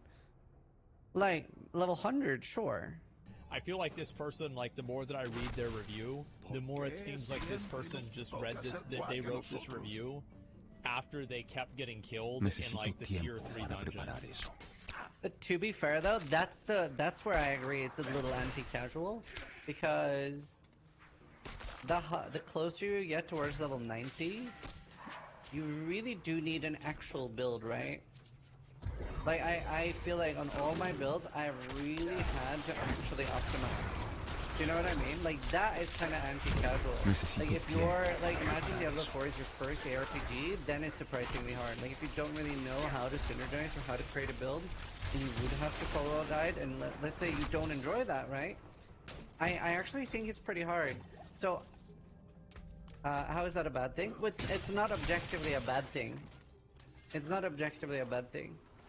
It's just the fact that Blizzard has said they're aimed this at casual players, right? So I'm surprised at the difficulty. Obviously not a problem for myself. Yeah, it's an interesting one. And also, I think uniques should drop from tier 1 and tier 2. It'll just be really, really rare. You could have that they basically don't drop until you're tier 3. Or like the tier 3 capstone dungeon. Like, I really just think, like, you have a bad build. And it's like every ARPG allows you to have a bad build. Like, Diablo 3, you had bad builds. Todavía no. Like, that's the way it is. Like, you get better... Yeah, he's playing a druid, exactly. Like, what the fuck? Like, I remember I played PoE, and it's like, is that a problem? Well, I don't know. Maybe it is. Like, I think that it is. I think it's a legitimate problem. Like, I think Barbarian and Druid gameplay pre-50 is actually bad and it's not fun, and Blizzard should make it better. I don't like the idea that Barbarians and Druids should have to play a worse version of the game just in order to enjoy the same thing that the other 3 classes get to enjoy from level 1. It's just not fun. Strauss Druid is strong? Yeah, it is now because it's level 100. Well, I'm talking about, like, at the beginning. Druid is really rough at the beginning. I had no idea how rough it was going to be. Because obviously I just had that experience, right, with Rogue and Druid, where I got carried on my Rogue, fucking cookie cutter, pretty much. Pretty rippy, but, you know, cookie cutter. And the Druid, now I'm like, man, I am playing on the hardest difficulty. Also, an alt-cruelty thing again is ability to skip cleared it, keeping important rewards, Paragon. Paragons are used on alt to 50. That's very true. What he's saying now. Not have map uncovered, not have waypoints. Yeah, I think that is insanity. Absolutely. Everything should be completely account-wide with no restrictions. That is insanity. As I've said before, I am an advocate of making all gear in World of Warcraft completely account-wide with no restrictions on trading. It's not even what he says here though. It's also the fact that if you drop a piece of gear at level 100, that piece of gear has a close to level 100 requirement to equip it. So it's like, you can never grind on your level 100 character for gear for your other characters. And very limited trading. So you're actually punished for being max level in terms of who you can trade with. And you can drop a similar power on a level 70 character, right? You can drop a 825 or whatever at level 70. That's it. Immersion. Soulbound after being equipped is a must? No, it's not. There's no reason for that. It's the same with the having the waypoints and the map uncovered. I like Soulbound for being equipped. equipped. It's almost unusable is a good game design. It depends. Like, I like Soulbound for being equipped, but I wish you could sell legendaries. And even unique. I like an economy. And then for those of us that don't like an economy, you make a soul self-on mode. Then you fix a little bit of every problem. You have a healthy economy. And a game like Diablo could very easily have an auction house. Just do a 20% tax. Right? And you can have bind on trade. In my olden days, I used to be so against all forms of Soulbound. Bind on trade is the healthiest game mechanic ever. It literally single-handedly wipes out flipping. And then you still have a healthy economy, trading, you have a great reason for gold. So good. I used to be so against any form of Soulbound. What's flipping? Flipping is like if I buy, let's say Shakos were tradable, right? Or, you know, just to say any item was tradable. I buy out all of them at like 1 million gold each, and I relist them for 100 million gold each. There's always going to be a spectrum of power level. You can't expect every single ability to do the exact same damage. Like in terms of like tier assassin. Because if you did that, the game would have to be super boring. And it wouldn't be fun to play. Because there'd be no real variance in the game. Everything would just be basically Fireball and Shadow Bolt, the only difference Can't be illegal in the game. So you're always going to have a disparity. I think the problem is whenever the disparity is too big. I feel like in almost every single RPG, there are certain builds that are just way better than other builds. Yeah, that'll be in every RPG ever. That's just the way the game is. The only like thing you can reasonably do to combat that is when you have different types of builds that are good at different things, right? Like RuneScape does that with like you have different item sets for different types of content, right? So you have like one set and one kind of build that you're doing some content with. You have others for traveling, others for farming. Like you're always gonna have, that's not a fixable problem. Are you calling Diablo 4 easy? Is Diablo 4 easy? I think that's... I finished Elden Ring. I don't think it's easy, like as a baseline, but it's easy compared to its other contemporary games. I think it's just about as hard as Diablo 3. I think it's easier than Path of Exile. Harder than Diablo 3, surely. I think that it's easier than Lost Ark. Dungeons all have a gating system, like do some random jump before we get to the boss clear, waste time to kill all enemies. Yeah, sure, I agree with that. Let's see here. Transmog only on appearance and salvage instead of pickup. Yeah, I don't see why. That is insane. Don't get baited by fake casual reviews saying the game's a 10 out of 10. Any seasoned RPG player can sell me on failures the genre brings. Forced online, for one thing, is kind of sad. I don't mind that. Why are people like this? Is so. I can see the game being at least a 9 out of 10 for casuals. I think nearly all of the problems I have with the game is more for somebody that's like, it just depends, like how many hours does a casual play a game, right? I would say a casual plays a game less than 100 hours, right? And then it's a pretty good game. Because you don't really get that bored in less than 100 hours. Like I'm already at like 200 hours. And like, yeah, if you're gonna play Diablo 4, 500 hours right now, oof, right? I think we can all agree. 500 hours in Diablo 4 right now, you're probably getting pretty bored towards the end for most people. Because there's not that much like in-game content, but for a casual player, it's really good. And they should also make hardcore as soon as you disconnect it. Nah, like 40 bucks for it. I don't care if it devalues what hardcore is. I think it's just like, I would rather players be able to cheese the game than the game be able to cheese players. That's how I think. Yeah, like, I'd rather be able to cheese the game than the game cheese you. Like, bro, the world first hardcore 100 died to it. Like, how fucking so stupid. Let's see here. Forced online. Give me a fucking break. Skill diversity is low, typical ARPG problems. Come on, 20 plus years of knowledge in RPG, Blizzard still manages to mess this up. Everybody messes this up, and there are plenty of different skills. Like, for Barbarian, you have Whirlwind. I can't speak to every class. I'm just talking about Barbarian. You have Whirlwind, you have Hammer of the Ancients, you have Thorns, you have Rupture and Bleed. Is there anything else? Double Swing? Is it really that good? Upheaval, right? Like, how many of these... How's it a lot? Yeah, I think that's a lot. Yeah, that's a massive amount of builds that you have. I think Barb is kind of a bad one to do as an example, because nearly all Barb builds are the same, right? Because you have to use the shouts. I think Rogue is probably the one with the most diversity, right? Rogue has to be the most diverse one, right? Like nearly all of the Rogue core skills work. There's not 8 Rogue builds there. There is no. Rogue is like amazing. You can do the Twisting Blades, you can do the Penetrating Shot, you can do Barrage, you can do whatever the other bow skill is called. And even the Rain of Arrows build, it's just weird to play and you need really high CDR. Flurry, that's the one.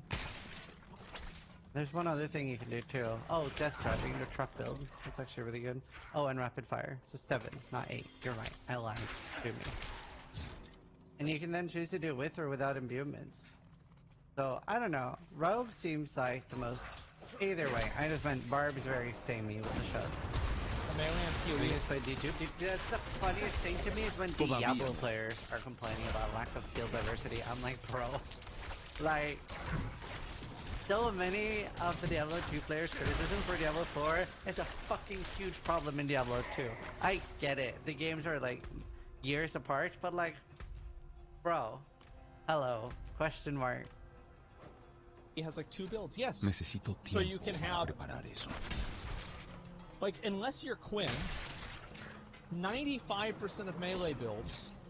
I guess we had people this league playing, what was that, like Earth Shatter or whatever?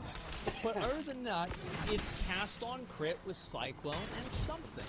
Yeah, Bone Shatter, yeah. And Righteous Fire is not a melee build. Todavía no. Like, that's it. Everybody plays the exact same fucking thing because it's the best thing. It's just insane to me. No game is ever going to have build diversity, right? And there's a very, very important semantic difference here. And what you really want in a game, and that's happened a few times in PoE history, you want build viability, right? You want you as a player to be able to feel like you can reasonably do the majority of the content with the majority of the build.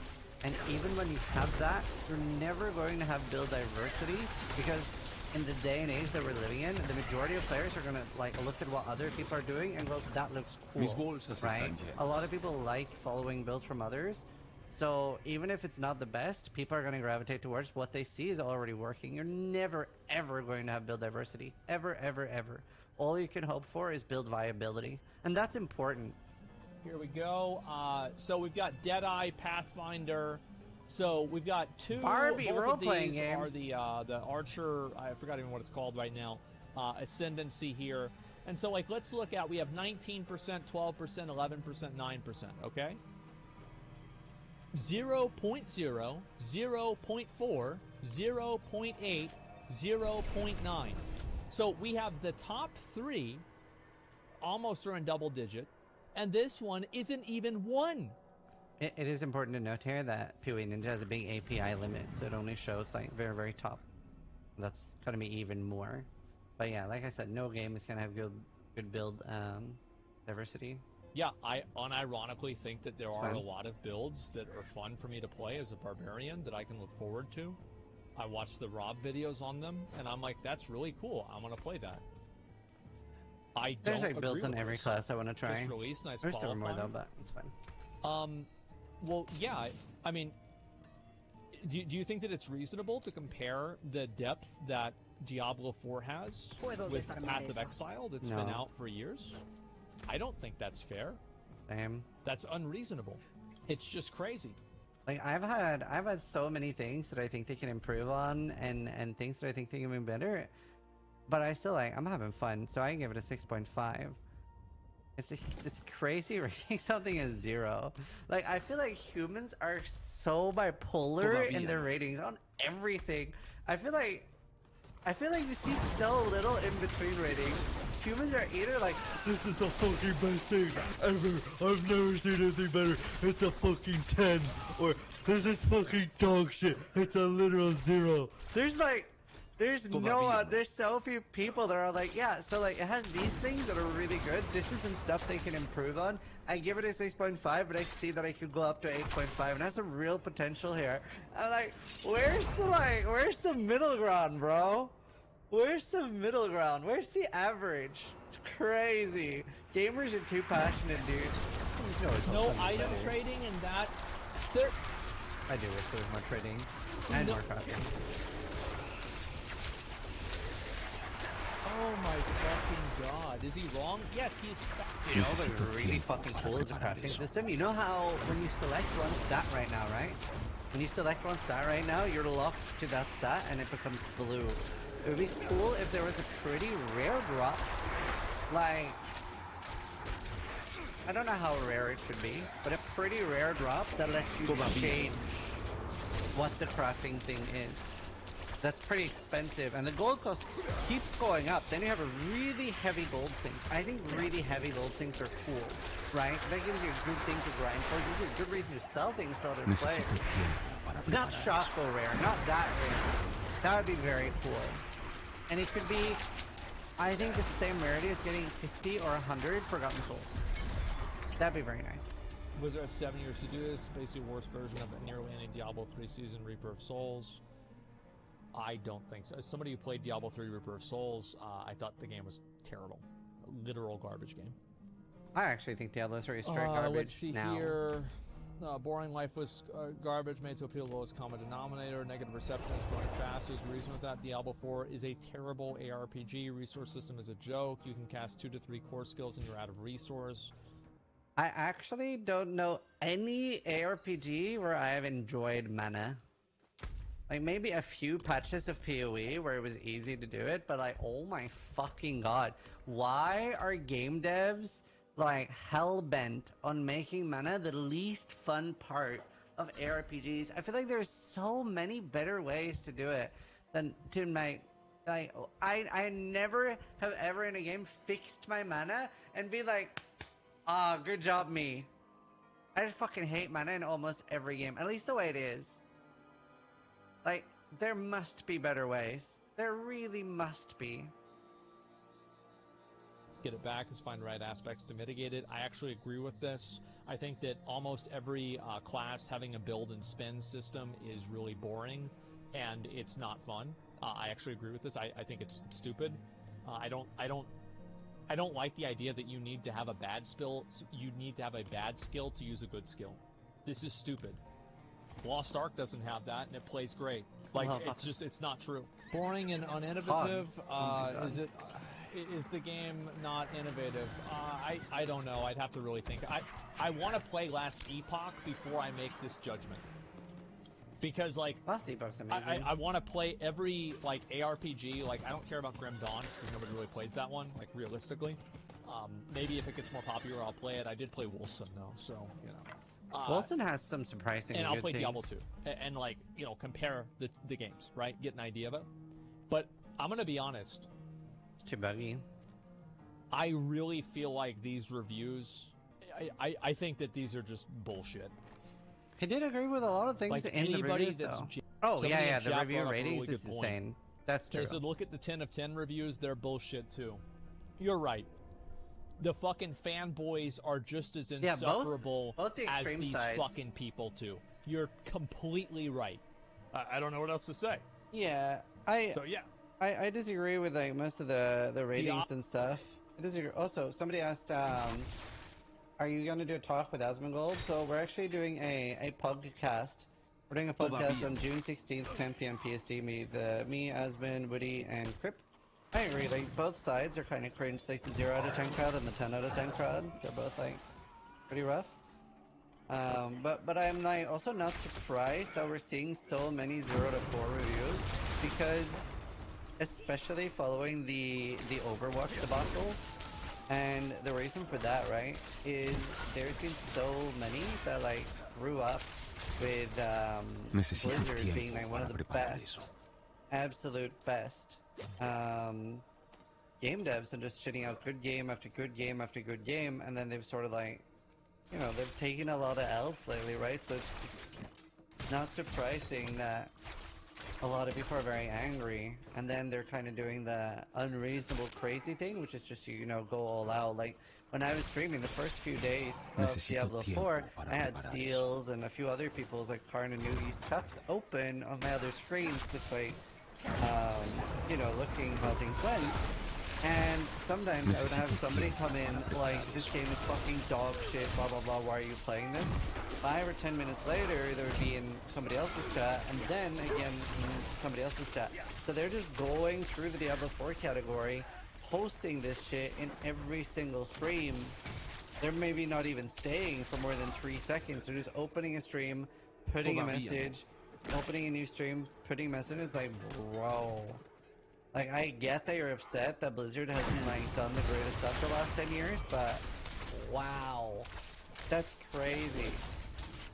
That's crazy. But then, on the other side as well, like, I made a feedback video.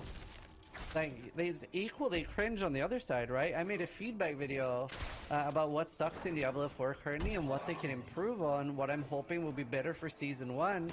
And some guy came into my chat like, why the fuck are you still playing this game if it's so shit? It's like, man, well, I wanted to get better. That's how things improve. It's like, it's so crazy. It's so crazy to me. Like, we need more happy mediums, but user reviews in general are always fucking insane. Like, I'll end the video by saying that, because I saw a Steam review of, it was like a $30-40 game, can't even remember what now, because it's so long ago. I showed it on stream like a year ago, and it was a 1,500 hour review on Steam. And somebody said, and I was like, ooh, this is really interesting, negative review, 1.5k hours. And he said, I played the game for 1,000 hours now. For the first 1,000 hours, it's an amazing game, one of the best I've ever played. But in the last 500 hours, it's really stale. It's like, bro, that's insanity. But yeah, we'll end it there. Hope you guys enjoyed reacting to Asmongold. Thank you for watching. Sub if you liked the video. Bye. Good night.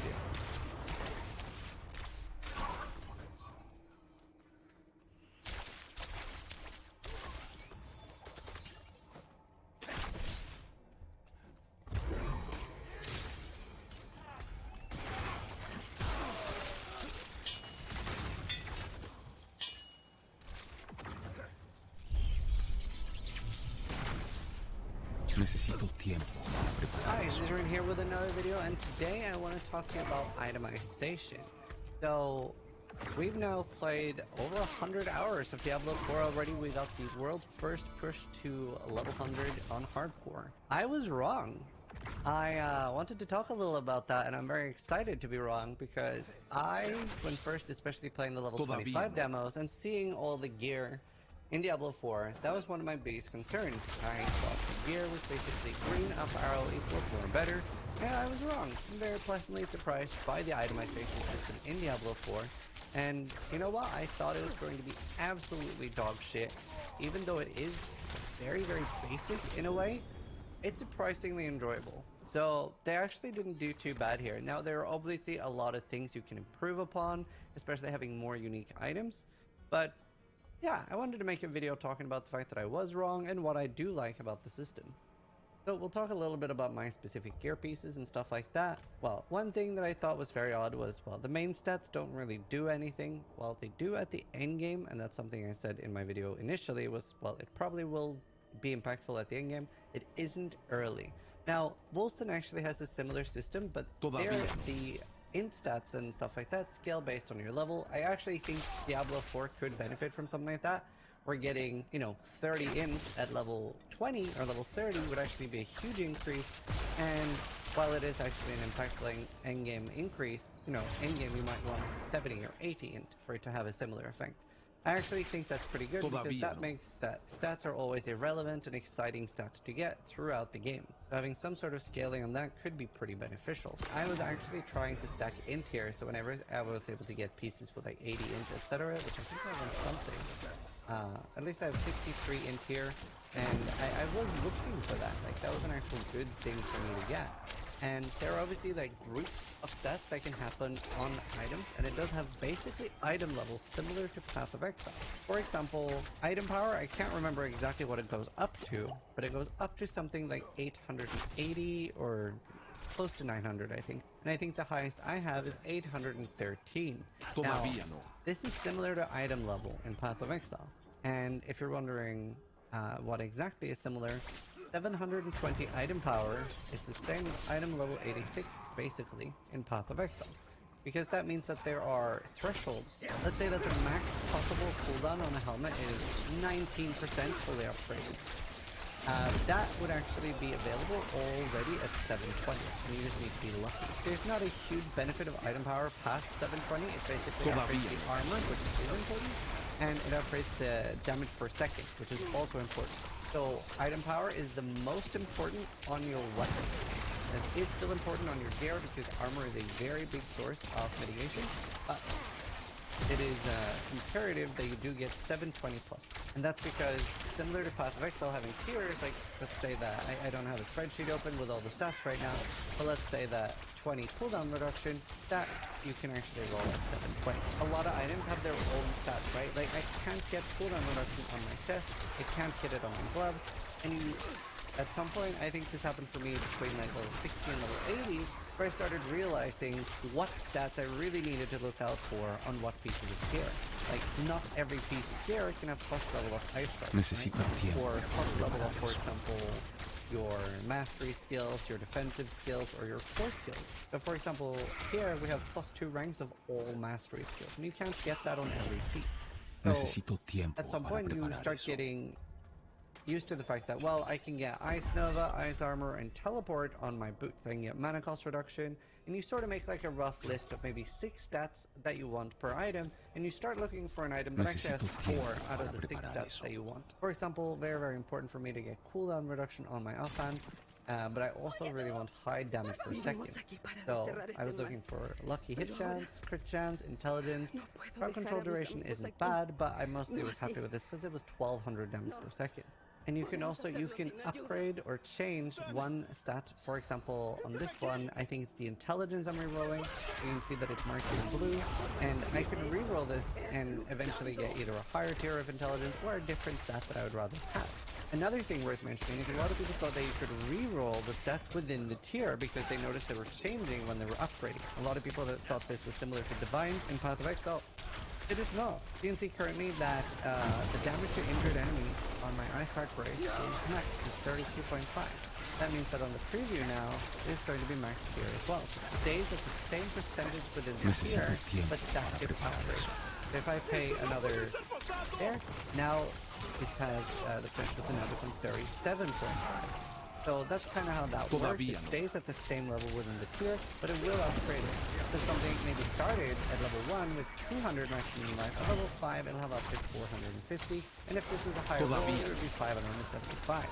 We don't have a way to like alter these rolls right now, so that means that you are actually chasing items and looking for upgrades for a long time, because you have multiple tiers, like you have tier 1 life, tier 2, tier 3, tier 4, etc., and then you have rolls within those. Now, you also have different levels of items. You have Ancestral, Sacred, and Rare items. See, I don't know if I still have any normal items, or if... Oh, here I have a Sacred item. It's basically sort of like tiers of item power. Like, you'll quickly notice that, you know, if this was just normal Rare boots, they'd probably be like 500 item power. Sacred seems to be up to like 720-ish, 730, and then Ancestral are more like closer to 800. For uniques, this wasn't that important unless it's a weapon. So for example, here I have an Ancestral unique staff. You see that this is very important because this affects the damage per second. So I'm very happy that I found a Staff of Endless Rage at Ancestral with a high damage per second. However, if you're finding, for example, well, Ice Heart Brace, these are sacred, they don't have the high item power. The only thing I'm missing out on then is the armor, which isn't the end of the world, and it means that, for example, if you found a Shako as a normal unique, that would still be completely OP. So, that is worth keeping in mind. The name itself, like Sacred, Ancestral, etc., isn't really that important. It's just about the item power and the actual stats on the items. Let's talk a little bit about unique items. They're a little hard to see in my stash, but I did get quite a few cool ones. I ended up using Raiment of the Infinite. We got, thankfully, both of us got that. And it basically, after using Teleport, close enemies are pulled to you and stunned. And the Teleport cooldown is increased. Now, we both had that, so that was really, really nice, because we stunned a bunch of enemies and just like suck them all together, and that makes it a lot easier to AoE them down. I was using Ice Heart Brace a little bit as well. They're not that great. When we were pushing in a group, I wasn't using them, but for solo, they were nice. Izu's Heirloom. I actually have a max roll pair of these somewhere, and I think I will be using those at some point on a different source, because it can give you a large amount of crit chance. I got a item called a Razor Plate, which could be really, really cool. I kind of want to make a Thorns Barb for PvP, which I just focus on tanking, and people end up killing themselves on me. I think that would be really, really cool, especially against fast attacking things like a Rogue or a Sword. And a Sword, if we can get it right, might just one-tap themselves. And I think that would be really, really cool. Now, I actually really, really like unique items in the game. and I really wish there were more of them, like quite a lot more, where you end up having a choice of having 2 to 3 build enabling uniques because you don't want too many. They do end up lacking a lot of the stats that rare items and legendary items have, and I really like that. I like that it hopefully won't be the case that you'll just deck out your character in uniques, even if you end up getting more uniques in the game, and that you will still have like maybe 2 or 3 build enabling uniques, and then you're focusing on legendary gear. I am very worried about set items. I really hope they don't make it into the game, full stop. I hope Blizzard realize what a dangerous thing set items are, because in my opinion that's what ruined Diablo 3 for me. The fact that you finish your season journey and it's like, here's a set that makes your skill do 10,000 million% more damage, and every other skill is pointless now. I do think there are ways to make set items good and usable, but they end up becoming either completely useless or completely overpowered, and I haven't really seen many games do anything in between. So, legendaries are a very, very important part of Diablo 4, and you can obviously extract legendary aspects, and then they'll appear here. You can now put them in the items. Now, obviously, I have already put things in these, and important to know that you can still put new ones. A lot of people don't realize that you can keep putting aspects. If I want to change my mind and I don't want this anymore, I could put this in, and then maybe I change my mind again, and I will put another one in. The only thing you can't do is you can't extract out of one that is put in, right? So you can only extract from legendaries that you're actually finding. You do also have aspects as well from the Codex of Power, so there are loads of different ones, even loads from my class. These will appear always at the lowest level. So it actually ends up becoming really, really important to find good rolls, even of the ones you get from dungeon. A good example is this. Using a cooldown is 15 to 25 mana. Getting 25 would be huge here for me. I actually never found one. So there is actually a very, very large benefit if you find a max roll one pretty early. You really want to save it for later until you're like really found a good item that you're unlikely to replace. So I was very, very careful with like not using any like max rolled ones. And these change your builds massively. Here, the Avalanche Key passive now applies to 1 additional cast, which is this endgame thing here. Your boss skill will up to a 10% chance to make your next cast of Ice Shards contain no mana and deal 40% increased damage, and the chance is doubled against vulnerable enemies. So this is obviously very powerful, and there's other things that are really good, like for example, this armor thing here takes my armor mitigation, which is currently 33%. I believe it's made it 80 or 90, so obviously very, very strong for hardcore. Huge armor mitigation there. And then also we have the mana reduction, the Ice Shard Pierce, and the more damage versus immobilized stun enemies. Very, very many good things here that will be very build enabling. I'm working on a rogue right now, and there's several legendaries I'm looking out for. You can't use these until level 25 from the aspect.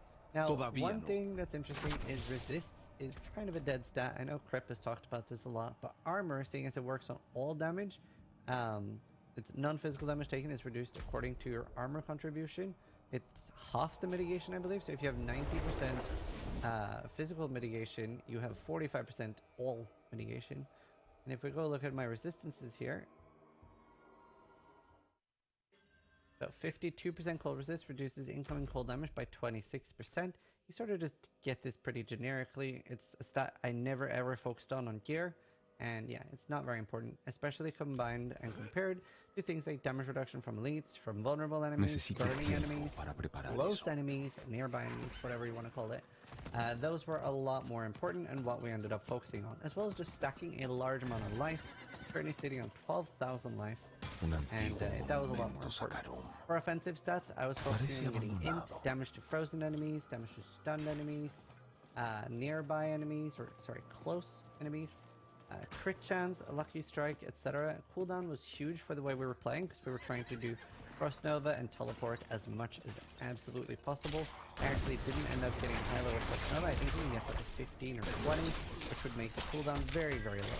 Especially because Frost Nova loses 1 cooldown second per enemy killed up to 4 seconds. So if we get it to 8, we have a 4-second cooldown. Now Diablo 4 is fairly limited crafting, but it works like this. So let's say I have this helmet here, and I don't use lightning sparing.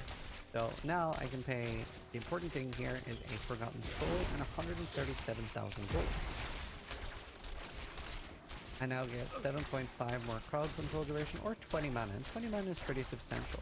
If I now replace this affix Boom. Now, next up, you can see that it still costs the same materials here, but the gold cost is now increased, so this ends up being a pretty crazy gold sink. So if I now do this again, it's always replacing the 20 mana. It's now highlighted in blue. I can no longer interact with the other stats. Boom. I can now get willpower, armor, although the 20 mana is a pretty big deal. It is like 20% more mana. So I'm pretty happy with that, even though the armor would be very good as well. That being said, I do hope Diablo 4 ends up getting some sort of crafting system at one point. I don't want games to be too similar, but a system I wish was in every single game would be Path of Exile's Val Orb. Basically, you risk the item, and it either destroys the item, does nothing, or has a huge chance of giving a small buff to the item. And I really love the whole like risk-reward thing, especially on unique items, and it ends up being just a very, very cool function that I'm such a huge fan of, and I think every game should have that risk-reward as sort of a final outcome to an item if you are bold enough to use it. Here, for example, is another craft. So this is actually a really good amulet. It could be an personally. It's got +1 defensive skills, decently high skill on reduction, which I think will be higher than my current one once I get it up to level 5. +2 range of blast cannon, which is a lot of damage, so more damage taken. But this strength here is not very good. Sword. None of these are really good. I would just replace. Doesn't matter if I replace or not. Try again. Up skill damage, control impairment, duration reduction. I mean, yeah. I'm not getting very lucky here. I do want to be a little bit careful because the souls are actually very, very hard for me to get at the moment since I am level 100, and the elites are pretty hard to kill because they keep scaling with you. You do also get a lot of power from the gems. You can see I'm getting a large amount of life from these here. That is why I have 12,000. And then we have things like critical strike damage on vulnerable enemies. So definitely worth doing the gems, particularly armor in the duel. I don't remember what the other one's doing. This is it. So armor is by far the strongest one thing that affects all the damage people. So that being said, I think items were a lot better than I initially thought they were going to be because the system is obviously a lot more simple than Path of Exile, but it is refreshingly simple. And while it is not as complex, it is still pretty entertaining and fun to find items in the game. And you're always looking for upgrades, and it's actually quite hard to find upgrades. You basically need to find an item with 3 perfect stats and then reroll the 4th. I do hope Diablo 4 ends up getting a robust crafting system with its seasons, but for now, pretty happy with this, and I'm looking for more upgrades. Thanks for watching, I hope you enjoyed the video, but more importantly, try to die less than I do.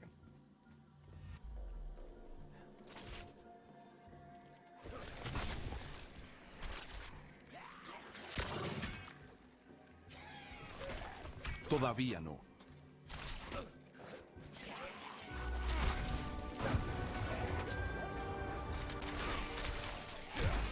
What's going on, everybody? Mortem here, this time bringing you my review for Diablo 4, a game I was looking forward to this year that wound up blending a lot of elements from both Diablo 2 and 3 into something that feels relatively fresh and unique, even if it doesn't exactly drive any innovation. But before we dive into that, while I usually review games after 100% to set me apart from other reviewers on the platform, that's obviously not the case here today, as this sort of game, with it being in many ways a live service game as it is online only and is going to receive seasons and things that change up the gameplay alongside the talk of expansions that are already being planned, it doesn't exactly fit into my normal content approach. So I'm doing something a little more standard, even if many of my own approaches still apply. And to give a little bit of background to that, in this particular game, I've been playing it since its early access launch. I've put in roughly 60-70 hours, I didn't really keep count. I've brought one character, my main character, the Druid, all the way to the end-game World Tier 4, running nightmare dungeons, etc. And if you're curious about the build I wound up using for that, it is the one that I posted just a couple of days ago. Though in addition to that, I also took a look at a few other classes and basically just tried to do everything the game had to offer before this review. That said, to start this off, as with many games that are brand new, I like to talk about the technical state of them right here at the beginning. In the case of Diablo 4, probably the most important thing to note is that it is online only. There is no offline mode, and while I personally think that is an unfortunate decision, the online experience that we are working with has been mostly problem-free. There have been some minor issues, but most of them are just that, minor. The launch has been largely smooth. I personally only had to wait in a queue once for about 4 minutes, despite playing as much as I did, though it is my understanding that other people had more substantial issues for periods of time where they just couldn't log in. And beyond connection issues, the actual state of the game is pretty positive. There really wasn't too much in the way of problems there outside of minor bugs usually related to server connections. Tiny bits of lag in relation to other players in the world, making up the bulk of it. However, I did run into a few substantial problems that I think are noteworthy. Every once in a while, when I would teleport to a new area, everything interaction-wise would stop working. I could no longer skip cutscenes, I could no longer activate abilities, etc. And the only thing that would fix that is simply logging out and logging back in. And then another issue I ran into is that every once in a while, when loading into a dungeon, it would actually spawn me in farther than it should. That is to say, I would be put in an inaccessible portion of the later part of the dungeon as opposed to the beginning of it, which will actually make a few dungeons simply unable to be completed, which is kind of annoying. However, barring those problems, which were pretty easily fixed, and the obvious server connection issues that come with an online game, and the state of this one is pretty positive. And after a string of sort of disastrous AAA launches here in just the last few months even, a launch with relatively minor issues I think is easily hand-waved away, at least by comparison. Next up, I want to talk about the game's difficulty a little bit. The game uses a scaling difficulty across 4 different world tiers. Tiers 1 and 2 are available right away, Adventurer and Veteran. These are sort of the standard difficulties, and while much of the world will scale to you, these are determining monster strength in relation to you. However, in the case of both World Tier 1 and 2, the world kind of stops scaling to you after about level 50 outside of a few instances. This is when the game pushes you to advance onto the later world tiers.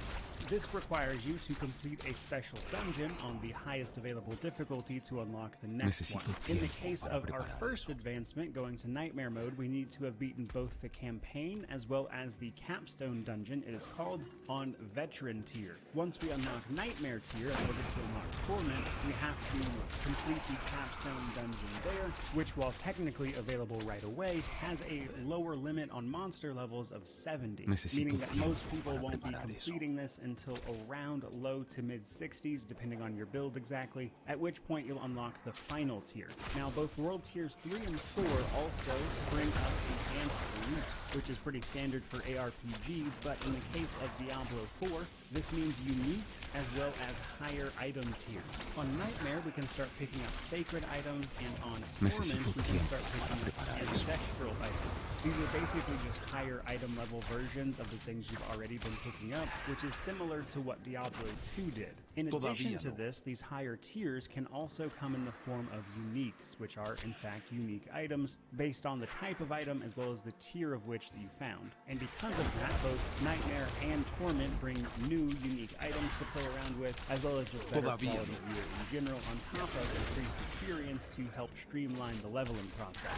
But as we go up those tiers, enemies also start becoming more difficult, obviously, but also they start penetrating our own resistances, which can make them even more difficult to deal with. But eventually, once you get to a good place, you'll be fine. And combine that with this game's open world nature, that's probably a little easier here than it was in the game that used an incredibly similar system, which was Diablo 2. Their normal Nightmare and Hell mode available there was effectively exactly like this. And naturally, as I'm a big fan of Diablo 2, I enjoy the way this system was implemented. I like that they have you complete a capstone dungeon before moving on, which will kind of make sure you're ready for the next set of challenges.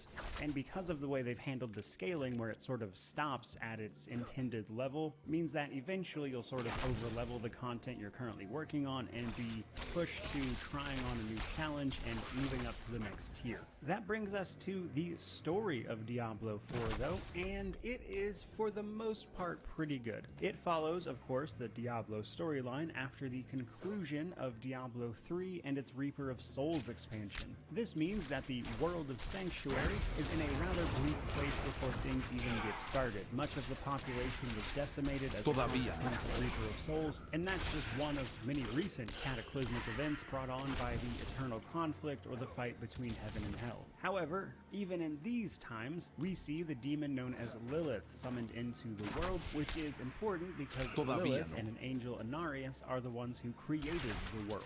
In an attempt to escape the eternal conflict, Lilith, having been summoned back into it after being banished by Inarius, almost immediately starts setting plans into motion in what she claims is a bid to defend Sanctuary. Our character, whoever you happen to decide to play as, which we'll talk about in just a moment, winds up forming a small bond with Lilith that allows us to track her across the land and try to prevent this from happening after some events in the prologue are set in motion. And while I don't really want to spoil anything, obviously, I will say this about the story. Broadly speaking, I thought it was very good. The beginning and the ending are very strong. However, I would say of the 6 acts that make up the game, 4 and 5 are kind of weak. 5 more so than any of the others. 5 very much so feels like filler. You could have cut a lot of that out and it would not have made a difference. However, I do think they did a good job of making an interesting Diablo story in spite of the events of 3 and its expansion, and they leave this one with some room to maneuver, which is rather obvious given that they've already stated they're working on 2 expansions for this.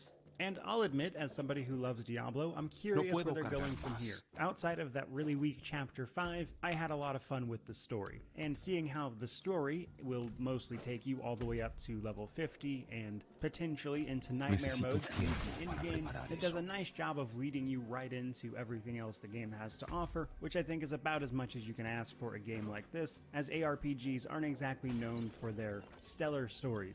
From there, though, let's talk about the classes. Now, I will spare you a full mechanical breakdown of all 5 of these, but simply put, we can play as the Druid, Necromancer, Barbarian, Sorcerer, or Rogue. Now, for the most part, these are what you would expect. Barbarian, Sorcerer, and Necromancer are in most Diablo games at this point, so you pretty much know what to expect there. Very much so true to their class fantasy. The Druid sees its return from Diablo 2 with many of those core systems intact, which gives us a huge focus on either shape-shifting or using elemental magic. And as someone whose favorite class in Diablo 2 is the Druid, naturally that's where I started personally. Lastly, we have the Rogue. The Rogue is a bit of a spin on the Assassin class from Diablo 2. It's not exactly the same, but it's relatively similar. But either way, it is our light, dexterous character that can fulfill a variety of roles thanks to its very adaptable set of skills. Well, that's pretty cool in and of itself. What I actually really enjoy about the classes, and the thing I wanted to talk about in this review, is their unique class mechanics. Each one of these classes gets to do something that is unique to them beyond just their skills, which really helps sell their class fantasy. In the Druid's case, this means making spirit offerings to various spirits, which will then grant you boons, which are complete powerful passive buffs. The Barbarian uses the arsenal system, which is to say they can equip multiple types of weapons at once. The Sorceress is the enchantment system, where they can equip some of their spells as passive abilities, which can provide a variety of benefits. The Necromancer gets the Book of the Dead, allowing them to customize how they summon their undead enemies or choose to take a passive instead. Then we have the Rogue, who can do things like learn how to utilize combo points to benefit their abilities, but overall a very cool set of systems that really help this classes stand out in addition to their already distinct flavor. That said, though, I would say it's almost certain we'll see the addition of more classes later, probably with the expansion. That brings us to the various progression systems of Diablo 4, though, and this is an area of the game that is sort of all-encompassing. The interesting thing about Diablo 4 is that a lot of the game is a sort of intricately layered system of progression, some of which is account-wide, some of which is character-specific, but almost everything you do in this game is progressing something. Now, at a most base level, we have our character levels. We can level a character up to a maximum of 100. Up until level 50, they earn skill points.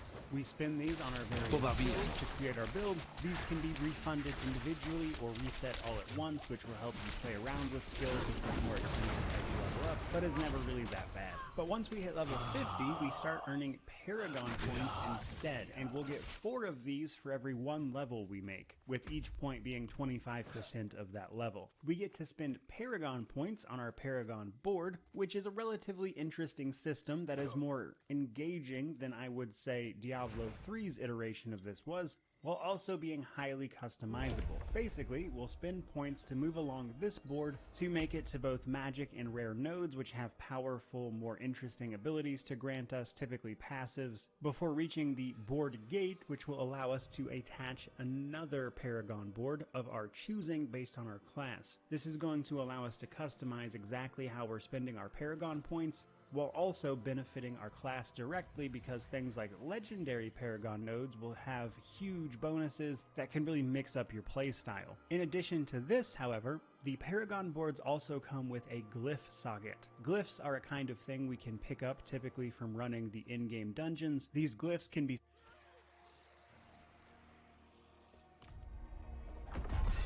Se necesitaron un par de botellas, pero el buen Sir Tristan ya está con nosotros.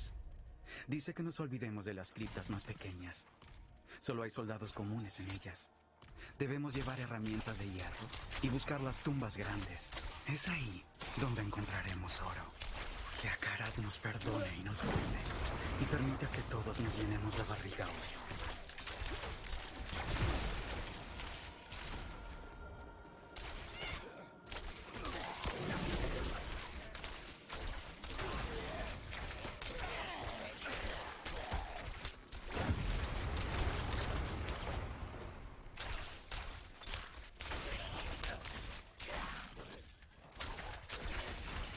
Necesito tiempo para preparar eso.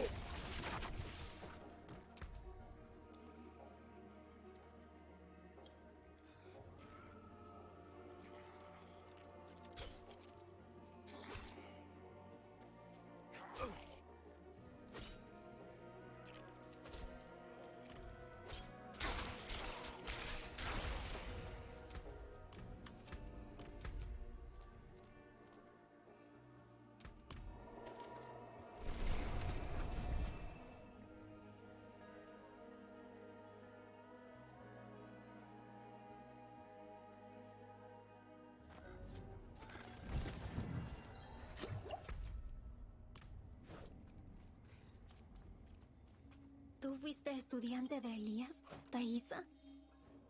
Debemos romper su dominio de la inmortalidad. No puede seguir escapando de su juicio. Sí. Y sin Elías tendremos más oportunidades de vencer a Lilith. ¿Por dónde empezamos? Busca a Timú en las marismas. Hizo un trato con el poder del pantano y recibió una larga vida. Puede que ella sepa cómo matar a Elías de una vez por todas. Neirel y yo empezaremos a buscarla. ¿Y Donan? Está ocupado con la piedra esencial. Una gran carga para aguantar solo. No le vendría mal algo de ayuda.